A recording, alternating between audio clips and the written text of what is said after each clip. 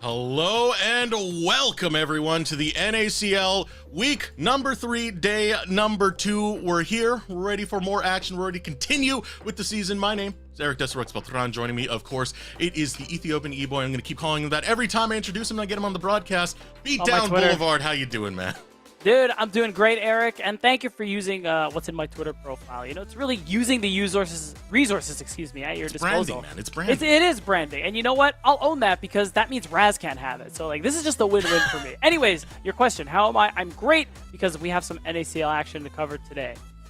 In fact, let's talk about that action. Let's see the matches that are going to be happening on this broadcast. It's going to be Fierce Starforge taking on AOE, as well as Winthrop University versus DSG.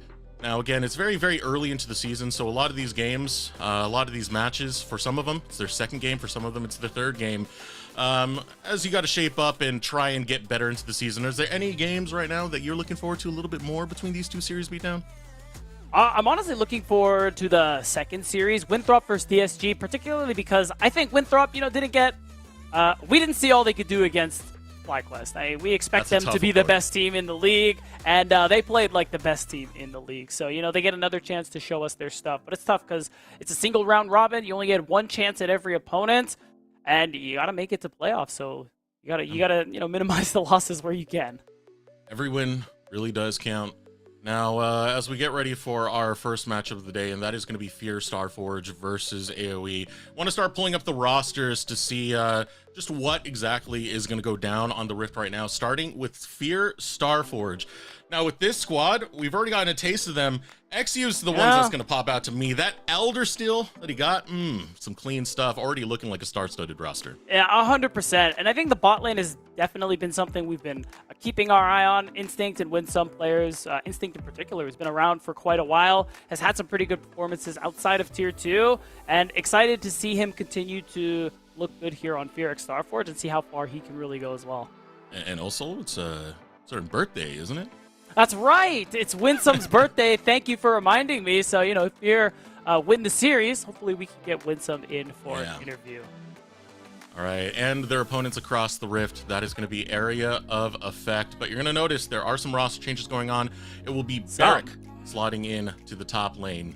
I was going to say, me when I lie, there's only one change. And as you say, it is Barrick in the top lane. And I have a quote, Eric, that I need everyone to know about because Grapes, shout out to Grapes, salty run back, casting over in Tier 3. He DM'd me like an hour ago specifically saying, where is it? He said, Mr. Nate, I am trusting you to spread the gospel of my Korean top lane GOAT, Eric Barrick Kim.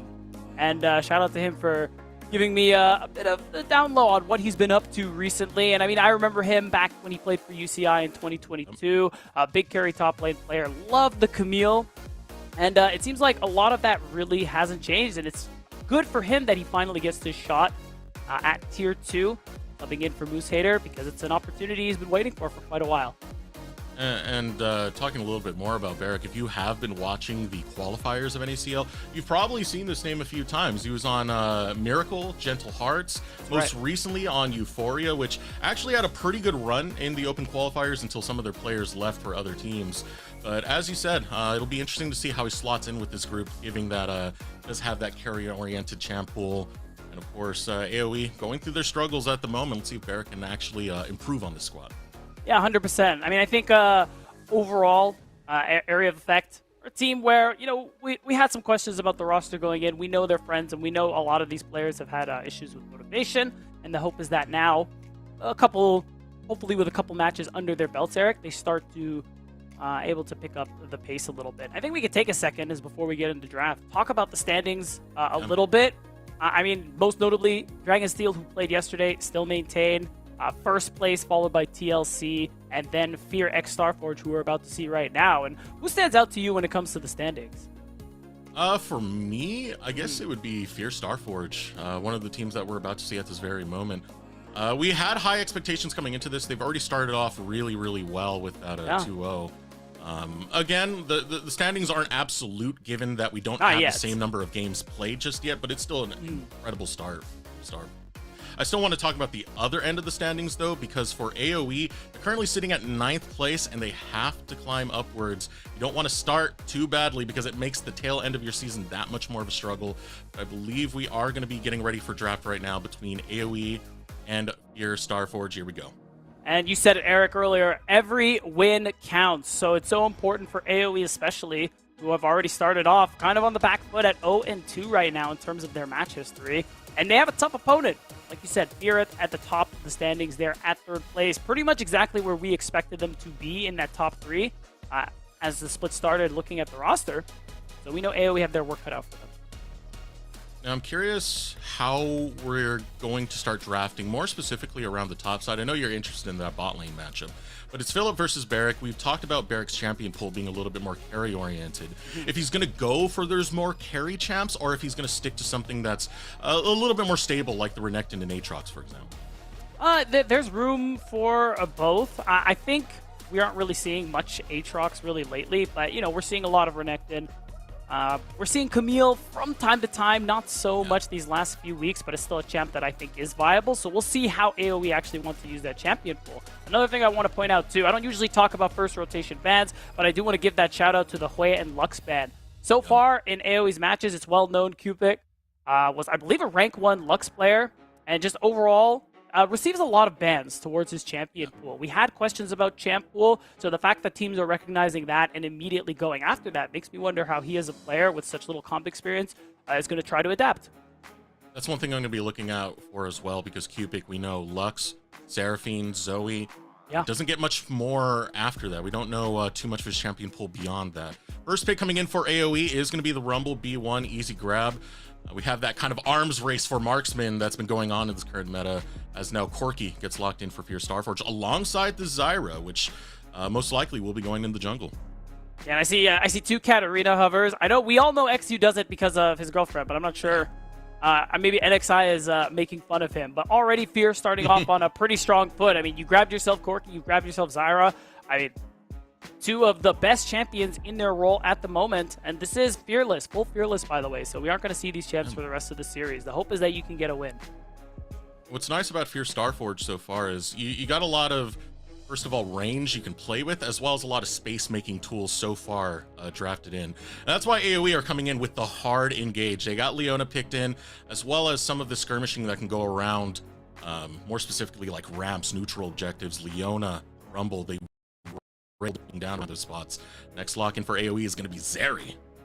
Yeah, and I really like that call out for the engage and trying to get closer to these champions who want to poke. I especially like the Rumble for that reason. You can have the Solar Flare from a distance. You can have the Equalizer from a distance. And that's kind of the way you beat Zyra. If you can just immediately get on top of her and blow her up. She wants to keep you at range. She wants to kite back and poke it out. So if AoE continue drafting a comp where they can get close and on top of members of Fear Starforge, that's probably the way they can win it. And the TF lock-in also plays more towards that range. You can play towards the map now as well with the Destiny Gate. But something else it does bring up that Fear Starforge have to be concerned about, making them very, very squishy in the first phase of this draft. True, and I'm wondering where AoE is going to look in terms of bans. I think because especially you've locked in the Zeri, who so far, really the only thing you have to worry about is the TF Gold card. I'm looking at Nautilus just right off the bat. It's a really good support that you do not want to give Winsome access to, especially with how you want to play things out. And yeah, they immediately recognize that.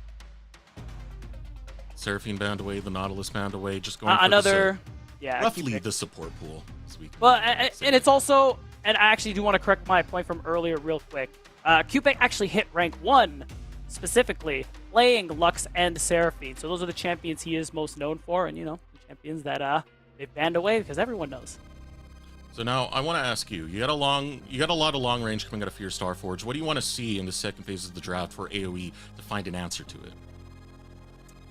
From AoE, I'm trying to think, because you already have a good amount of engage. I'm wondering if at this stage, I think NXI probably goes for something more engage-oriented. I know we're in a meta where it's Zyra, Karthus, Brand, but I think at this point, if you are just going for like a Maokai? This all-in composition, yeah, Maokai actually is a really good shout in my opinion, just because of that long-range engage.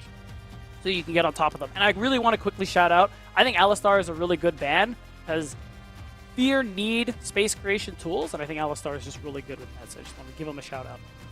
Already from Fear, now starting to build up their front line. They'll lock in the Rel, try and hold down a lot of this pick that's going to come through. And that's going to be the big thing. It's going to be the pick and space making tools that you have from Fear Starforge this far. But now for AoE, they're going for that pairing, man. I don't believe it. I don't believe it. There's already Leona locked in. So talk to me about something else. Talk to me about something else. Don't. It's my nightmares coming back, Beatdown. You got to talk to me about something else. I'm closing. Help me. All right. Wixie, there you go. See, we're going to see the Orianna end up coming. Okay. Yeah, and I think that's, this TF, I think this is a pretty good answer. It's popped up because, of course, like LCS, we play on live patch. Orianna is buffed. She has more AD, her more base AD, and that combined with her passive really does improve her laning phase quite a bit. And I think we've already seen a bit of success with that even yesterday.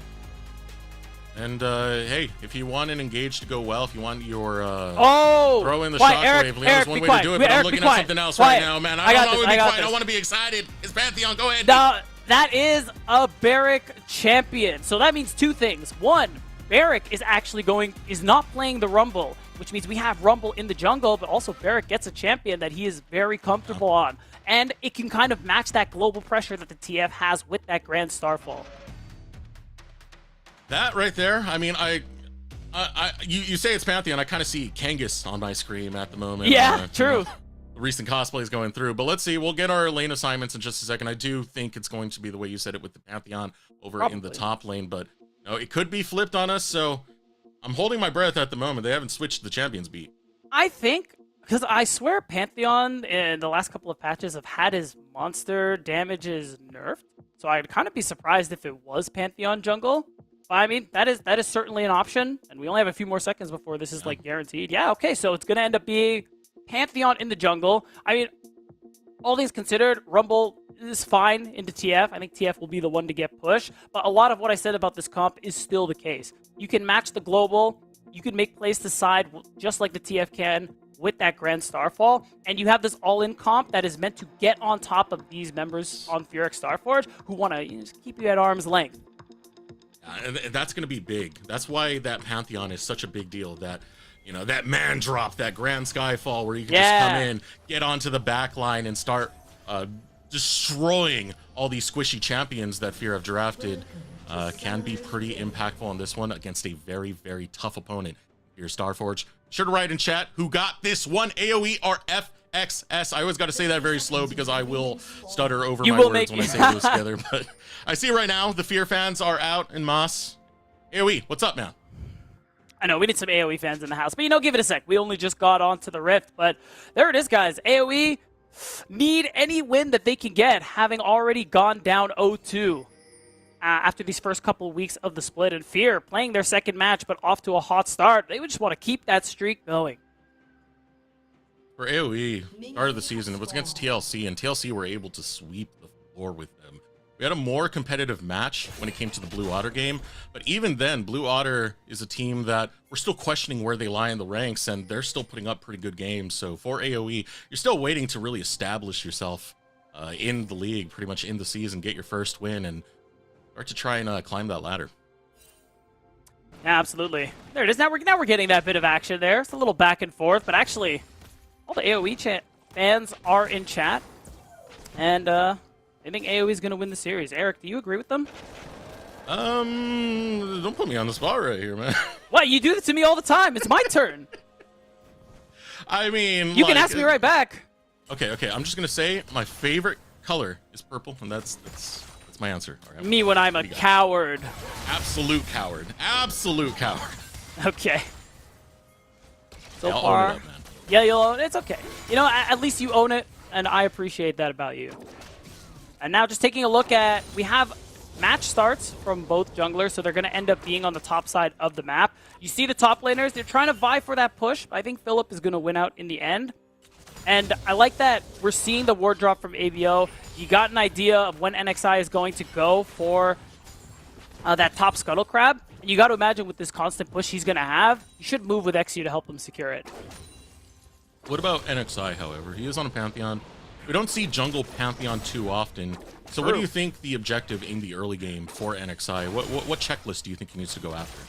Yeah, you're not going to farm as quickly as the power clearing junglers. You have a lot of gank assists, so gank potential just in your own kit. So the way I'm seeing it is that I'm expecting NXI after this first clear to be really active. Try and gank if there are good opportunities, but he also wants to push for that level 6 because, again, that Grand Starfall. Very useful ultimate. You can make plays from so far away, and those are basically, I think, the 2 keys to success here for NXI early on. You can see right now Barrett keeping a close eye on the river. XU jumping into the jungle, wants to try and pick off NXI and steals away his Gromp. That's rough right there. XU walks away. Yeah, I'm interested too. If XU actually wants to go for the double crab, he could gank top. Oh, we have a play. Looking for the engage onto Instinct. You right there, Breezy, getting the better of it. Just a little bit of a trade. Yeah, you can see it. XU, he's not even being clever about it. He is just immediately walking past mid. He is setting NXI even further behind, stealing his Gromp, getting the double crab. And that's kind of the downside. You don't farm as quickly as the Pantheon, and falling behind early to something like a Zyra means if you don't make plays happen and make them happen soon, you're just going to get severely outpaced, and XU is going to become a powerhouse. And it's also the confidence of XU. This guy has always been out of his mind in some of the plays he tries to go for and some of the angles that he's able to see. You know, there's a reason why he was an LCS caliber player when he was last on Big. So trying to re-earn a spot back in that upper echelon is XU. And then that's just the story with a lot of players here. Not all of them, but again, we always say that path to pro isn't linear. We've had players who have played in LCS, come down to Challengers League to earn themselves another shot. I mean, Zeyzal is the most recent example. Even despite Shopify Rebellion, not doing as well as people may have hoped, and the fact that that is a path for players like XU, who kind of got an unlucky go of it with Dignitas, is a good thing. I know we missed the banner a few seconds ago, but we do have socials if you want to keep up to date with everything that's going on in NACL.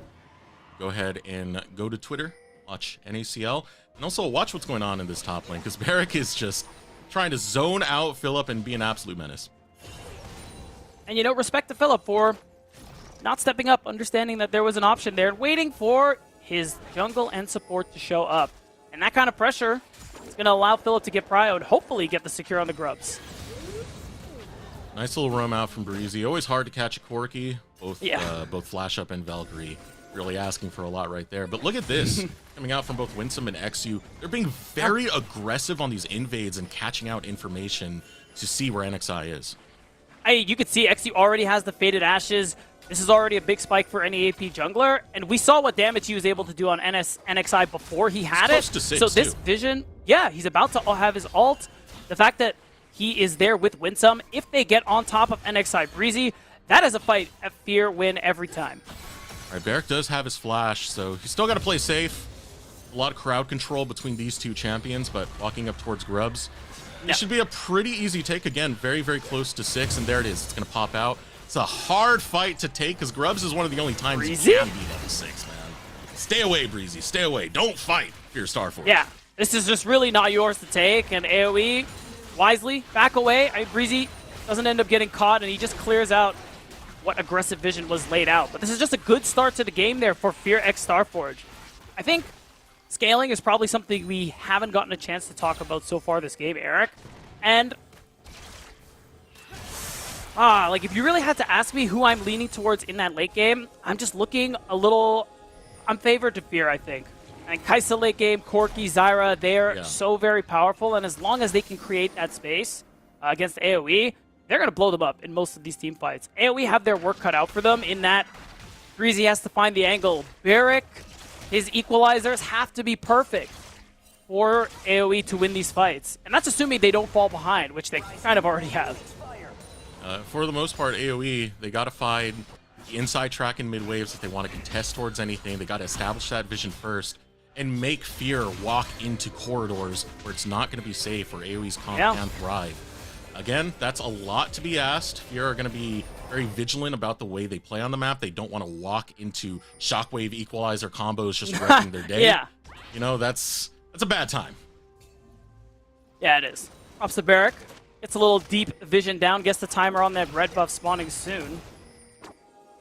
and will give us the angle, or will give them the angle and the knowledge if XU ends up pathing towards topside. I'm curious to see if Fear actually try and put priority on this Drake. And given they probably know how well they do in the late game, Soul might not be, a big priority for them. I imagine they might just be focusing on farming, getting themselves that 6 grubs, so they get that maximum turret damage, and then just keep chilling, cruising to the late game. That's going to be fun for the side lanes if you are able to get the 6 grubs, because you have a yeah. TF, right? You can just hang out in the side lanes all day, then suddenly, hey guys, you need me? There I am. You can cash in, you can take turrets, you can take plates, take it all. Oh. Not taking that, though. Not taking that. You know what? That's fine. It guarantees you get this wave in. It guarantees Instinct is there by himself. I don't think there's a dive. I think it doesn't actually matter. Speaking of dives, we may have a dive topside. He's been up here so many times now. This is his jungle, bro. He's terrorizing NXI NXI on the respawn every single time. He just shows up at the same time NXI is trying to clear his camps. Yeah, you're right, Beatdown. It is his jungle. Yeah, and it's getting even worse because you look topside too. There is maybe a dive angle if they really wanted to go for it. Winsome is already here yet again, synced up with his jungle. But they're actually just going to go ahead and back up. I mean, XU is very happy with his 25 CS lead, by the way. Collecting all that farm, making the bank, looking good while doing it on the Zyra. There are pings going out towards the Dragon right now for Fear Starforge. You can see Winsome's headed down there. Depends where XU is going to path next. He does have a camp up over in the top end, but might still choose to go down and contest for the Dragon. I think it's fine. There isn't really much else for Fear to go for at the moment. They still have a bit until the next set of grubs spawn. And, oh, wow. Oh, Killer Instinct coming in.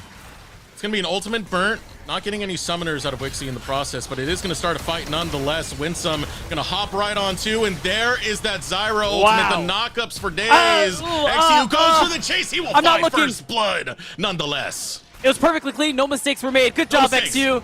Nope. And a really nice catch out from Fear. X Starforge, jokes aside. Going to be an easy dragon pickup for them.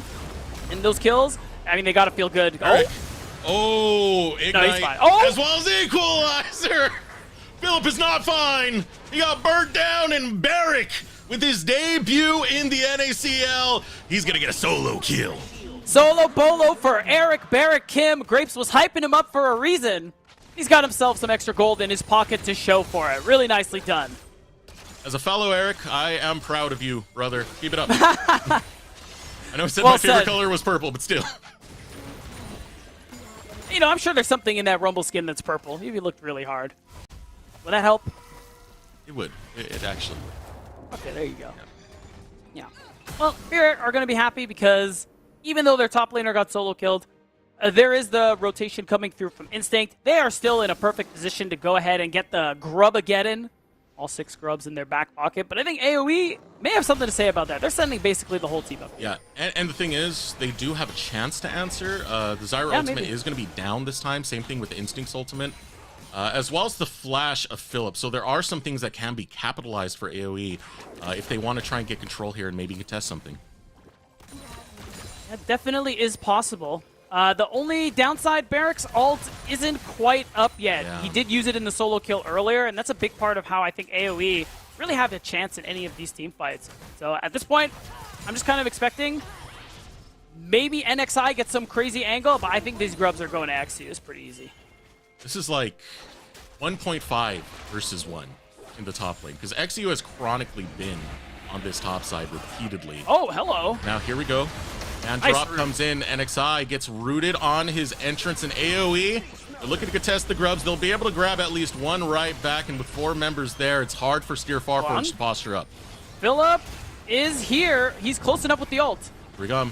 Destiny Gate comes through. Philip gets caught out, stunned up immediately. He's trying to walk out, but he's going to give his life. 1-for-1 trade thus far. Grubs now going the way of Fear Starforge. Winsome is running low. He needs to run out. Same thing with XU. He'll get burnt down by Barrick. And AoE will fight off Fear Starforge.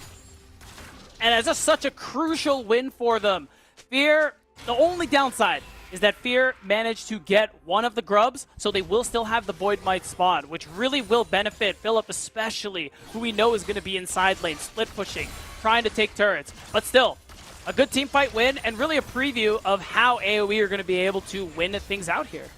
Things like the Destiny Gate, when you don't have Flash, it's a one-way trip, man, and you can see how that plays out. 100%. I mean, props to Winston. Oh, you know, that's why I wondered about that teleport. So that was a pretty nice cancel, and I think that's a big part of what saved this fight here for AoE. Had he been there, had that Corki gone through, might have been a different story. See right there, Big Barrack cleaning it up at the very end. So far, great debut coming out from him. 3-0-1, as well as solo kills against Philip very early on. First game. I love it. Hey, you definitely do. Grapes, again, one of the casters in the NACL Q qualifiers. He's hyping him up big time. He's a player we've definitely seen have good performances in the past. But it's nice that, you know, you get a chance you've been waiting for, or I mean, honestly, years in Barrack's case, and you perform. Your first chance. It's a good start. And he is, so far, the hero of this game right now, with everything he's been able to acquire. It also puts secondary C over to Wixie, who's still holding up pretty well over in that bottom lane, has matched in CS, still getting kills and assists as well.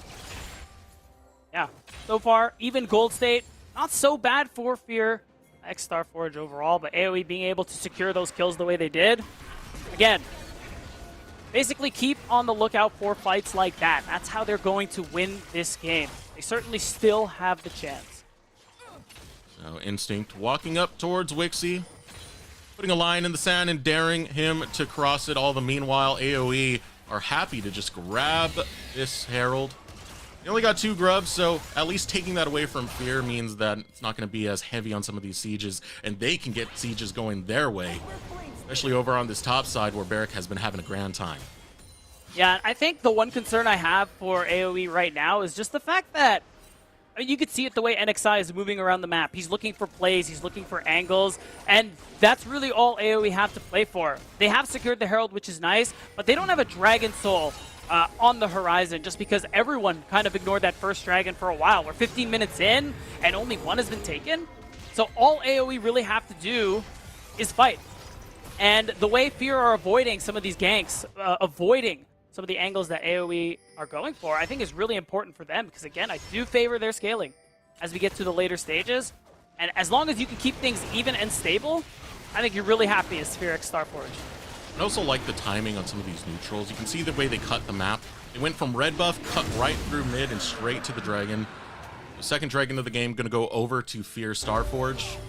They'll have pretty good control over this map. It is going to be a later Dragon Soul. So far, super late.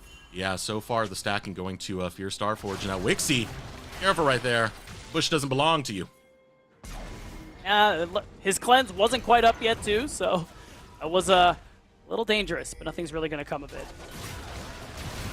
Plates on the bottom part of your screen as your Starforge start looking for an angle onto Breezy. Gold card goes out, will force out the flash from Breezy, which, you know, it's one of those primary engagers in the Leona. Fortunately for AoE, there's nothing to really fight over right now. Yeah, and it does give you that push, giving an opportunity for a reset from members of Fear, but I think that flash, it's not a big deal. Breezy has Hex Flash. You know, some people, if you're a Chad, you argue Hex Flash is better than Flash. So if Breezy's a Chad, he's actually thankful that he was forced to burn it. And now he can use it more often. You don't know what wall I'm behind. You get it, Eric. Break in there, here's Johnny. Zenith Blade, bam. I'm going to start saying that. The few times I play support and take Hex Flash. Only through walls. Only through walls you got to say that. I mean, yeah, well, otherwise what's the point? I don't know, just because a lot of supports, they do it through the bush to try and catch people off surprise. Oh, that's fair. No, you're right. I think that is a fair stipulation, Eric. Thank you. All right, so as the gold stay is dead even right now, again, you kept saying that the scaling belongs to Fear Starforge. So the later this goes, the more it is in their favor. But what about AoE? Right now, we want to see some win conditions start lining up. Where are they going to find them? With Barrack, definitely. I mean, we're looking at topside right now. Philip might be in a bit of trouble. He has both the summoners back up. Oh, boy. Run, Philip, run! Get out of there! Oh, Solar no, Flare's headed played. Oh, the lockdown. He's in jail, and he is now dead. Executed by AoE, but AoE have given up too much. Here's XU. Here's the Blaze Olive, and down goes AoE. LCS ready or what, man? XU finds the angle with his team, spams a happy bee, just for good measure.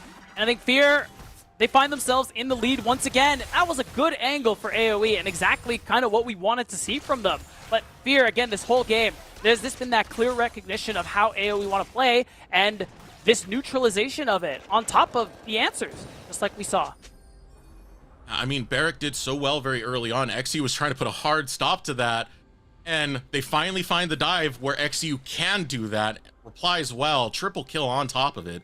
He has 2 items completed, so now you're going to be burning. Now you're going to be slowed down by these plants. There's so much zone control that XU provides by himself. Yeah, he's a very dangerous man.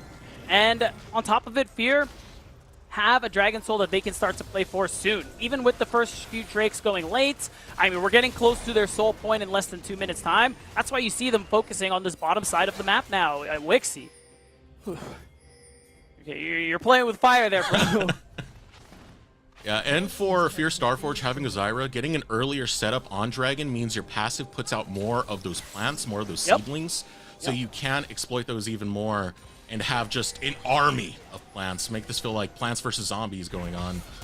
As you can see right now, XU just getting control of the lower quadrant jungle AoE. Yeah. We still got a minute 20 before Dragon spawns. He's stealing another set of camps too. The Raptors are going down, and you can see this CS lead rather has grown so much. And it started early on. XU stealing away camps, denying resources from NXI while taking his own at a lightning pace. And that's just what it's like playing into Zyra. It's really hard when you fall behind. Bare minimum, AoE won't have to deal with it game 2.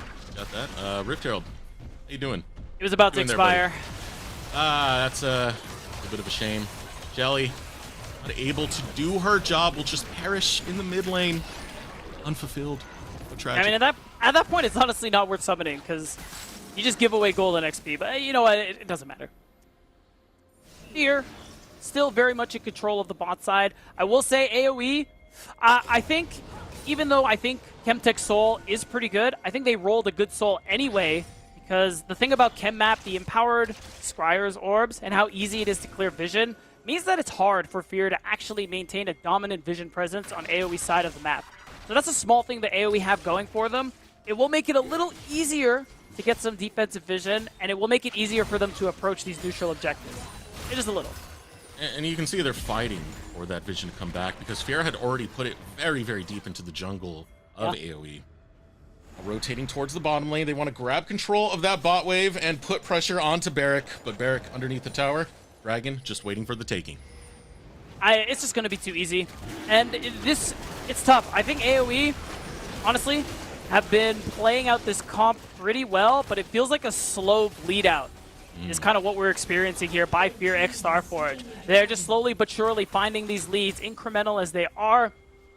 Things like 4 grubs, these extra drakes, and now maybe a team fight. Yeah, Winsome's already leading the charge. Breezy's there. Both engagers standing in line as XU over the wall. Putting some plants down. We'll just chip away a little bit at those health bars of AoE. All the meanwhile, look at the bot lane. A lot of free time for Philip to just take this tower and get another one. The name of Fear Starforge. I mean, yeah, that's the 4 grubs and those Void Might spawns doing so much work here. I mean, it gives an opportunity for AoE easily push out mid and move as a group, but everyone has to recall, so there isn't really any vision that they can get for it, and there's still really not much they can do. Their Baron take, it's not that fast, and even if it was, they would need Barrick to help get some of that extra damage in. So we're getting to a point where I think AoE, we're just going to see a YOLO Baron come through sometime soon, and I think at that point, that's their way back into this. This is where things get a little scary, B. You start talking about Baron, look at Fear Starforge. They have a comp that can take Baron reasonably fast, man. So it's also Zyra. Yeah, it's also a lot of pressure on AoE to set up properly on the map, or else you can forfeit that in the blink of an eye. Yeah, I think that's a great shout out, and it's tough too because the setup from AoE is always so short-lived in terms of vision, especially when you consider how. Oh, Oh, speaking of AoE, just suddenly a fight breaks out. Wixie's able to get one. He'll get a shutdown onto Instinct. And just like that, we didn't even see how that started. It was so fast, but AoE get 2 back-to-back. That's a really nice catch out there. They should be able to take this next turret, and that's some gold that they very much needed. Oh no, never mind. They cleared the wave. Still, getting Wixie's flash, getting him off the map, that is huge because that's something you can take advantage of later on, Eric. Because you want to go for him in a team fight later on, he oversteps. He has no flash now. He has no way to get out. And if you can get him out of the picture, or if you can get Instinct out of the picture, that's who I meant. Again. And that's a pretty good way for you to win a fight. Whose flash do you think is the bigger deal? Because I would argue that Instinct having flash down is the bigger one. I meant to say Instinct. I meant to say Instinct. Okay. I was making sure. No, you're good. You're good. Yeah, I think getting Instinct Summoner spells was a big deal. That's what I meant to say. See that deep ward right there? It's just right behind Cubic. Yeah. That's terrifying right now. If AoE starts setting up around Baron, that's a great flanking ward. Someone to get over there. The only problem is it's probably not the best flanking champions. I do see that it's Corki who has the teleport. Still, great angles for Fierce Starforge. Now AoE trying to get some control over around this Baron area because, again, they do have to respect the Baron take of Fierce Starforge. Yeah, they do. It's hard, though. Once that Grand Starfall comes back up, I think we're seeing how dangerous it can be to approach this mid wave, especially when your team is showing pretty much everywhere else on the map. XU, I was going to say might be in trouble, but he's perfectly fine. As we just kind of maintain this, I don't want to say stalemate, but this state of quiet. I don't like it for AoE. I really don't. The longer this goes out, they need to make plays, man. Scaling or fear. They do. AoE, they need a fight. They do. It's tough. Again, like the NXI's ult is how they're going to do it a lot of the time. It just came back. Yep, it just came back off of cooldown. So now we'll see if Fear respect that compared to when Instinct didn't a moment ago. So that's how they do it. And if you look in the bottom lane, you see Philip is really dancing between those lanes and taking advantage of the fact that Eric doesn't have teleport. He has Ignite. Philip can easily shove in that wave, rotate up, and then take a 4v5 in the name of Fierce Starforge. That's a rough situation that AoE are going to have to pay dividends to. Dragon spawning very soon. So 50 seconds before we get that Dragon Soul up. Yeah, it's Fierce Soul.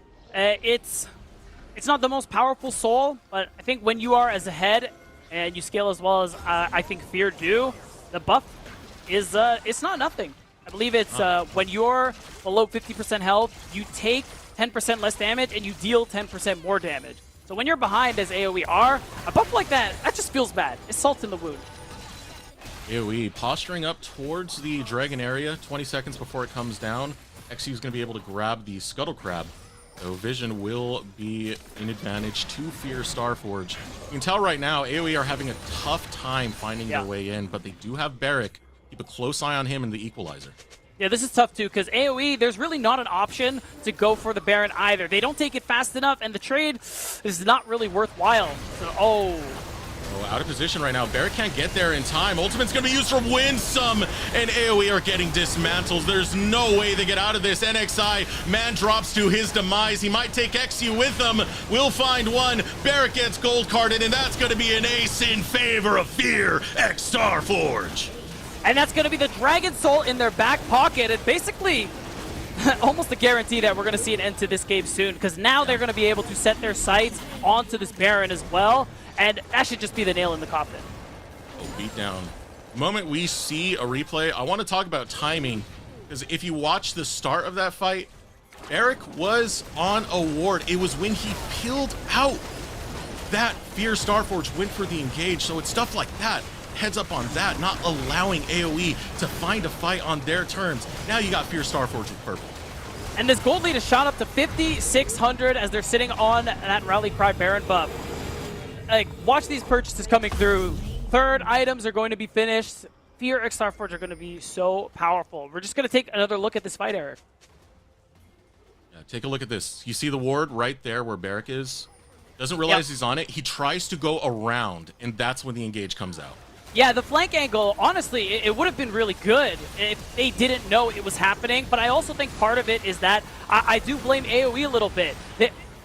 You imagine Barrick is communicating that he is going for a flank like that. He needs to wait for his team, or rather his team needs to wait for him to get into position so that they can actually fight as that unit. But it's still a good punish from Fear.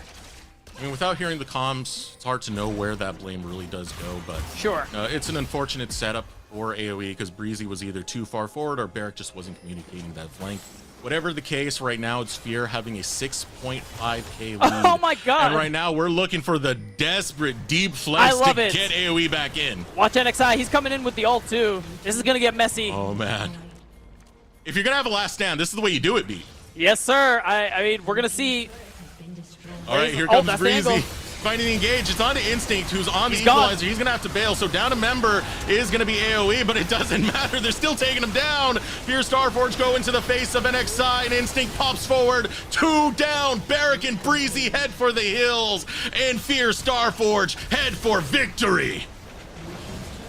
And a well-earned one, cresting that 10,000 gold mark just to cap this off. AoE, it was a valiant effort, but Fear continuously proving why they are top 3 in this league. Sound victory. Go ahead, clean up a few more of those kills, pat them stats, you deserve it. An excellent performance coming out of Fear Starforge, their second series of the season. And what a way to start it off, Eric. I mean, we got to give that shout out right away to XU for how well I think he played out, especially in that early game, but Fear in general, that clear understanding of how AoE wanted to play the game. And I think they played around it really nicely. I think they played around it incredibly. Understanding that you don't need to play towards AoE's tune, because the moment they do, things will go awry. But of course, XU, as you said, he was so active on that map. Absolutely a great player. He is our player of the game. On top of that, on Zyra. A lot of that was just from his early game plays, I will say, but or some of the mid-game team fighting, later game team fighting we saw, he set up Fear for success and he ran with it. And he found a lot of great angles, especially in that early game, but just so many of those Zyra E's, just finding these clutch CCs to be able to, I mean, just get these picks. I mean, that pick that basically had won them the game was a nice angle that he found onto Breezy. And these are just things that we kind of expect to see from him, being someone who we think should just be in the LCS. Great performance from Fear Starforge in their game number 1, but it's fearless, which means, hey, those champions you just saw, they're not going to be here anymore. We're going to throw it over a short break while we get ready for game number 2 of AoE versus Fear Starforge.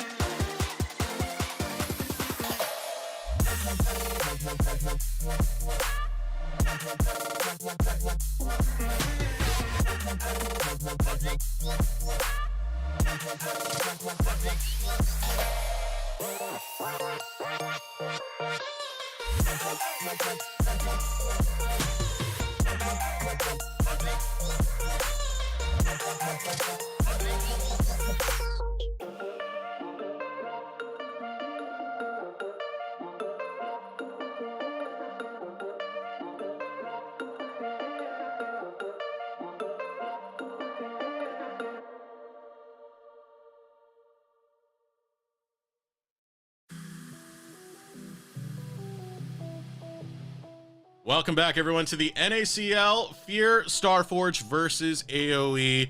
And what a game that was. I do think Fear Starforge looked absolutely phenomenal, but before we build too much on that, I want to say it was a fantastic debut from AoE's side, more specifically Barrick.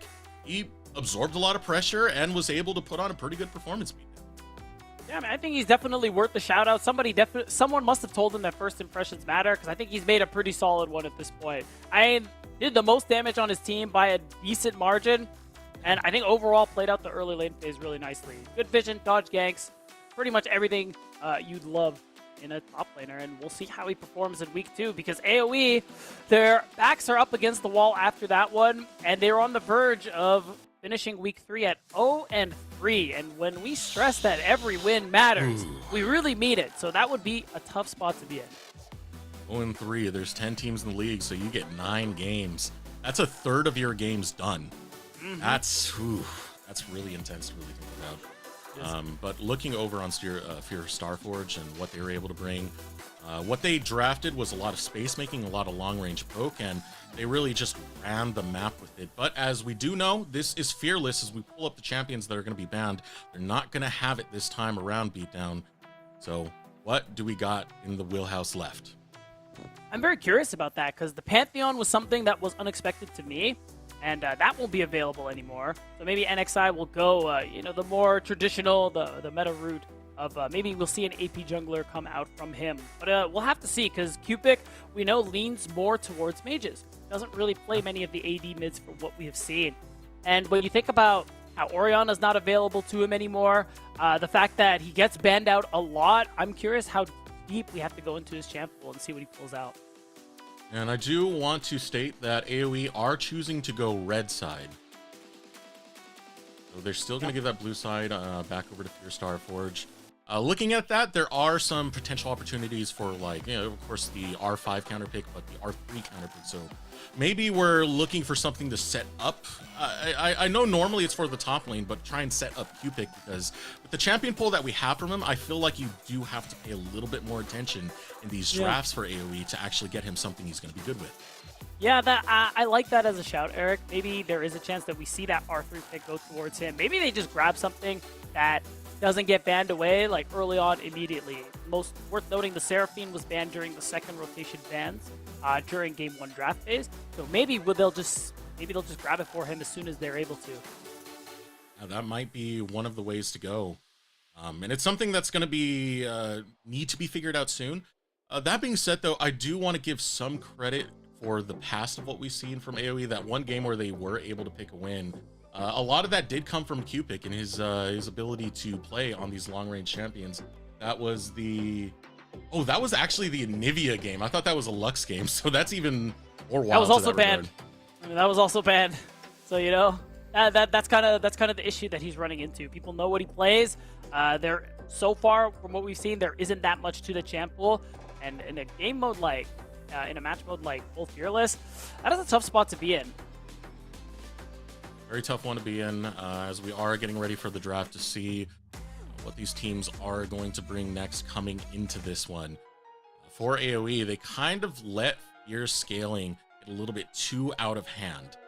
They didn't have too much of an answer very early on. I still give credit over to Barrick for absorbing that pressure. Sure. Now we got to see another take onto this one as we head into the draft of Game 2. Yeah, and it's just Fear wasting no time.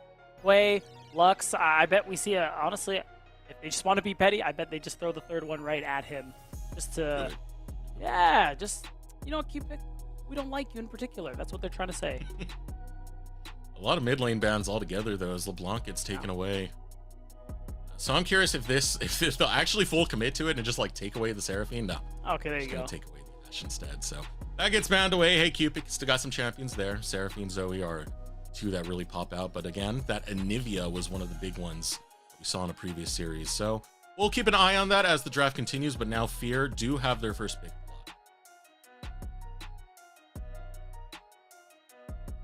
Oh, I like that. They're just having a little fun with it. I mean, I'm thinking we might end. Oh, wow, they're covering all these champs. I'm expecting the Senna lock in, and there it is. So it's going to be up to AoE to maybe grab Nautilus for themselves to deny it, but of course, Winsome will have the Ornn option too. I think it's going to be honestly pretty hard to answer. I wonder what AoE are going to go for. No, having that Senna, you did mention the Ornn option, but that's one of the greatest things about Senna. It's like you can take all these squishy champions in your solo lanes and stuff, and then you just have a big tank who functions as a solo lane tank. So it does give you that front line that you need. Right now, as you had mentioned earlier, the Nautilus will be locked in by AoE.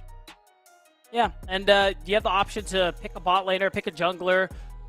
Wow, that would be interesting. Misfortune did get buffed on this patch, and okay, they are going to play. They're going to lock in. Have you seen anyone play Misfortune as of recently? The only no, person I can think of... It got buffed like the other day, like on this most recent patch that we're on. So I doubt we've seen any of it played until literally now. I do know Aaron over on Winthrop that we're going to see a little bit later has been playing it a lot in solo queue. So it's going to be fun to see Misfortune popping back up again. But there's that Ornn we were talking about earlier, and Senna Ornn pairing. It's very easy. Does allow you that true tank frontline. Right, and it's just been such a strong pairing that we've seen overall. It's going to be, I would imagine, a little tough for the Misfortune. Of course, that strut movement speed, which got buffed on this patch a little bit, definitely feels really good when you're out of combat. But if you get jumped on top of, I mean, you're just like every other low mobility. You're just like every other ADC that doesn't have like a movement skill like Ezreal or something like that, where it's going to be really easy to blow you up and just take you out. That's the thing. You have that movement speed. You have a pretty long range ult. There's pretty long range engage from Fear Starforge that can. I've been saying Steerforge a few times now. It's going to keep happening, man. I was going to let it go, but if you want to bring it up, like we can all point and laugh. Chat, everyone just type Steer X. What did you say? Steer X. Steerforge. Steerforge. You know, let's all just make fun of Eric real quick. He's a good sport. Take it. Yeah, it's please. right. Just he could take it. As we look into this, the pick is starting to add up a bit more for AoE, though. And I like this. I really do like this from AoE's side. Now you have Nautilus, now you have Talia, now you have ways to try and grab what some of the more squishier champions that Fear Starforge are going to be looking for in a more surprise opportunity than anything else. Try and catch them out of fog. Yeah, 100%. It's probably Talia mid, just because I think the nerfs on this last patch to jungle Talia were pretty sizable. And I'm betting Cupid's going to be running that. And I think it's a good champ still in the mid lane, so that's perfectly fine. Still leaves the question of what NXI is going to be running. And I'm really interested if we're going to see... Yeah, I totally lost it, Eric. I'm just going to need you to take this from me. All right. I was just looking through the champions that Cupid played recently, and this will be his first time playing Talia. So far in every game... He's played a different champion. Eric, it's okay. I got it. Just give me my back. Lissandra ban. That's what they need to ban. Because A, it's a great pairing with Diego, and B, it got buffed like really nicely on this patch. Like, it feels amazing. 2 seconds off her W, the Ring of Frost, is insane. She was already a good matchup into a lot of bids that are meta right now. And if Fear don't pick this champion, I might leave, to be honest. Lysandra takes me back. Our producer, Emily, has my 3DS, and on it, there's actually there's Lysandra logo on it. That was one of my favorite champions to play when I was climbing, so... Wow. And when you call out to it, I would love to see it. But for now, AoE, they're looking towards that top end. We did see, we did say he likes to play a little bit more in that Dragoon Quacker wheelhouse, and Udyr is definitely part of that as AoE will lock. Yeah, so you do have that really stable top. You do have the front line and space creation that I think AoE really need, because especially when you're playing with this Misfortune, I'm betting it's going to be that lethality build. You're playing for the big damage on the Make It Rain, on the bullet time, and things like that. So you want to just make as much space as possible. And it does. Not that I think it's going to be a big thing on it, but it does allow the Taliyah to flex for a little bit longer. Still think it's going to go into the mid lane. But the R5 possibility is there. As for Fear Starforge, totally. Gragas, it's definitely a good build-up champion right there. But now, Boo. What's going on here? We got some interesting team fighting coming. Come on, it's not that boo. Okay, hit me with the boos. What were we? No, it's fine. I just wanted him to play Lysandra. That's it. You know, I'll boo with you. You know, I wanted Lysandra as well. Thank you. I appreciate your support. Yeah, boo. Exactly. Okay, but it fits with what Fear want to do. Like, the Yone is fine too. You're trying to all in. You're trying to get on top of these guys as quickly as possible. And I mean, I think that's perfectly fine against what AoE are running, especially this Taliyah, this Misfortune. They want to control space. They want to keep you at bay. So Fear have drafted many tools to get on top of, break up these team fights. I'm especially looking at Ornn, Gragas, their ability to just mass CC multiple people at once. And that's how Fear are looking to operate this game. And this is one of the champions that we're expecting Eric to play. That's right. If he wanted to go more on the safe road, it was going to be something like Renekton, something like an Aatrox. While it is going to be the Aatrox, turns out they flexed the Udyr back into the jungle. So now we have Barrack on that champion of the top side going into the Gragas. Yeah, so that'll be an interesting opportunity for him to have some impact on this game. Aatrox, in general, as a champion, does like when people move into him and jump on top of him. So there is that opportunity for Barrack to also make space in team fights along Breezy and NXI to just allow Cupid and Wixie to do their damage. It's hard, though, because Fear, they have a lot of CC to work with. And they have a lot of damage, and with that Viego in tow, Eric, it just takes one kill. One kill, and we're off to reset city. That's something that AoE don't want to head there. They rather take a detour, maybe go to Vegas instead. Or maybe Win City, you know? Win City. A place they probably would like to visit as soon as Victory possible. Road. Yeah, there you go. Respect. Let us know in chat who got this one. Will it be FXS, again I say it slow, or AOE? Type it in the Twitch chat right now. I'm noticing we're getting more AoE fans than we're getting Fear fans. Was actually kind of surprising. We are, which it surprised me as well, especially with how much content Fear make. I love those comms videos, by the way. Yeah, I'd expect the Fear to have, some more fans show up. I'm seeing a couple. We could get some more. We could do more. I watched the latest ones. I always like hearing. Dude, that one is so funny. Like Philip saying, "Let me kill this guy. Let me kill this guy," and then just screaming at the top of his lungs because he dies. I watched that 7 times. Where they have Philip start the pep talk, and he's like, "Today we woke up as losers." Was that and then Philip? He just I thought that stops was it right Cow. there. That was Cow's speech originally, but Philip redid it, and then just didn't continue the speech. Just stopped it. Beautiful. At that. Beautiful. So yeah, watch some of the Fear Starforge content. It's hilarious, man. It's some good stuff. It is good stuff. 100%. Right now, heading into this game right now, I do have a general idea of how Fear Starforge want to play this, right? It's about team fight. It's about getting that reset. A lot of 5v5 tools. Let's look at AoE, though. I see some pick. What are we looking for? What are we looking to set up? For AoE side? Yeah. I mean, NXI does have I think he's going to have an easier time this game to impact other lanes than he did in that first game.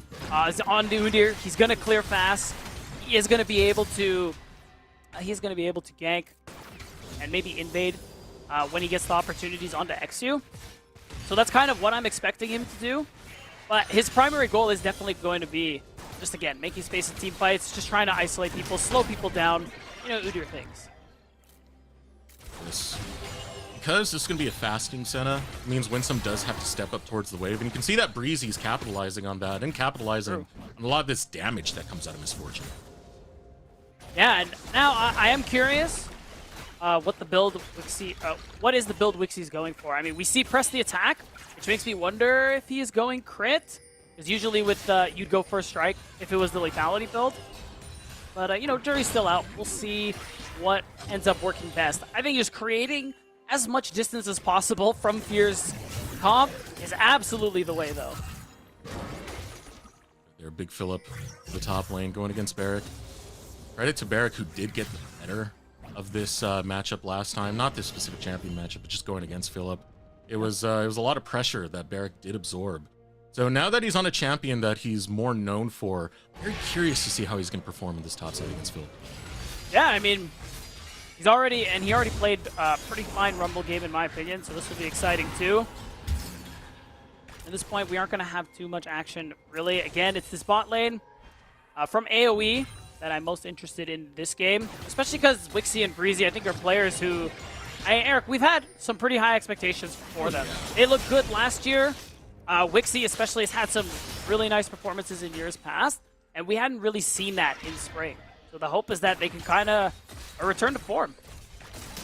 I do remember the old days of Wixie, whether it be IMT or Breezy back in CLG. We had a high opinion, both of those players. Yeah. When they came together, we really thought this was going to be like a really, really loaded bot lane. Yeah. It hasn't been to expectation just yet, but there have been those moments of brilliance, and hoping to see more of those. I mean, it's another season as a duo together. Maybe they can work to improve on that. However, if you want to stay updated with all things NACL, you can see all the links down there, NACL on YouTube. We do have a YouTube channel this time where we upload a lot of our content, and we also stream there for those who prefer the YouTube stream, as well as watch NACL and keep up on the socials. But look at this, knock up onto Breezy. Breezy needs to bail, falls to about 200 health as Wixie exchanges, and pretty volatile bot lane that we got going on here. Yeah, you can see how Winsome and Instinct have started to turn things around as they get more levels. I mean, again, Instinct really trying to get towards that later stage of the game as Senna. Stack as many souls as you can. If you guys want to look over, you may have noticed yesterday, we have stack counters now. And you see Instinct, he's got 18 souls. There you go. We know that. Shout out to the 19. entire team who actually does all this behind the scenes. They Seriously. listen to all of our requests, all of the complaining that we do, and they shut us up as fast as possible with stuff like this. Yeah, they do good work. We really do appreciate the team here. Right. What Right now, we appreciate on the map right now, though. I appreciate that NXI. You know, I was gonna say start the dragon, but he didn't. So I no longer appreciate that. I don't appreciate anything right now, Eric, because this game, there's not been a whole lot of action. And I never appreciate that. Do you? No, I don't. I want first bloods at level 1 before the minions even spawn, you know? Thank you. Get into the fiesta that America's supposed to be. Yeah, like, you know, every time we do the Samsung SSD Fast 5, I want to see ADC fastest kill sub 1 minute. Every My single favorite. time. Every single time. The top 3 should all be that. I agree. NXI is going to focus on the Void Grubs now, and I mean, you got some priority coming up over from the top side with this shove that we got going. Now Fear X Starforge, they're going to play towards the bottom lane where they have their priority. They'll just trade out for the dragon. And it's going to be a much earlier bit of dragon stacking coming through from Fear X Starforge. The first one in last game happened around the 10-minute mark, I believe. So if Fear continue using this pressure to stack, they'll have a much earlier soul and likely a very powerful buff to play for here. But conversely, AoE, if Barrick is able to keep that pressure and NXI can get that Grubageddon, that will bode nicely, I think, for AoE out inside. Because I think Barrick, the 1v1, maybe even the 1v2, as Aatrox, will be really strong when he has that World Ender up. That will give a side laning priority over to AoE, which it would love. As you said, you're talking about that grub again, and any side lane play with grubs just feels so much better, man. Yeah. Now Barrick trying to keep up the momentum and put that pressure on to Phillip. Still looking at what's going on, man. Every time I see these waves shoving in, I'm expecting fights. Expecting fights all the time. They're skirmishing a little bit. They're not outright fighting. We got to go all out. Yeah, I need the zeros on either side of the sword icon in the top middle of your screen to change instantaneously, expeditiously, if you will. And I'm just not seeing it. And I'm not happy, Eric. I don't know about you. Some of that, a little bit of Viego hate for me. You hate, why do you hate Viego? Hello? Just a little bit, because early on, a lot of Viegos, they like to farm up, just play a little bit more passively. And then later on, we get the cool stuff. Right now, I'm bored. I want the cool stuff now. And Philip's bringing me some of the cool stuff as he gets the explosive cast. Body slam onto Barrick, has some backup with XU showing up. Oh, I guess XU's going to shut me up as well as he shows up for the gank. And Barrick is able to escape. Ultimate comes out from ABO. Wow. Can't find it. Sets himself underneath the tower and is able to retreat. And nice dodge from both solo laners of AoE, actually. Barrick dodging the stun from XU. Cupid dodging the ult from Blazed Olive. Doesn't mean that there is no first blood. We are avoiding it just that much longer. And really, I'm just watching for that second grub spawn. I think that's something AoE would be really happy to play for. I'm not even talking about that. And the hope for them is that they're able to secure it. This is such a challenge for Cupid.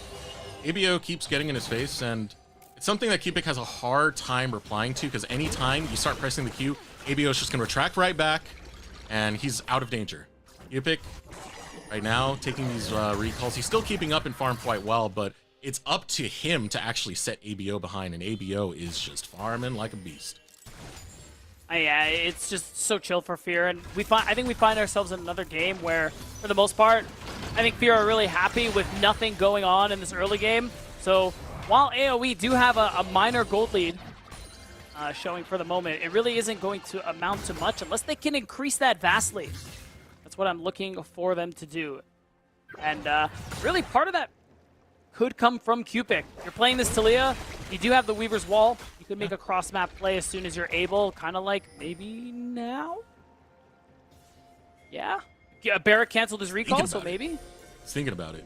He is thinking about it. And over topside, that would be the lane to go for. Or maybe you just catch out XU in your river, get him to a half health, and that means there's less answers for what AoE want to do next as Breezy starts walking up. Same thing with NXI, a lot of presence from AoE towards his topside. Yeah, it is a pretty good chunk. I like that call out, especially because now we have Grubs coming up soon. As long as Breezy doesn't get caught out. Oh. Here called Forge God. Here, Starforge want this. Looking for the knockup's going to be ABO. Doesn't really find too much. Really deadly to walk up when they're in turret range. Now Philip fighting it out with Barrick. Barrick wants this. This is a tough one to take. You got to get a lot of healing from that World Ender, but that's what he's getting. Now another chunk of health comes out. Philip looking to hold it down. Ultimate comes out. And now the first blood is going to be found as Philip in the prolonged fight will be able to grab it. A really nice kill. You can see AoE trying to sneak the Grubs as fast as possible. I mean, the Udyr can take them pretty quickly, but the goal is just one and walk away. That's what he needs to do. Ooh, hook goes wide. I think Breezy is happy about that hook going wide. I don't think you want that one to land. Winsome was teleporting in. And he's going to take a fight if he has a chance. Doesn't get the knockup onto Breezy. What are AoE doing here? Here comes the ultimate right on the backline from Wixie, but he doesn't have much mana. He doesn't have much health, and ABO is willing to chase him down, but Wixie will still take down Philip. Oh, they're lasting it out, and somehow, some way, AoE will claim 3. Hey, I sound corrected. AoE turned that into a good team fight. They're able to get a double for this misfortune, and they're going to actually get themselves up to 5 Grubs, which will feel pretty good for AoE as a whole. And we're going to watch this one again. NXI has the flash. And really, once this teleport comes through, I think the fight is over. I really think there's no purpose. But AoE making good on this misfortune. Trying to get the setup. Trying to get the angle for this bullet time, which ends up doing quite a lot of damage. Even though it was canceled. XU had already taken a lot of damage earlier, so this made it so much harder for him to actually posture up and start trying to affect these resets. So it was a good move by AoE. They actually found a great team fight. Now they're the ones with the gold lead. Yeah, I mean, shout out Cupid for that chunk onto XU to make that fight easier, as you said. And shout out Cupid again, getting a flash out of XU. It's just pick City when you're playing Talia. AoE. 12 minutes into this, they'll have a 1k gold lead. I feel okay in the current time, and Still want some acceleration as we get into the later stages of this. Especially not allowing Fear to head towards that moment where they're going to be looking for those fights. Long range engages, the resets. You know what, Eric? I am so happy right now. Because as of last game, I was the person who mixed up Wixie and Instinct. And now it's you. So thank you for making that mistake in solidarity with me. We do it together. Oh wait, producer called beat out. No, I'm just going to blame you. And we're gonna keep moving. Nope. Shout out to Kai. Kai's calling out beat. Kai said I'm right all the time. Beat down. Whoa, that is not what he said. Me when I lie. He's the homie. All right. They better homies. Are you saying he's not a homie? So what do you mean by get better homies? Oh, dude, you need homies. Oh, you're saying I'm friendless? That's crazy, bro. Yeah. What about us? Hello? I'm sorry, it's over. What? No, I'm joking. I can't do that. It's the Twix Bros. I got to stick by this. Yes, it's like Fear Starforce got to stick by these dragons. Still collecting them. Yes. I mean, it's gonna be easy. Halfway to Drake's soul. Again, a much earlier soul than we saw last game. Again, a 1.2 gold lead is nice for AoE, but we need a lot more fights like we saw earlier on to happen, Eric.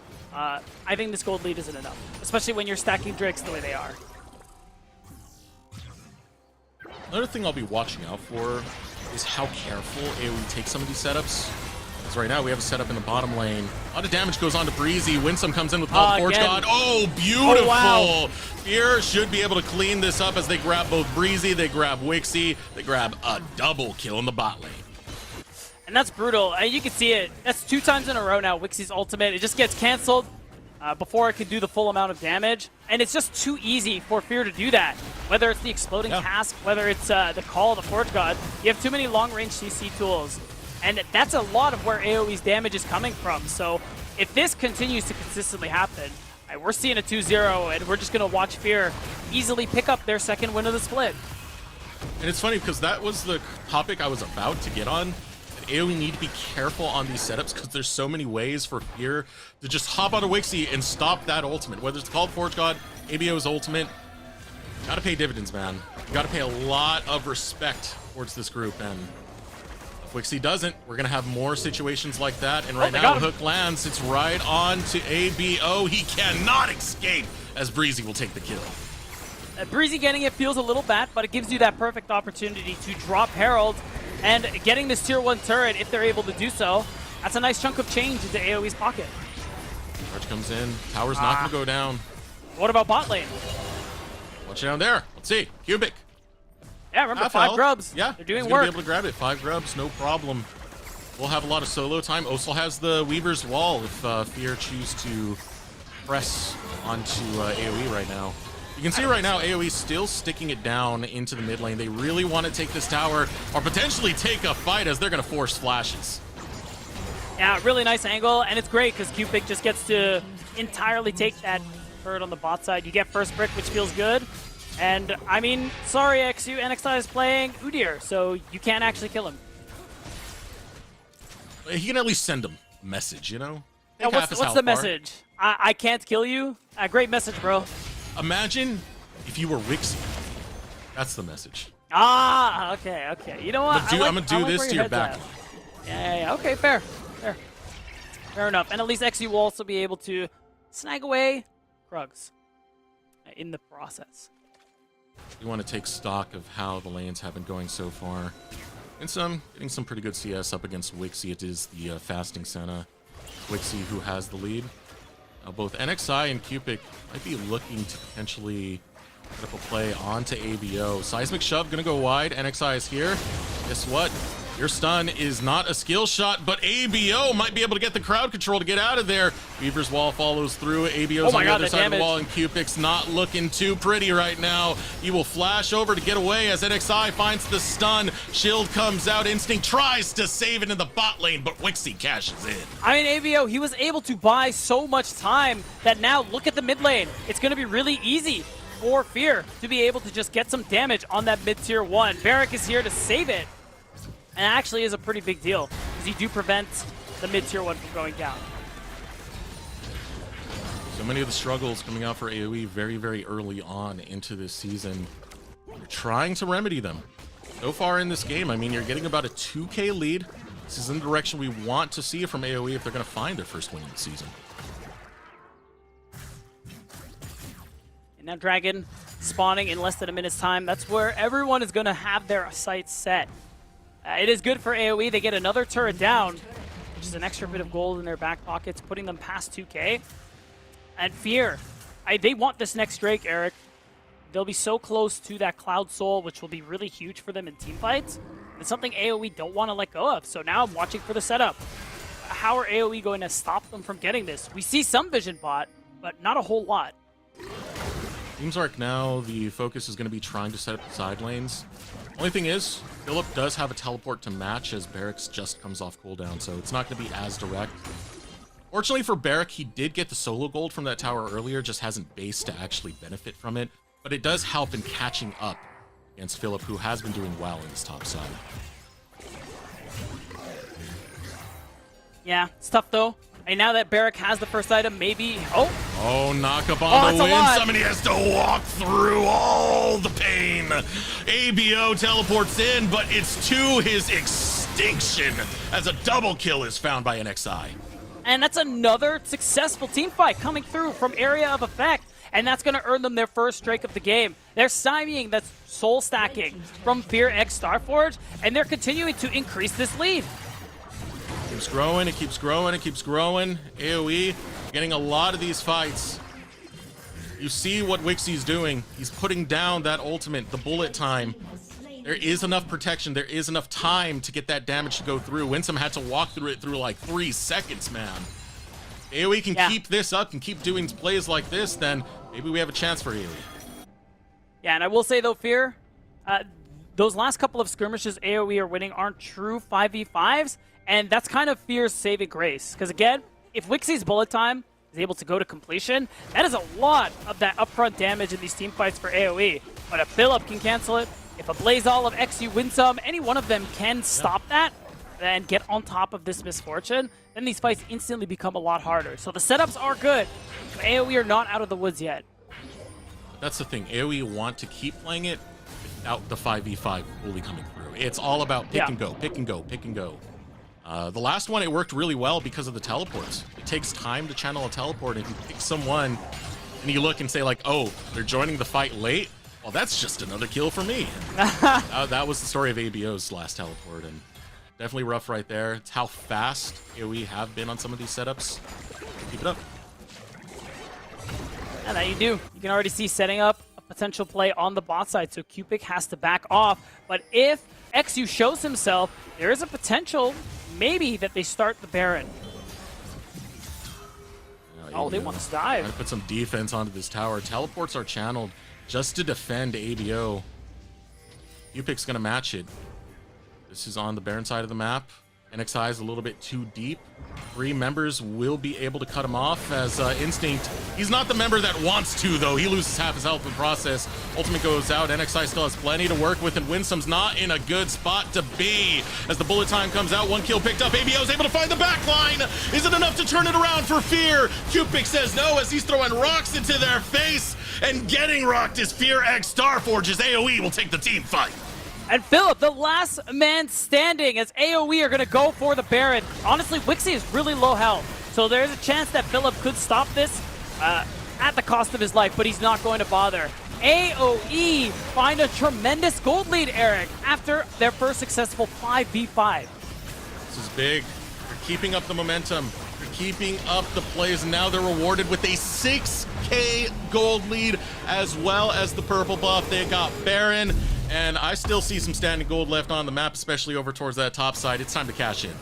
Yeah, we're going to see this replay. The fight is so good for AoE because, one, Instinct is forced to flash immediately after losing his health, half of his health, and Winsome gets chunked before the team can do anything. This fight is too disorganized for Fear X Starforge. And because of that, and they're losing members one at a time, this is just too easy for AoE to clean up.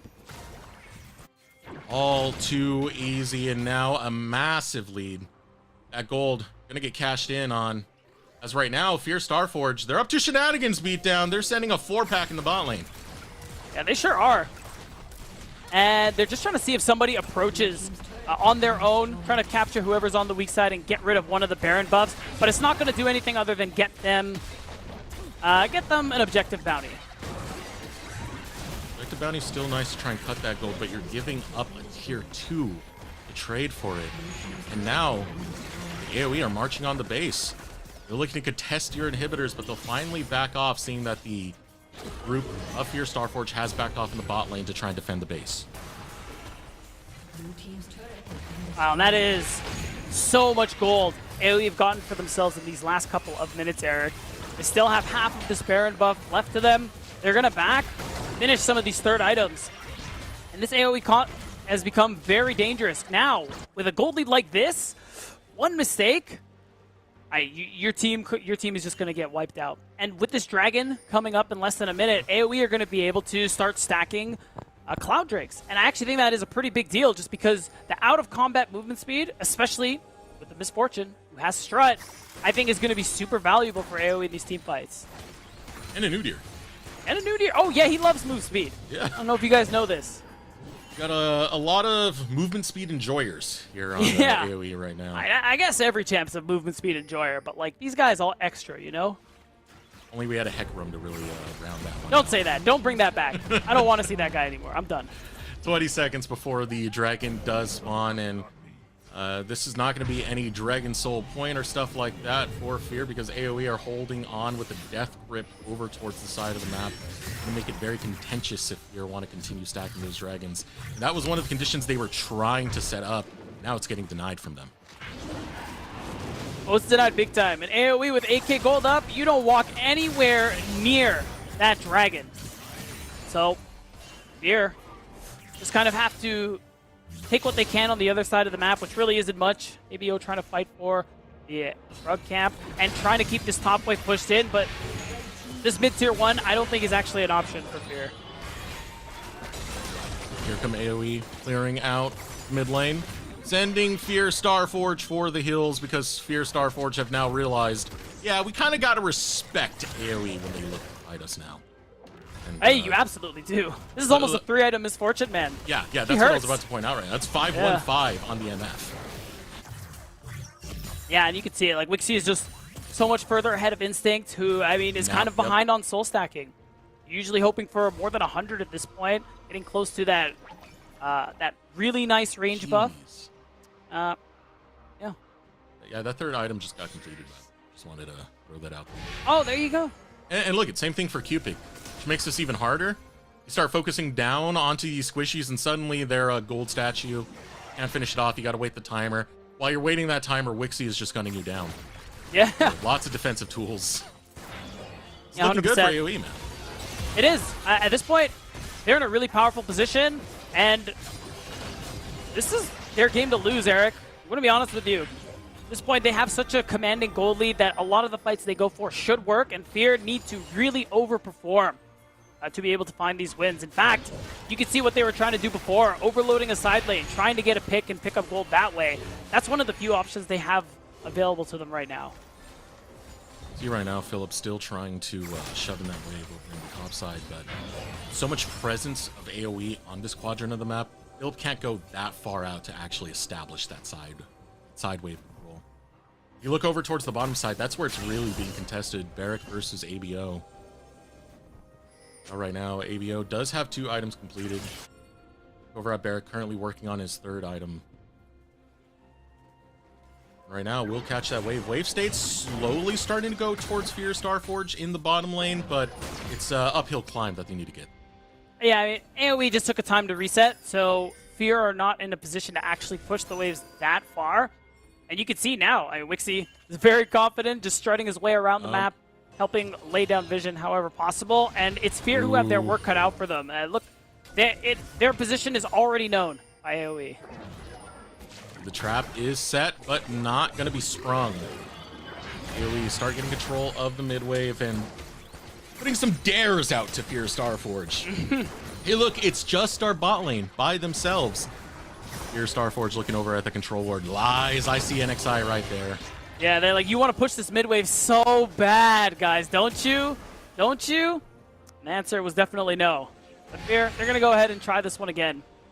As now you can see ABO on the bot side. He does have some cryo going through. He's pushing towards that tier 2 turret. So he should be able to keep Barrack from joining this fight. Hook comes out from Breezy. Not going to find much hooking on to Philip.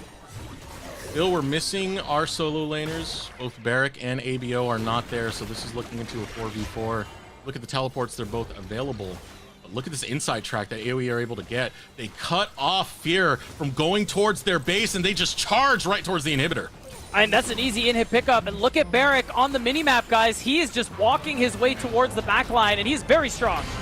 All right, here comes Follow the Forge God, able to find Cupid. Cupid goes golden, trying to buy time. Out comes the bullet time. XU goes down. There's no resets for him. Barrack has arrived, and Fear Starforge, they got to put up or shut up right now. Seismic shove, shoves Instinct towards the clutches of Barrack. It's another shutdown found by Philip, but now it's 3 versus 2. ABO trying to cut the wave. Philip trying to bring the fight, takes it towards NXI. NXI absorbs the damage, puts in that Phoenix stance, tries to bail out. Meanwhile, ABO taking the weight of both Breezy and Barrack, has to flash over the wall towards the Wolves as Philip grabs the kill. ABO gets out, and what a sloppy fight from both sides, but AoE still gonna take the inhibitor. Dude, if Fear managed to come back and win this game, I gotta give so much props to Philip and how he played that last exchange. He is just staying on top of Wixie, trying to limit what kind of damage he's going to be able to put out, and he's just like being such a problem for this Misfortune, who is very fed and not letting him get any damage out there. And I mean, AoE, let's be real, they still have an insane gold lead, but we just kind of saw how Fear could maybe, possibly, but unlikely come back and win this one. You know, what you saw there was some of the crowd control hitting in the right places. Cupid couldn't do anything. But you also saw just how much that gold lead matters for AoE, because XU couldn't do anything as well. Now Baron going to be started up by Fear Starforge. Here comes Barrack, still looking for that smite to arrive in NXI. AK health remains. Should be able to get there over the wall. Here comes ABO. He's by himself, has to bail out. Wixie gets he's caught gone. on the call. The Forge God, he gets demolished. You want this. Your big carry is down, and now Fear Starforge, they have a chance to take this Baron, or at least try and take control of the map. No, again, just Fear's ability to isolate Wixie. He even blew his flash, but he still died. It's just going to make it that much easier to do it next time. And it's a nice play. Fear forcing the play from AoE and punishing them for it does get them a little bit of space, a little bit of gold, and a little bit of breathing room. Problem is, they don't have that much to show for it, really, because the next Drake is still going towards AoE. There is no response that Fear can have. XU's in the area. He's done heroic steals before, but this is not the one to do it on and risk it all. So, gonna back off instead. 6K still separates these teams. That's gonna be Dragon's Soul point for AoE. And that movement speed really starting to add up. It really is, and especially if that Cloud Soul ends up coming through, it is going to be quite a problem. Express through the jungle right now. Watch how fast Wixie moves through. Oh, ABO. ABO's out of position. Wait. What? Did he just fail the blast plant? He did. Breezy. Okay, yeah, ABO should be able to escape this unless he actually wants to stick this out. There we go. Over the wall.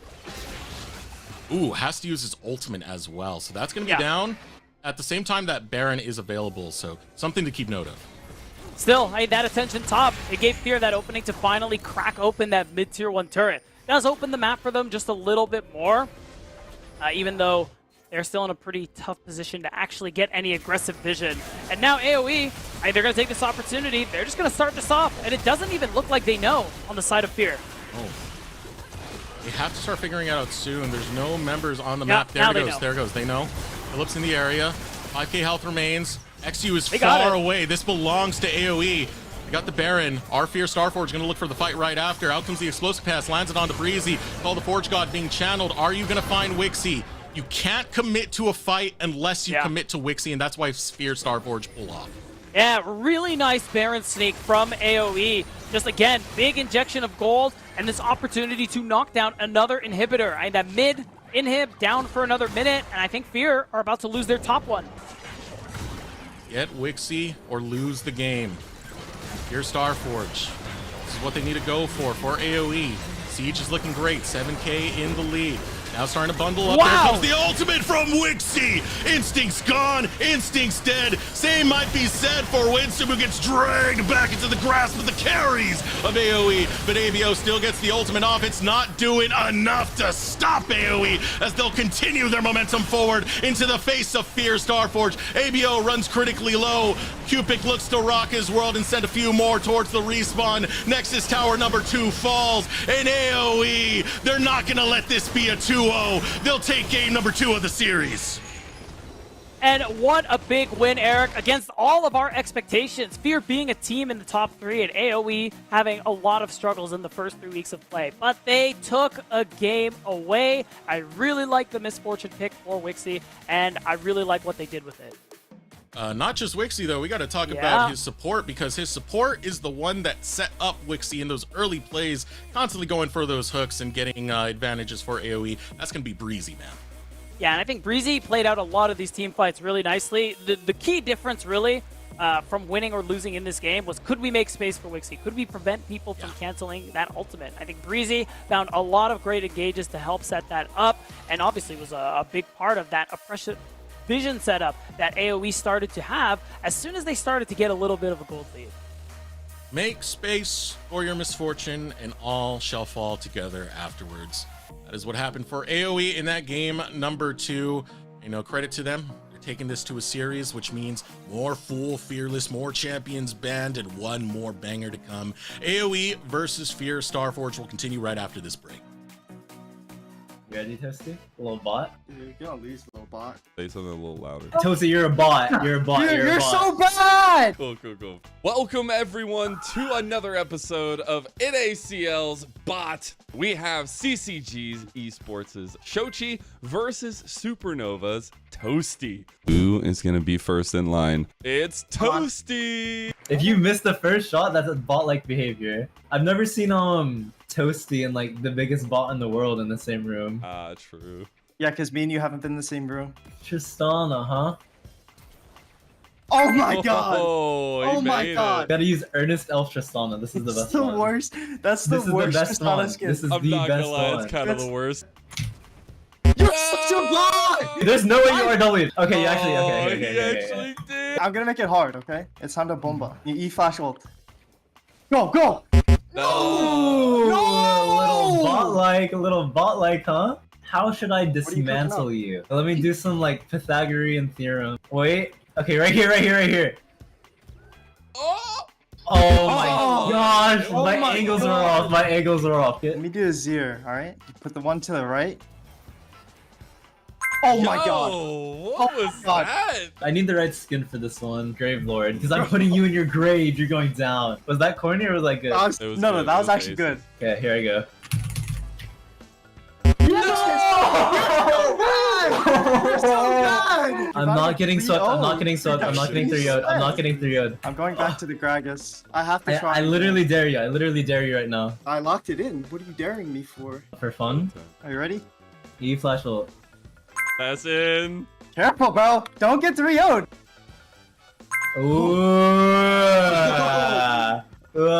Back to you. You had Pass to it get back one to you. eventually. You are I'm not just- doing the Malfoy one. It's actually so inconsistent, but I'm just gonna run it. Flash like over here, okay? Okay, fine. No! Embarrassing. We- Let's do some Xin Zhao action. E to this dummy. You're gonna R flash the vault into the net. I'll just demonstrate it for you. Okay. Make sure you R flash, not flash R. Okay. ER flash. Yep.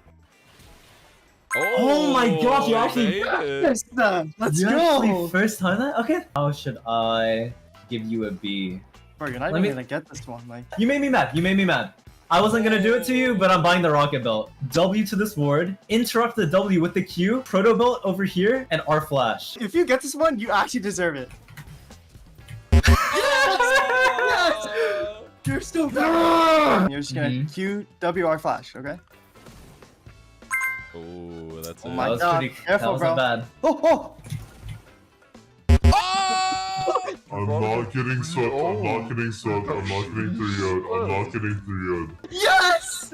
How do you get swept? You're such a bot! That is a T, my friend, and that is Bot. This was pretty embarrassing for me. My stock's not looking so hot after this. I'm doing it again. I'm doing it again. You're so Bro, it's the same exact spot. It's actually glitch. It's actually glitch. It's actually Your flash glitch. is bad. The angle is bad on your kick. That Yeah, was that The angle is bad on your kick. Toasty, as our champion here of this episode of Pod, do you have any words? I'd just like to shout out my enemy opponent for being a bot. Thank you for the shout out. I'll see you in playoffs, Toasty. You're not even gonna make playoffs. Like, calm down. Like, We'll see. We'll see. We'll see. All right, that's going to be our episode of Bot. Thank you all for tuning in, and we'll see you next time.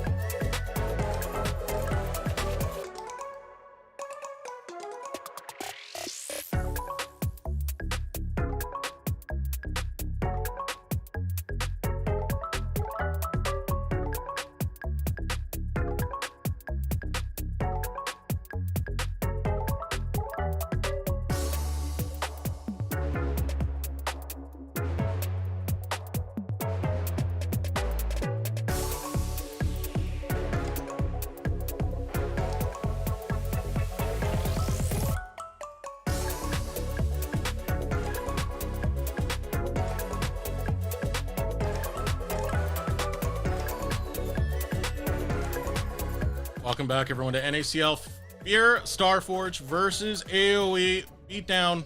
It's a series. We're going to a game You 3. said it. We are, and it was the series that I didn't think we would be seeing a game 3 from. But it's always a pleasant surprise when our teams who are struggling step it up. And I mean, we can take a look at that post-game breakdown to see kind of how things turned out. And I think I was right to shout out Philip, guys, because look at that damage man. But of course, the one who stands on the top is Wixie with the Pocket Misfortune pick coming out. Again, freshly buffed on the patch that we're on. And performed pretty well. And you can tell the idea of what Fear wanted to go for here. They had a lot of teamfight tools and a lot of setup for those resets for XU. But guess what happens? AoE, they manned the International Space Station, man, and they created so much space for Wixie and disallowed Fear from even really getting on him that often. We only saw like 1 or 2 big plays where they actually were able to catch Wixie, and that was really it. You ever played Gears of War, Eric? Yep. You remember the Hammer of Dawn? Yeah, yeah, the laser from the orbital sky. satellite laser. Yeah, that's basically Wixie this game. As long as they were making space for him, you were just getting bullet timed from screens away, and it looked really oppressive, especially towards the end when they had that insane gold lead. It looked really rough, and some of that I do want to say it felt like Fear were a little bit overzealous in some of their engages.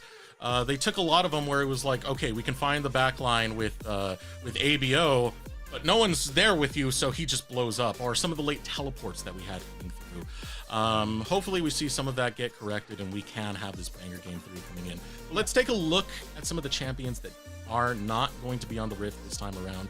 Again, this is full Fearless. You pick a champ and it is gone from the series. Now we are down 20 champions now officially, and of course 10 more are going to be banned in this 3rd game draft. So we're really going to see the depth of some of these champion pools again. Of course, I think Cupid, he's starting to prove himself a little bit. He's getting a lot of his big picks banned away. We're getting deeper and deeper into Fearless. Seems like he's always gotten an answer, and his Talia was able to secure a win. So I wonder what he's cooking next. Maybe we do see that Zoe. You know, they're making fun. I really do wonder too, because right now, do you know how many unique champions he's picked in 7 games? I want to guess. Go ahead. 7. Yes. I knew it. Every single 'Cause- game has been a different champion. Lux, Zoe, Respect. Anivia, Seraphine, Syndra, Yeah. the Talia from the last game, and what was before that? Oriana. Yeah. Yeah. So you know what? Maybe I'm gonna change my mind, Eric. Maybe champ pool isn't an issue there for Cupid. It's gonna immediately shift that narrative. But as we're going into this next draft, I mean, AOE, it is a big deal that they're able to, get this win. They were able to get the upset and win the series. I mean, A, that would be a big deal for Fear, who probably wouldn't feel too good about that, and for AOE, because again, they're already 0-2. This is their 3rd match. Ending week 3 0-3, that feels really bad, especially when you only have 6 more matches left to play. But taking down a team like Fear Starforge would feel immensely amazing, given the caliber of players that are actually on the squad. Sure. So they're gonna try and keep up with that right now, as we do have a word that Fear has chosen blue side for this game. And last time it was AoE who wanted red side, because they wanted to try and play with that R3 counter pick for the mid lane in specific. So we'll see how this draft plays out. I mean, it's AoE pretty much wanting the side they wanted anyway. Getting the side they wanted. Yeah, so now, at this point, I imagine some of these first rotation bans, they're not going to really change. Another pick I've been kind of curious about that's gotten buffed on this last patch is the Graves. I know AP junglers are still, king at the moment on this patch, but, as we get into later stages of Fearless, people start using the Zyra, the Brand, the Karthus. Maybe we do see that one come out. I think those buffs were definitely not nothing. I'd like to see more Brand. Yeah. Brand's been a fun one to see. I mean, some players don't look that good on him. Some players look absolutely True. Those team fighting brilliance moments where it just splashes all over the place, and when I press R, E, and W, when I just face roll my keyboard. You're right, Eric. and then hit recall immediately after. And then just walk Cash away because in, you're done. Yeah, of course. That's the Brand special. So maybe we do see that pop out as well. And NXI, I look it over to AoE side. He's had some of the more interesting jungle picks this series. Udyr, we've seen it picked a little bit here. Keel over at TLC has played it, and other junglers in the league have too. But, we saw the Pantheon come out. Maybe he has another crazy cook for us on Game 3. You can see how much AoE are trying to alleviate what's going to happen in the mid lane. Fear are banning heavily towards those big priority picks that Q-Pick likes to grab, those comfort picks he likes to grab. And AoE are making sure that, okay, these picks that are tough for Q-Pick to handle, LeBlanc, the Tristana, those are not going to be on the map. We're going to give him the best chance possible. Yeah, I mean, those two are just actually really strong in mid lane right now if you know that your opposing mid laner is going to play them, especially LeBlanc, because not everyone does, but, ABO, Young, will over on DSG, will pull those champs out from time to time. So, especially when your back's against the wall, don't let it happen. Just ban it away. Yeah. Just, Yeah. Dude, don't know how to play against it, don't play against it. Ban it. And now, first pick coming out for Fear Starforge. And a lot of these big champions are no longer available to take. We are in a Game 3, and this is where we start to see the Fearless take a bigger and bigger impact, because champion pool, 20 removed off from Fearless alone, and then you also have the draft bans that come alongside it. Yeah, sorry, I got distracted by the Corky Hover, because that's actually a ban, but it's going to end up being the Jace, which, could honestly be for ABO in the mid lane. That's another AD mid that's been popping up as time has gone on in this patch, alongside things like Lucian as well, Ezreal, and the like. So it makes me think that XU is just going to go back to probably another AP jungler. I'm looking back in the spring, and Philip has played Jace just once. Didn't have the best luck with it, but just putting down that it can be flexed between both Philip and ABO. It could be. For that matter. But Ezreal's another pick that we've been seeing pop up more and more in priority, especially with this meta where we're just obsessed with marksmen in every single lane. Yeah. We'll get locked in for AoE. Yeah, and it's interesting if we do see that Sejuani pick, because the Aatrox is no longer available. That would have been a really nice combo for Barrack and NXI. But we know that he also likes to run the Renekton as well. That could be another angle for him to go. And you just get yourself some really easy engage. You can't really go wrong. Sejuani's always that kind of cut standard tank that you can just throw in. You need kid that is great, type man. of engage. It's all around pretty much just a great tank to have on your squad. Response from Fear Starforge. XU Wow. goes for the Nidalee. Okay. We got business right here. And if you're going to take a Nidalee, you need something to provide some lockdown to set up that Nidalee. Alistair follows right after. I hope Rafa's watching, man, because his favorite jungler just picked his favorite champion. And this is going to be a game he'll want to see. So already, Fear, they have this poke comp, like you said. The Alistar is great for creating space, keeping opponents away. And it'll make it a little hard for AoE to get on top of them, which they want to do. And AoE's response, it's just double down on the all-in here. I think the Rakan would be a nice addition just to ensure that you can close the gap and not let Fear poke you down. And it makes it so much harder for XU to go in the Cougar form where you are going to get a lot of that damage after you throw your spear. Because what happens, Rakan presses ultimate. If you just tap him on the shoulder, suddenly you're in love with him and you have no choice but to buy him flowers for the next minute before you absolutely get decimated by AoE. Yeah, now we're seeing AoE start to pinch that bot lane pool a little bit. Just remove some options there from Instinct. I think the Jinx is something he's definitely had a good amount of experience on. And that range is something AoE didn't want to deal with. So I'm wondering if they just double ban him. Maybe they look for top lane bans, because I think we can pretty reasonably guess that it's XU. Or rather, it's a Blaze Olive who's playing the Jace in the mid lane. Yeah. And before we get into the next phase of picks coming in, I'm just realizing how cruel it is that Khan actually charms you. He's already taken. That's mean. Absolutely mean. You know what? what? Has that much Riz. You're the Rizzler. You should have a breakdown. Game recognizes game, man. I don't know what to tell you. Be sad about it, I guess. Yeah, that's gonna be my response. I'm gonna go. Can I be sad about some of these bans? I mean, they're taking away Cupid's everything. I know. It's really tough. And the Renekton coming through, I mean, makes a lot of sense. It's something we know Barrack is very competent and comfortable playing on. Great with the Sedge. And it leaves the Ezreal, up in the air a little bit, like, ooh, where's it going to go, guys? It could actually go bot lane. I don't know if Q-Pick is comfortable with Marksman in the mid lane, but we don't know. That's the fun. Interesting right here. They are going to look to put that Jace into the mid lane and just go for the Cassante. I do think this gives some room for Barrack to actually kind of shine over in that top side, because he was getting the better a lot of those exchanges that we had in that game number one. I want to see what he can do with the Renekton Cassante matchup. Probably a lot. It's not fun if Renekton is good. And at this point now, just waiting to see what bot lane is going to look like for Instinct. There's another carry-oriented option for him, and it could very well just be that Aphelios. Yeah, I think that ends up being just fine. When I see an Aphelios, I always want some layer of kill. Hey, you got that. You got an Alistair down there with him to make sure he's going to stay safe and scale up towards the late game. So this gives you a pretty solid squad altogether. You have some strong poke, some scaling, and a solid front line. Yeah, and I think the thing that is pretty nice about Aphelios, depending on your gun combo, you can do a lot of upfront damage. But with that Moonlight Vigil, you combine it with the poke from Jace, from Nidalee, you could win these fights pretty early on. So AoE, they're going to lock in that Ahri or Cupid in the mid lane. That's one we haven't seen pop up very much lately. That's right. So Cupid is basically just playing this reset champion where he is going to try and move forward with his jungle and support so that he can get these charms, get these resets, and just cycle more kills. It's like Cupid's also trying to show up Shochi. We had that season where Shochi played 24 unique champions, something like that. Yeah. This is 8 unique champions in 8 games. Cupid is really having this champion pool tested. You know what? I can't. Actually, no. What I was going to say doesn't even matter. The point is, you're right, Eric. Cupid, he's digging deep in the pool. And that is something we like to see.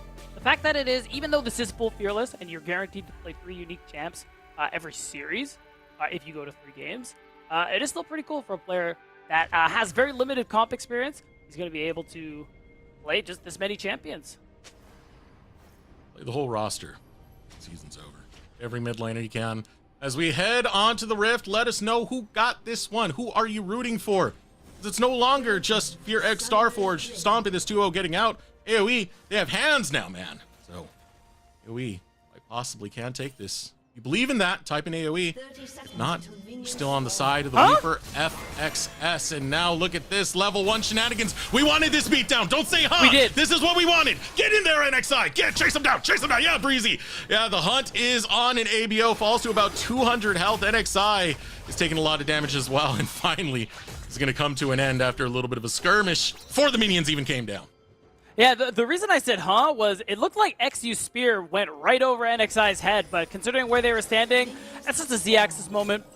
And nothing is really going to come we call from head movement in boxing, you know? You got to keep that. Sure, yeah, you can do Bob that. and weave. You're right. Bob and weave. Oh, is that the Faker skin? Can we zoom in on Cupic? Oh. What's he rocking there? That is. He's got the basic one. He's just like me for real. No, this is what it really is, man. You can't play it in ranked anymore because people have that agenda where they keep trying to ban it in ranked. It's like, I'm just going to play it in competitive. I want to enjoy my skin. Real. Good for him. Rocking the Hall of Legends. Doesn't have enough for the prestige. Just like me. And me. And you. Go. Respect. We got the same job, man. We can be straight up. Producer just pinged me, said, just say you're poor. And you know, fair enough. Real. You got me, man. Okay. Before we get too caught up in all this, let's actually talk about how this early game's going to play out. This is Nidalee versus Sejuani. What do you see coming from this, Beat? Well, I do see in the 1v1, it is pretty nice for Nid. The point with this champ, like, you do want to be able to skirmish in those early levels because she is really good at fighting. And the goal for XU is that you want to build this early gold lead so that you can be have really aggressive poke, and B, when you get these leads, you tend to get to neutral objectives first. And that's how a comp like Fear wants to play it out. They want to bunker down, they want to turtle up near a dragon, a baron, whatever, and they want AoE to walk into them, because that's how Fear gets to poke them down. Yeah, they're going to want wide open space to just throw it down the range and keep poking out AoE. Get further into this is going to be on the mine of Fear X Starforge. But in terms of the early clearing, we're both going to be ending on the bottom side. XU currently clearing out his rude dudes, get the stone golems out. Finished by NXI, and a bit of contention in the bot lanes.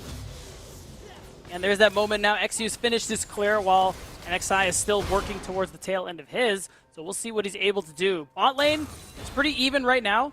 So XU could set up for to take the crab on spawn. He could look to gank bot. It's looking like he just wants the crab. He does have eyes on the blue buff. I'm not gonna go for this. Oh, wait. No, maybe put the he's camera gonna back throw there. a Q. Get back there. Get back there. Ah. It's okay. I'm gonna assume he didn't get it. Okay, yeah, I see the blue buff on NXI. Yeah. We're fine there. He gets the scuttle crab. I wonder if he'll get 2. Does XU... Oh! Ooh, nice sidestep. Charm follows through, and suddenly XU's not looking too good. Same thing in the top lane as Philip takes a chunk of health. XU needs to bail quick, gets out the heal, 100 health remains. Cupic can't really go too much farther forward, and now NXI might have bitten off more than he can chew, because Winsome is here. Headbutt Pulverize finds the mark. NXI critically low. First blood for ABO. Wow. And Cupic will follow as XU will grab another one. Breezy showing up. You don't want to be there, dude. There's too many dudes. 3 versus 1. Fear Starforge. They're happy to take that chance any day. They'll grab the first 2 kills of the game. And a double scuttle for XU to top it all off. This is exactly the snowball that you were hoping for. And it looked like it started bad for XU getting hit with that charm early on. But again, Winsome and XU have been syncing up so well this entire series. That instant recognition for the Alistar. Watch the minimap. They have Prio on the bot side. And as soon as this play starts, you can see it. The wave goes in, and he is walking his way towards the top side. Rather, walking his way towards the mid lane. And XU buys enough time for him to get there. And that was a pretty brutal overextension. If you have no more cooldowns, the autos aren't going to do it. You know Nidalee has a heal. So this gave time for Winsome to get there and actually complete this play. You know, Shane Cupic went down as well, but big play for Fear Starforge. 100%. Off a good roam. Now it's 2-0. A 1K gold lead at 5 minutes. Eric, can I just say, that's what I'm talking about. That's what I'm talking about. We wanted the early fights, man. Yes! And now we're getting them. And it feels good, too, because XU coming back with that Haunting Guys in the boots, which is a really nice first base for the Nidalee. And with this bot prio that you already have with Instinct, is that Fear in a pretty easy spot to Dragon Stack. I want all my games to be like, well, this is a deep cut, but Don Fry versus Yoshihiro Takayama. If you've never seen that fight, it's just two dudes punching each other's face as fast as possible, not guarding, thinking the other's gonna knock out. That's what I want to see in all my games, man. You just gotta start swinging hands. Fair. It's like the last second of that last Max Holloway fight. So yeah, I know what you mean. You know what I'm talking about. Yeah, I know. That was sick. Yeah, exactly. Same. Except I guess Fear or Max Holloway in this situation, because they definitely came out on top of that exchange. All right, here comes the headbutt pulverize into the bot lane, and this is the pressure that Wixie Breezy are gonna have to deal with for quite some time. XU all the meanwhile, utilizing that priority. It's gonna be an easy dragon responded with AoE taking the grubs. Maybe a little bit of fishing. I don't know how I feel. Oh, you know, never mind. Maybe this dive does look good. A little bit tricky because you can't just land the spear and go for it. Breezy's going to find the crowd control immediately after. There has to be a proper setup, and it has to be led with Winsome. But you can see that knockup. Winsome's going to go down. One kill found, another kill. Trading up will be Fear Starforge. It just couldn't be more worth. 2 for 1. You get Wixie away from that wave, so he's going to lose all of that. And you get gold onto this Aphelios, who has Cull, by the way. So that gold payout is going to be so big for Instinct on this bottom side. And it's just XU. 100% kill participation in this early game, Eric. He is a 4-4-4. He's part of everything that's been going on for Fear, and this is that jungler. He is the big reason we said, all right, Fear are going to be a top 3 team. They're competing for Sao Paulo because this is a guy who should be in the LCS. Yep. CXU. Damn shame. I think Dig did him wrong. I'll say that right now. Put that on the record. Dig did him wrong. XU. What a hot take that is. Oh, God, it is not a hot take. That was sarcasm, Eric. Please, work with me here. Man. But yeah, XU is a very high caliber player. There's 2 players who I think should be in LCS already. Surdy is the other one alongside XU. Oh, yes. So, I mean, right now, this is the performance you want to see. Of course, Rafa, I really do hope you are watching because this is some great Nidalee play. I'm sure people we know are pinging him, saying like, hey, man, like, this is your time. Are you here? And this was his old favorite player, too. I remember back in the Challengers Uprising days, he was always hyped up on XU. Wow! That's a cut. That's a deep cut. And it's one I recognize, too, which makes me feel better than whatever you said earlier. The on-fry stuff? It's an MMA cut. That goes way too deep, because that's like 2002. I'm showing my age right here. I didn't even know what MMA was in 2002, bro. That's crazy. Oh, look at this. Barrack is still getting some pretty good control of this lane. This is the way you kind of expect things to go in the Renekton versus Cassante matchup. With that, I still don't really like it, because you're going to need a lot more than just controlling the lane. We really need NXI to get out on the map and start getting his team ahead. And not exactly in a position to do that right now. He's about to lose his blue buff. There's a chance for another dive to come through, but I think here, I'm going to prioritize this buff and not try to force that. NXI showing up a little bit late. This is going to be sad right now. Yep, there it is. There's a cougar in my jungle. Best with cougars, and they eat boars, so I'd rather just bail. Do they actually? I Oh, you made it up. I understand. Lennon Mazel, he's the zoo guy, so if you have questions on that, you got to ask him. Yeah, I think he's watching, so people can ask him. Lennon, if you're in there, cougars, they eat boars.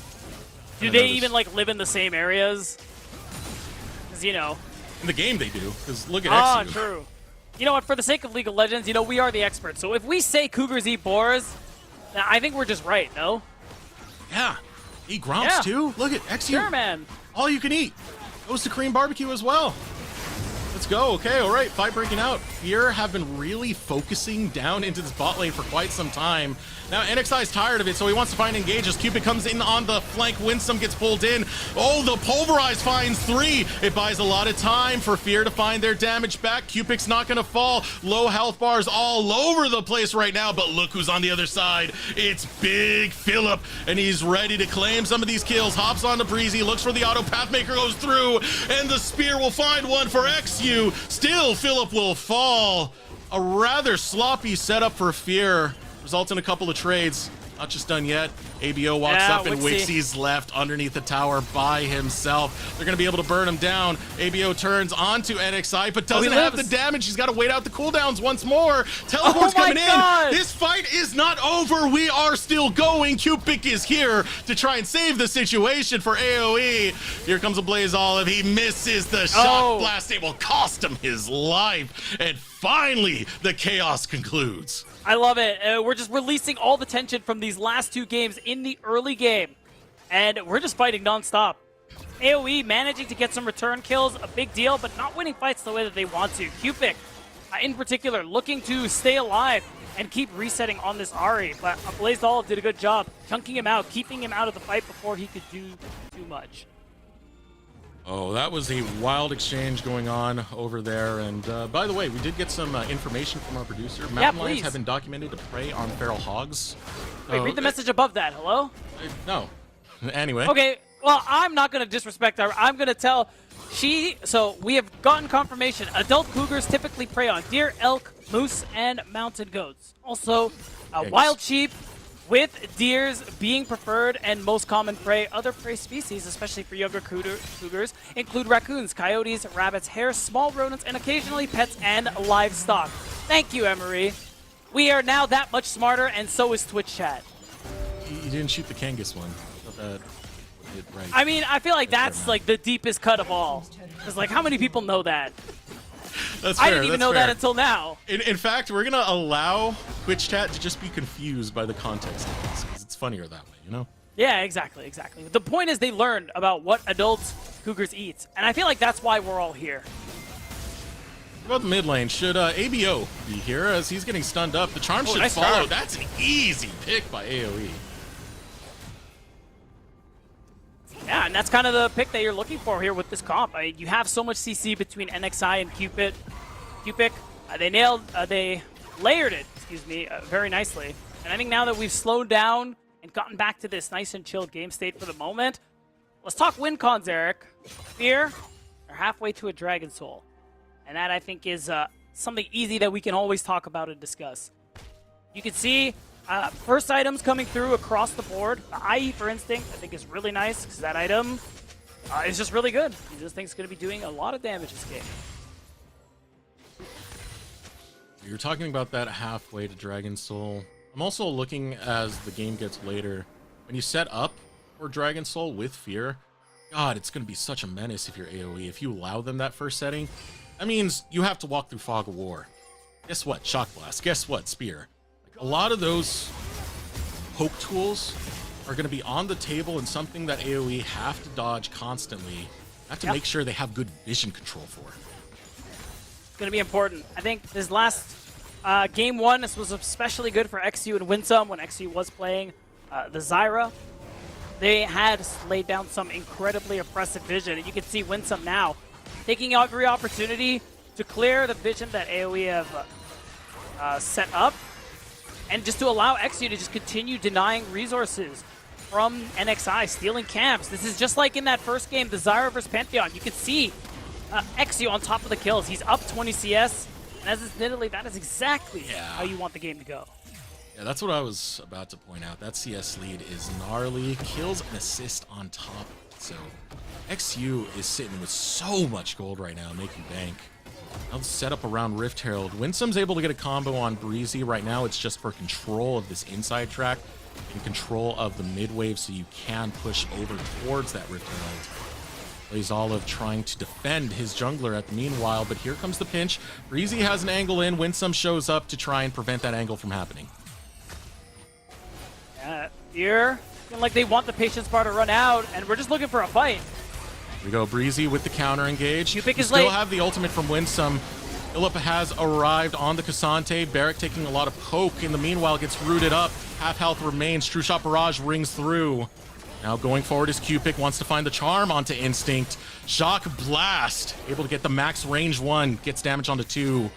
So far, Fear winning the battle of control. Charm lands onto Philip, but Philip is a big boy. He can take care of himself. Yeah, big ults used up by AoE, and Fear used very little resources in that fight. So even though no one dies, it's clear that Fear had that advantage to get this Herald, and everyone's just kind of go back.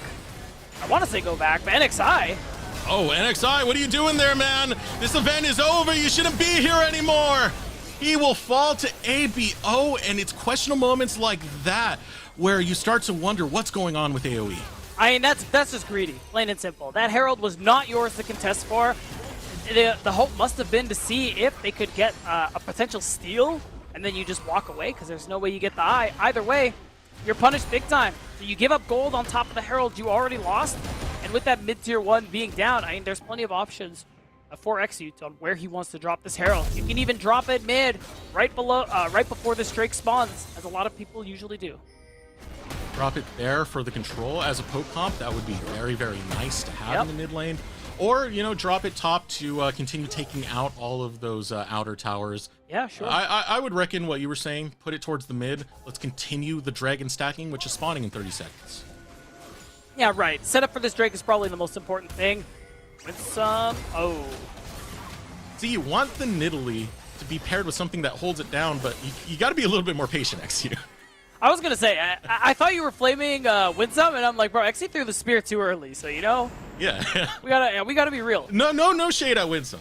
Okay, he's playing the cow right. And it's his birthday, so you have to be nice to him. Happy birthday, Winsome. Happy birthday, Winsome. Get this dub as your present. It's looking like that is very possible. At Fear, 3k up. They've gotten the exact situation they want with this comp. They're forcing AoE out of this river. Forcing him out. Now NXI gets engaged on by Winsome. It's that easy. You peel off, and you're not at threat. You can keep continuing with this poke to make AoE's day worse. Yeah, and I will say, NXI, when he died earlier, he used the ultimate, that Glacial Prison, so it's still not available right now. And Fear, not a bad position to fight if they want to look for it, but it is about to come back. This is so frustrating. It's not just the spears, it's a shock blast. Yeah. One of the things about the shock blast, usually you want to throw it at the maximum range because when it blows up, that little burst is actually bigger than the thin skill shot. So ABO, you see him max ranging these to actually hit the back line and spread out that damage more. Yeah. Now, it's going to be an easy Drake pickup there. The sole point for Fear X Starforge. And AoE, I mean, immediately recognize that it's not theirs. This time they're going for the trade instead of walking in and dying. So they're going to take some jungle camps. They're going to take the top tier 1, which doesn't feel too bad. But AoE, they have a choice to make. Are you going to actually fight for that Dragon Soul in a couple minutes' time? This gold has to be worth it. It's going on to Cupid, so it's one of the right targets. Just make sure Cupid doesn't die, doesn't get caught out. Look at this, how fast that tower went down. Chakrams, man. Inner and continue trying to shove Shelly in. She should be stopped. Yep, there it is. Not gonna go any further, but that's the power of Fear Starforge right now. They can absolutely deconstruct these towers in no time. Yeah, they did it so very quickly. And it means that they were able to win up on that trade because they take the Drake, AoE respond with a tier 1, but Fear also get the tier 2 on top of it. So they maintain this gold lead that they've gotten for themselves. And AoE's only way through this is team fighting at this point. It's really hard for them to split. It's really hard for them to walk into Fear's comp. So the hope is that you set up some kind of bush play and you play off the Ahri charm. I mean, look at what Cupid is doing right now. He's picking up the blue buff. And there is an angle for a play. These are the things they have to look for at this point. Cupid now has to get out from that side of the map, but Cupid will be the big point of focus for a lot of this pick for AoE to come through. I actually want to take a look at some of the gold that Cupid has. I know this has been a big focus to get that solo gold. As right now, here's Starforge. They are starting to focus onto him. Get him to back off away from the tower, will not collapse onto him, but you can see from the gold graph right there that at least AoE are keeping their carries up front. Now here comes the TP. Coming right out from Fear Starforge. AoE don't know. He can come right over right here, right now. It's Big Phillip. He has arrived. He will take him over the wall. He's looking to take down Wixie and brings that damage. Wixie has to bail out with the flash away as it's not looking too good for him. XU comes up and there's that Cougar form. Easy pickings. XU goes on a rampage and the rest of AoE forced to bail. And it's such a good fight because you force Cupid's ult in that top side attempt where you threaten the dive. And because of that, there wasn't really a point of Cupid joining. He wasn't going to be able to do very much, even though he had a teleport to use. So it's really nice forcing the use of resources from AoE and then taking a fight when they're not at their full strength. Still 2 minutes, 30 seconds left on that timer before we actually have a Dragon Soul up. And you can see some big purchases are coming through, both for XU and Instinct. So with these thresholds now being found, this is looking like a pretty bad game for AoE. They have a lot that they need to overcome. It's tough. You look at power spikes. I mean, Wixie's at 2 items. So is Cupic. So it isn't all doom and gloom. The one who I think is really falling behind, or the ones rather, are Barrack and NXI. And that's tough because XU, you're playing this carry jungle in Nidalee, getting an advantage like this is something that he's been using very well so far this game. And I think that's where you're going to feel this gold different the most with those Nidalee spears, especially with that Horizon focus. I remember the old days of Nidalee spears. They used to be so much more painful, man. You know what's so funny?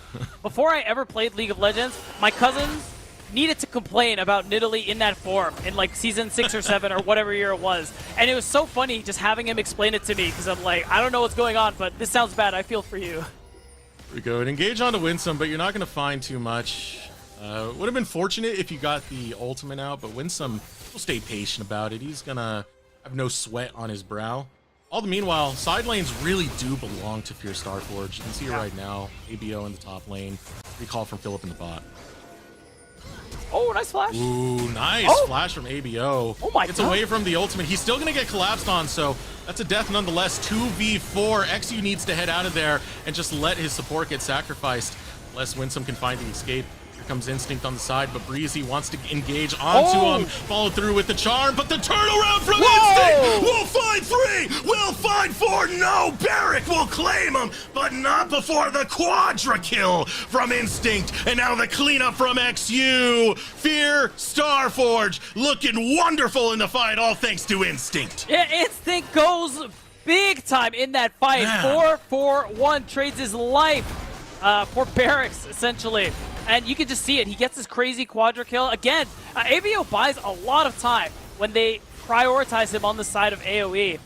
And at the end of the day, this Alistar ult and the passive is keeping Winsome healed nicely. And really, the only downside is that Instinct, he cleansed a little too early. But at the end of it, the damage wasn't really there. And he had damage in spades. Fortunately for Instinct, the crowd control layered on there, so he didn't feel the charm that much. He was able to get back to fighting right away. And, you know, you said Instinct goes big. I think Instinct went ultra that last one. Looking fantastic. Almost 6k damage to his name. Earned a lot of gold on top of it, so easily finished another item, which means the next time he ults and puts down damage in this team fight, AoE are going to feel it that much harder. And now it's time. Fear, this is their Dragon Soul.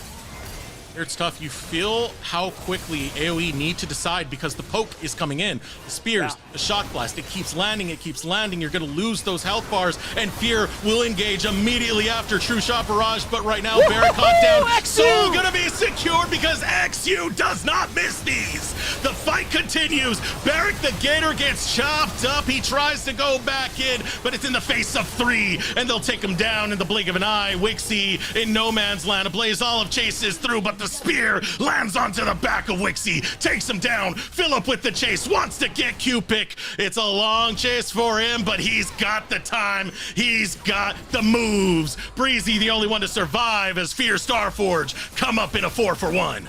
Eric, he did it against DSG, and he does it again against NXI and AoE. The aura of XU is undeniable as he steals his team the Dragon Soul, and they got enough gold that I think they're ready to put this series to bed. They most definitely are. Let's take another look at that fight. The poke really paid dividends early on. Yeah, and I mean, props to NXI. Tries to go for that ultimate onto Instinct, but he just doesn't win that 50-50, and the rest of the fight after that is just way too easy for Fear X Starforge. The hunt right down. Look at the spear right here. Poor Wixie. Bam! Gone. Blink of an eye. Even that long chase from Philip still cleans it up. Again, a 4-for-1 exchange. That's a big, big influx of gold going over to Fear. On top of that Dragon Soul, now they're setting up around the Baron pit, forcing Breezy away.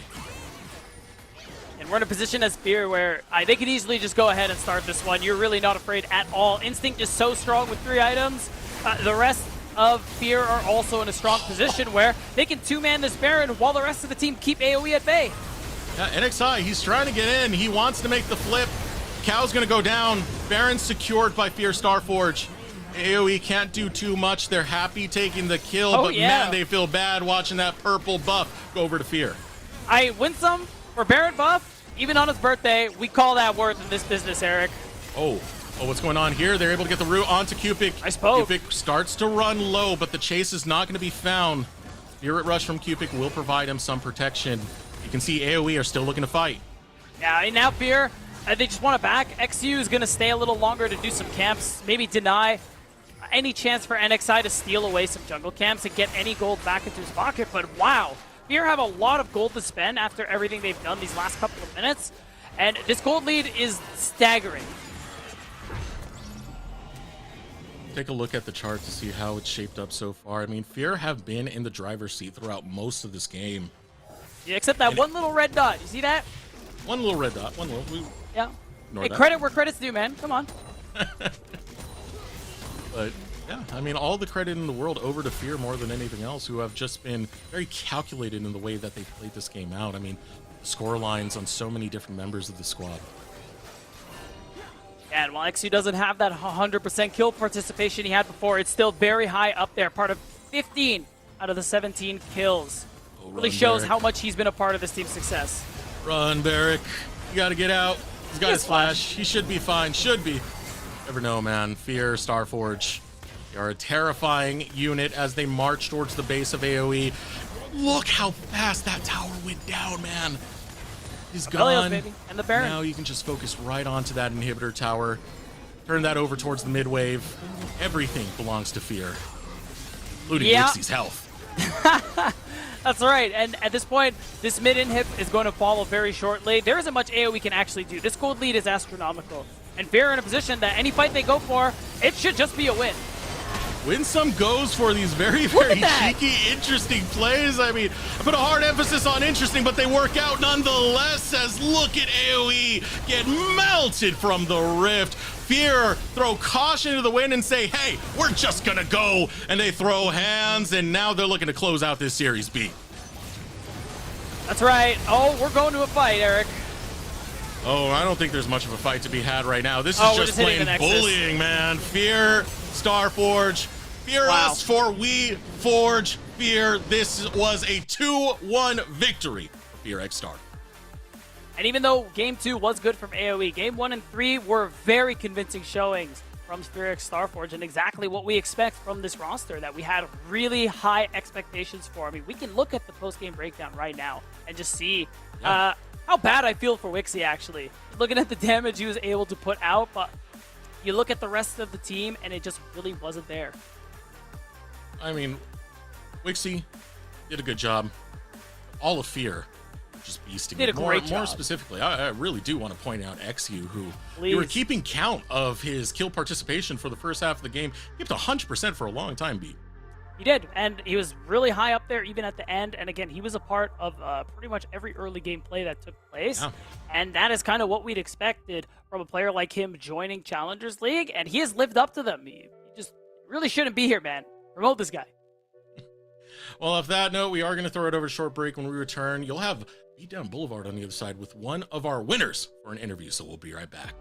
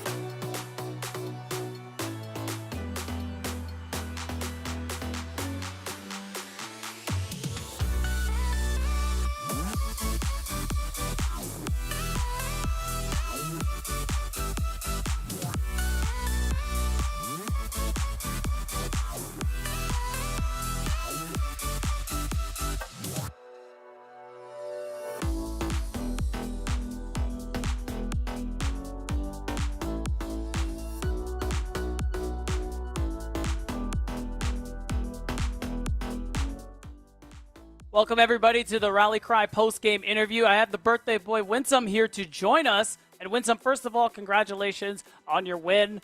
It's definitely got to feel good, especially on your day. And the first question I want to ask you about is, we were kind of talking about it before we went live, is that you guys had a great series, but what happened in Game 2? The people want to know. I mean, it was like nice try as a team, and always cakes coming. Oh, wow. Yeah. Oh, wow. Oh, yeah. Yeah, I mean, even lose it feels like kind of not it's bad, but anyway, we got data, so I think it's good to know what's our problem to fix to be stronger more, you know? Yeah, so it's a good chance to learn, is what you're saying. Yeah, that's why, yeah. Okay, cool. Next, I want to ask you about your team's performance overall. You guys are 2-0 right now. You guys are definitely at the top of the standings. Is there a team that you're really excited to play against? Maybe FlyQuest, your old org, or who are you looking out for? I mean, personally, I'm looking forward to playing, I guess, DSTL right now. They have my old friends, Museum Sparks. I want to beat them. Okay, nice. A little rivalry going on there. Okay. Yeah. Cool. So I want to ask your opinion. Who do you think is the best player? Who's the best support player in the league, in your opinion? You think it's you? In NACL?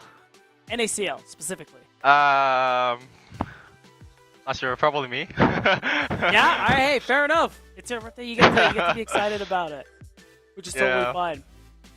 Cool. I want to ask, too, quickly, what's been your experience like playing for Fear versus other teams? Because, you've played on Challengers teams, you've played in LCS, right? How is it like with Fear?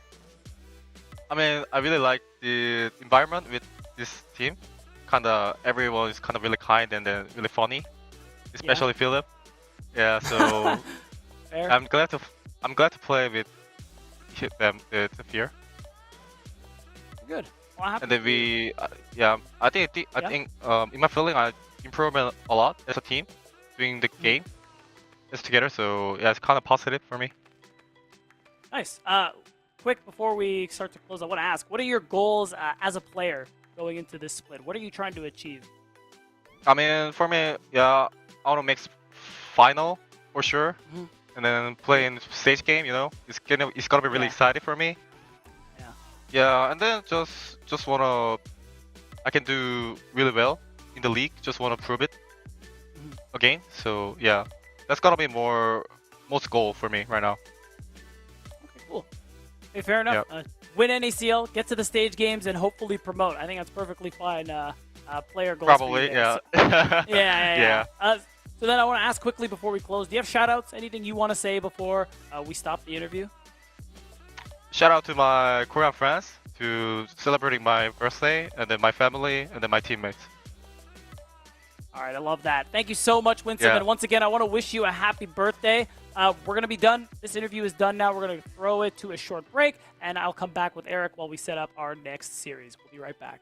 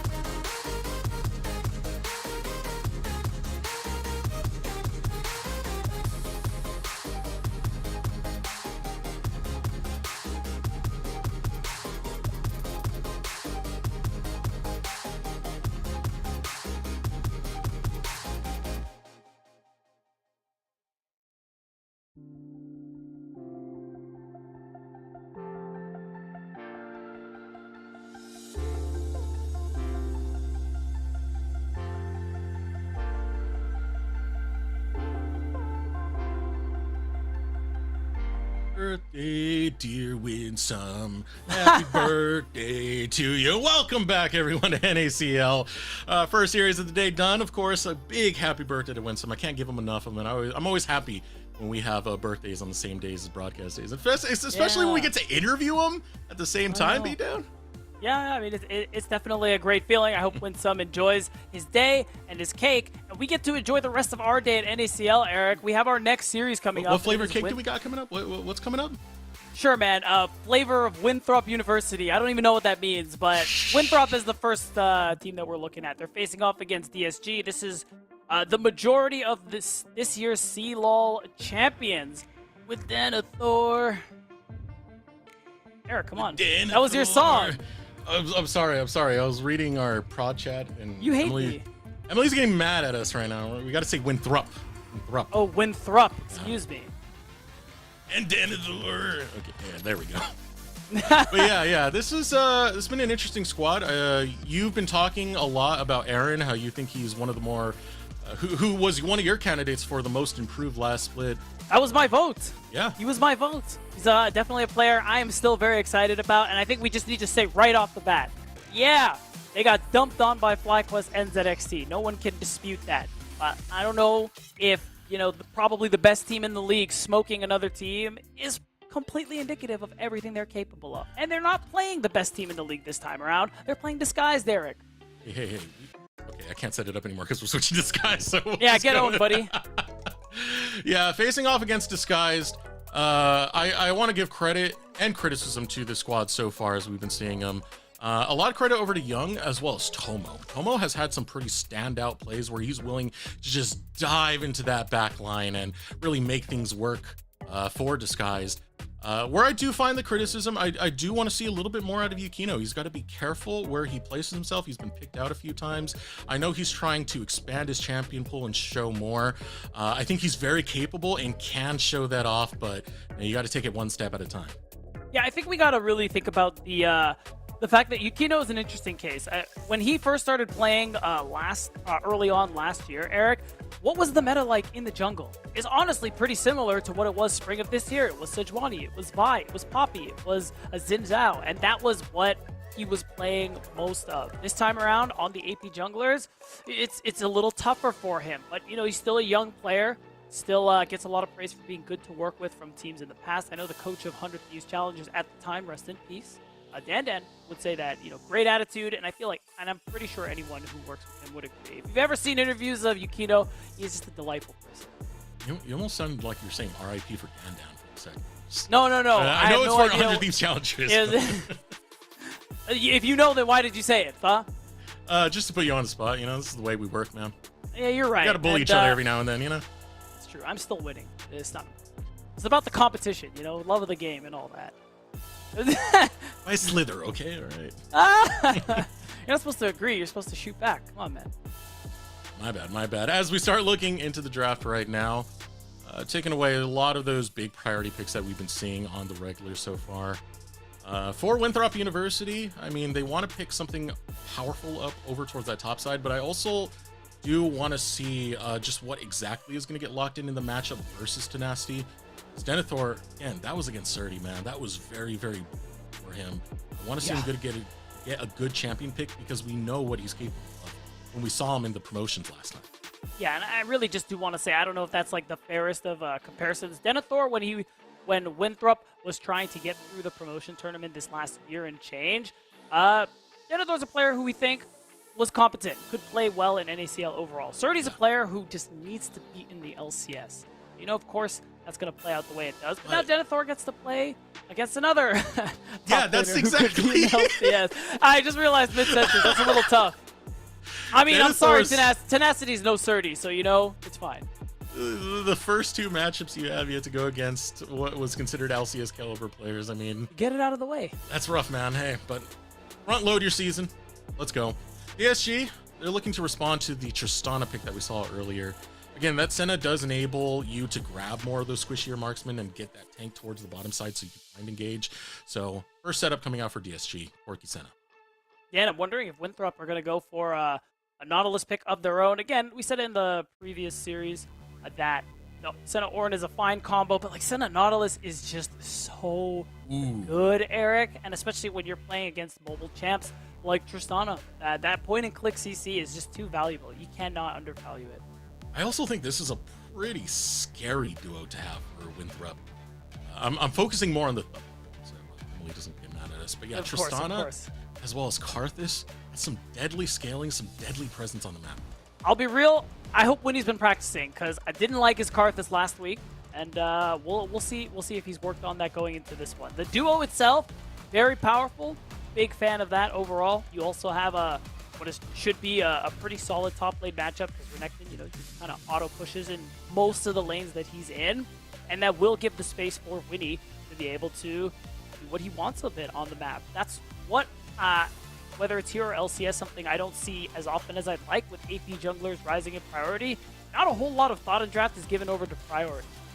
And lane prio is kind of important when you're playing farming junglers, guys. This is going to be crazy, but it's important. So many different factors really do play into the game, and one of the things that is a concern right now is when you do take the Karthus this early, Porky has a lot of range. If you can play things that keep the Karthus at bay, that don't allow the Karthus to step up without just getting boom, boom, boom, boom, boom, got, then you do have a pretty good hand for DSG. True.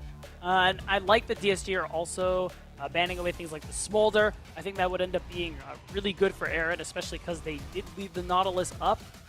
And something that I think Winthrop really should grab for themselves. Well, they also banned the Lucian. Which, we're just targeting Aaron this game. Good.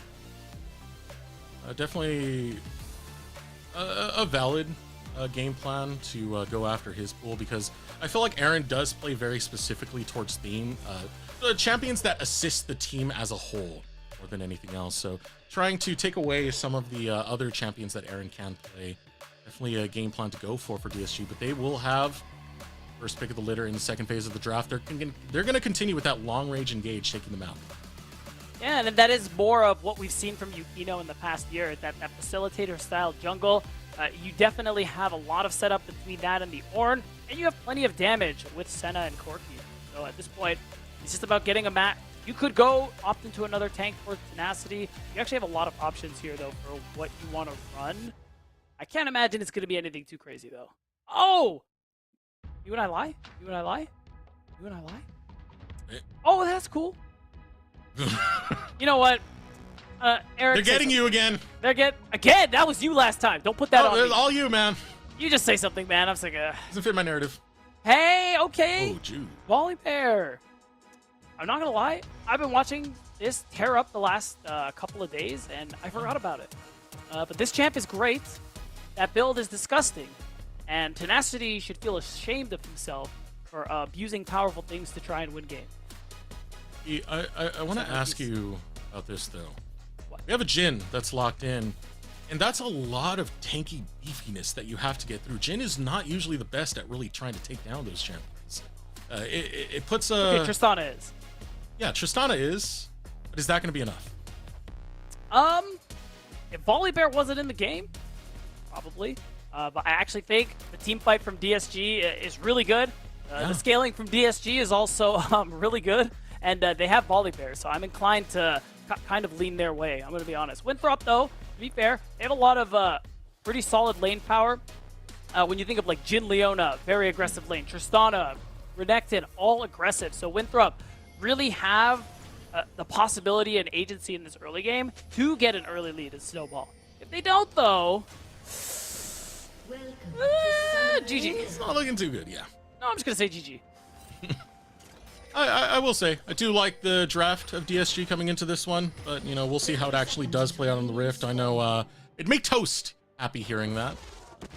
Who is co-streaming, by the way, so shout out Toast. Always. And this does not look right. What's going on with our counter right now? How's there 7% Winthrop, 0% DSG? You know what? Is the other 93% me? No, I think, honestly, we just probably have so many people who want to vote for their favorite team that maybe they broke the counter. And that's just what happens sometimes when you're such a popular league like we are, Eric, you know? I thought I was just the third selection, man. Why didn't you let me have that? No, you can't have anything. All right, so as we head on to the Rift right now, look at this setup coming up from Winthrop. 4-man stack on this invade. It's gonna get spotted out basically immediately, but I don't see any real world where this ends up getting stopped. I think it's just gonna be an easy start early on to Winnie. He's gonna be able to take this blue buff. It's kind of felt like Yukino, I don't know, maybe he's had stage nerves or something, because it doesn't feel like we're seeing the full potential. So this could be one of the plans coming out for Winthrop, is to just put a lot of pressure onto Yukino early, or stealing away that blue side. And the nice thing too, that you often see with invades like this, especially on these fast clearing junglers versus something like the Maokai, you want to take away these early camps. You maybe try and mess with the camp respawn timers in hopes that, you know, all your camps are going to respawn in sync with each other. So every time there's a rotation, you just get further and further ahead. And you also get a chance to do something on the map. And he's still chilling down here. Are they really setting up for a dive this early?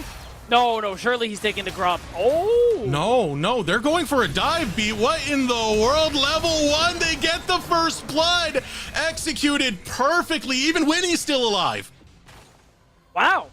All right, respect. The level 2 Karthus cheese is something that I would have never believed if you told me anyone other than Winnie tried it. But that's just kind of the kind of player we know him to be. Very aggressive early, very active, usually plays the more CC-oriented facilitator style junglers, but I mean, you can take the gank out of the jungle champion. You can't take the gank out of the Winnie. I ruined it. We're just gonna keep moving. That's all right. That's all right. You got there eventually. I got there eventually. We understand what I was trying to do. Anyways, Eric, what did you think about this? I think it does make sense in the grand scheme, right? I don't. The autos for Jhin are very different in comparison to other marksmen, and you get a lot of bonus damage from the passive of Leona. Sure. It was pretty smart to just try and front load that. Very risky, to say the least, but it paid off, and get first blood for Winthrop. Well, the problem is... Oh, hold on. Is this the problem that we have? Arcwings? No. What's the problem?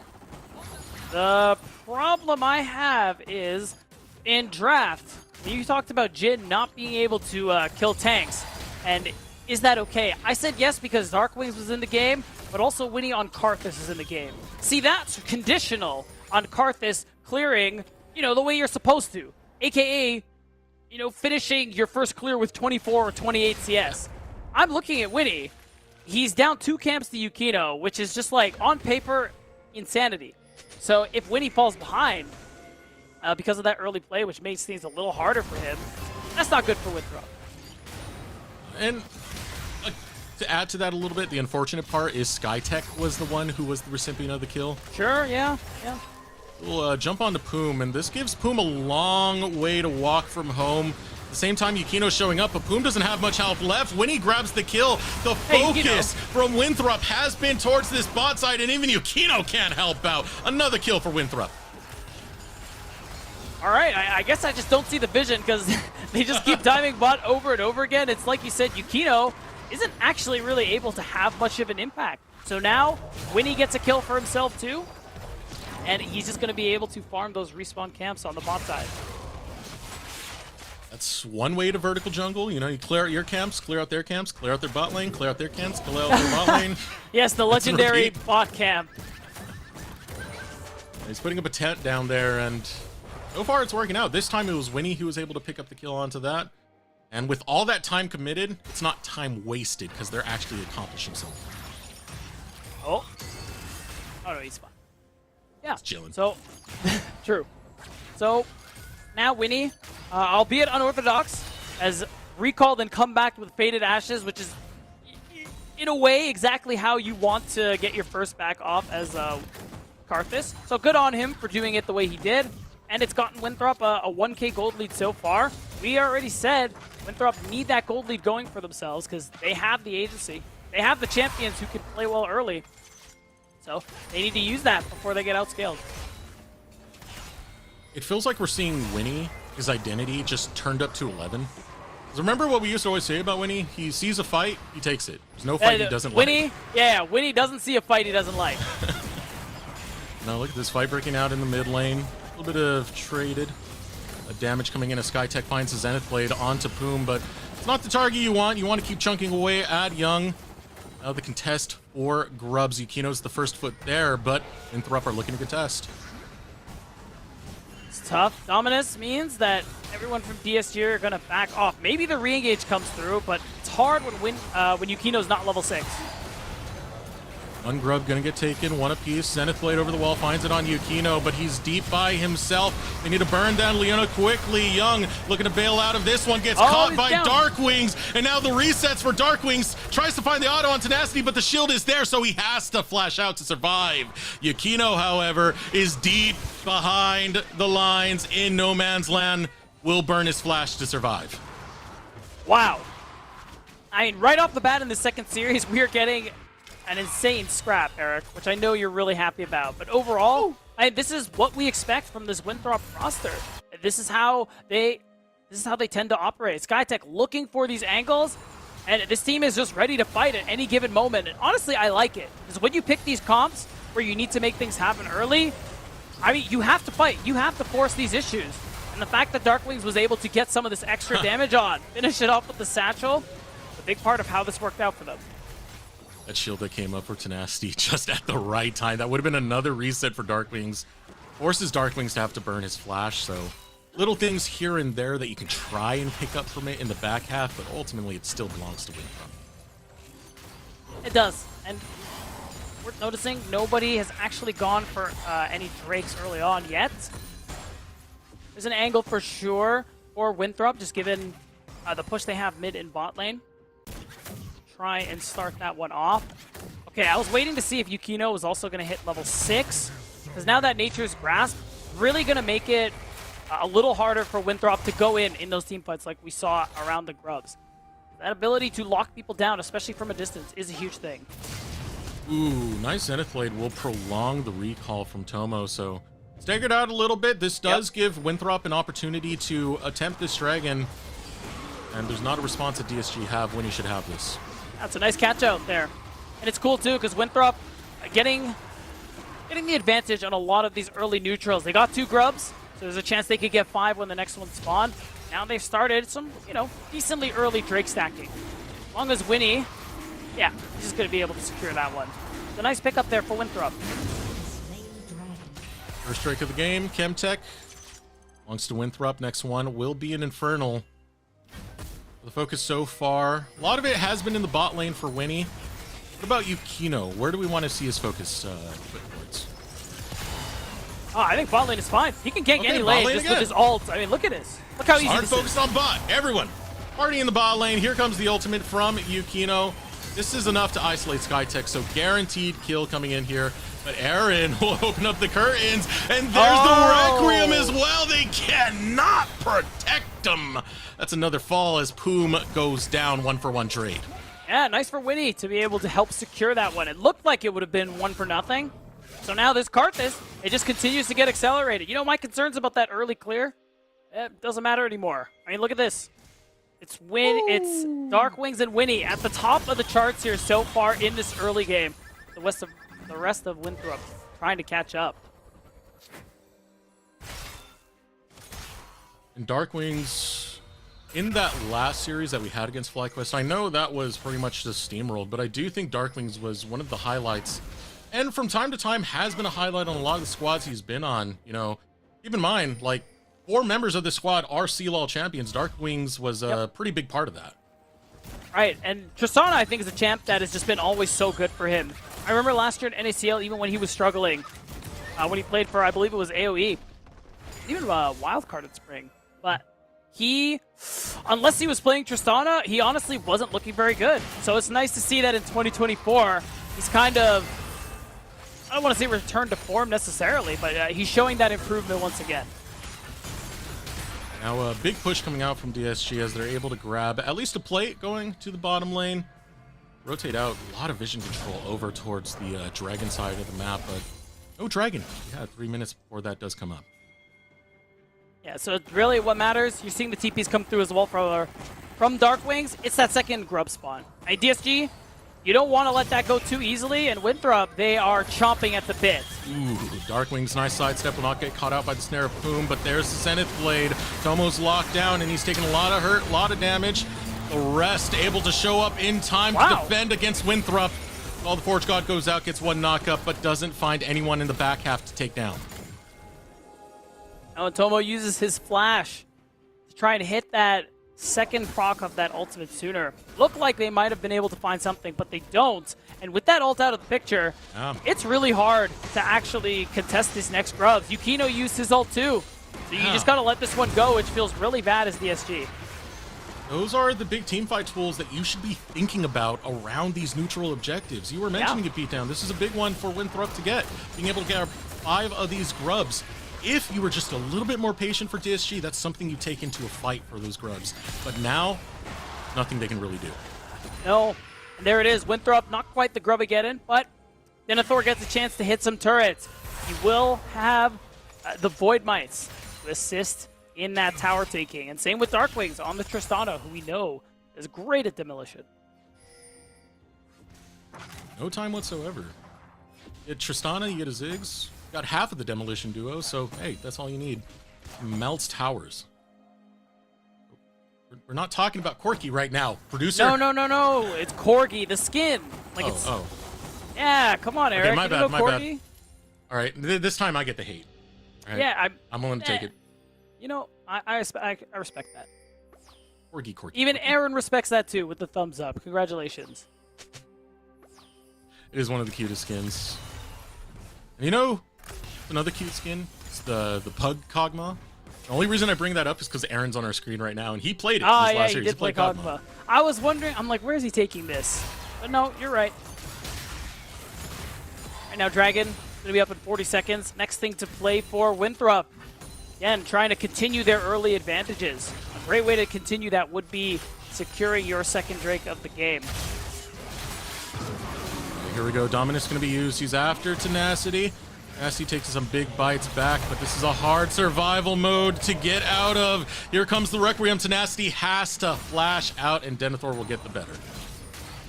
A little help from the jungler. Gets Denethor. It is interesting, because both top laners use their ult. They are holding on to teleport. So I'm wondering, Tenacity TP's top. Yeah, there's an angle. Denethor could TP bot to ensure that they get the setup on this dragon. It's going to be easy right now because Winnie is headed over towards that bottom side. Get some wards down. Get yourself multiple angles to take these teleports. Yep. DSG, they're leading with Tomo.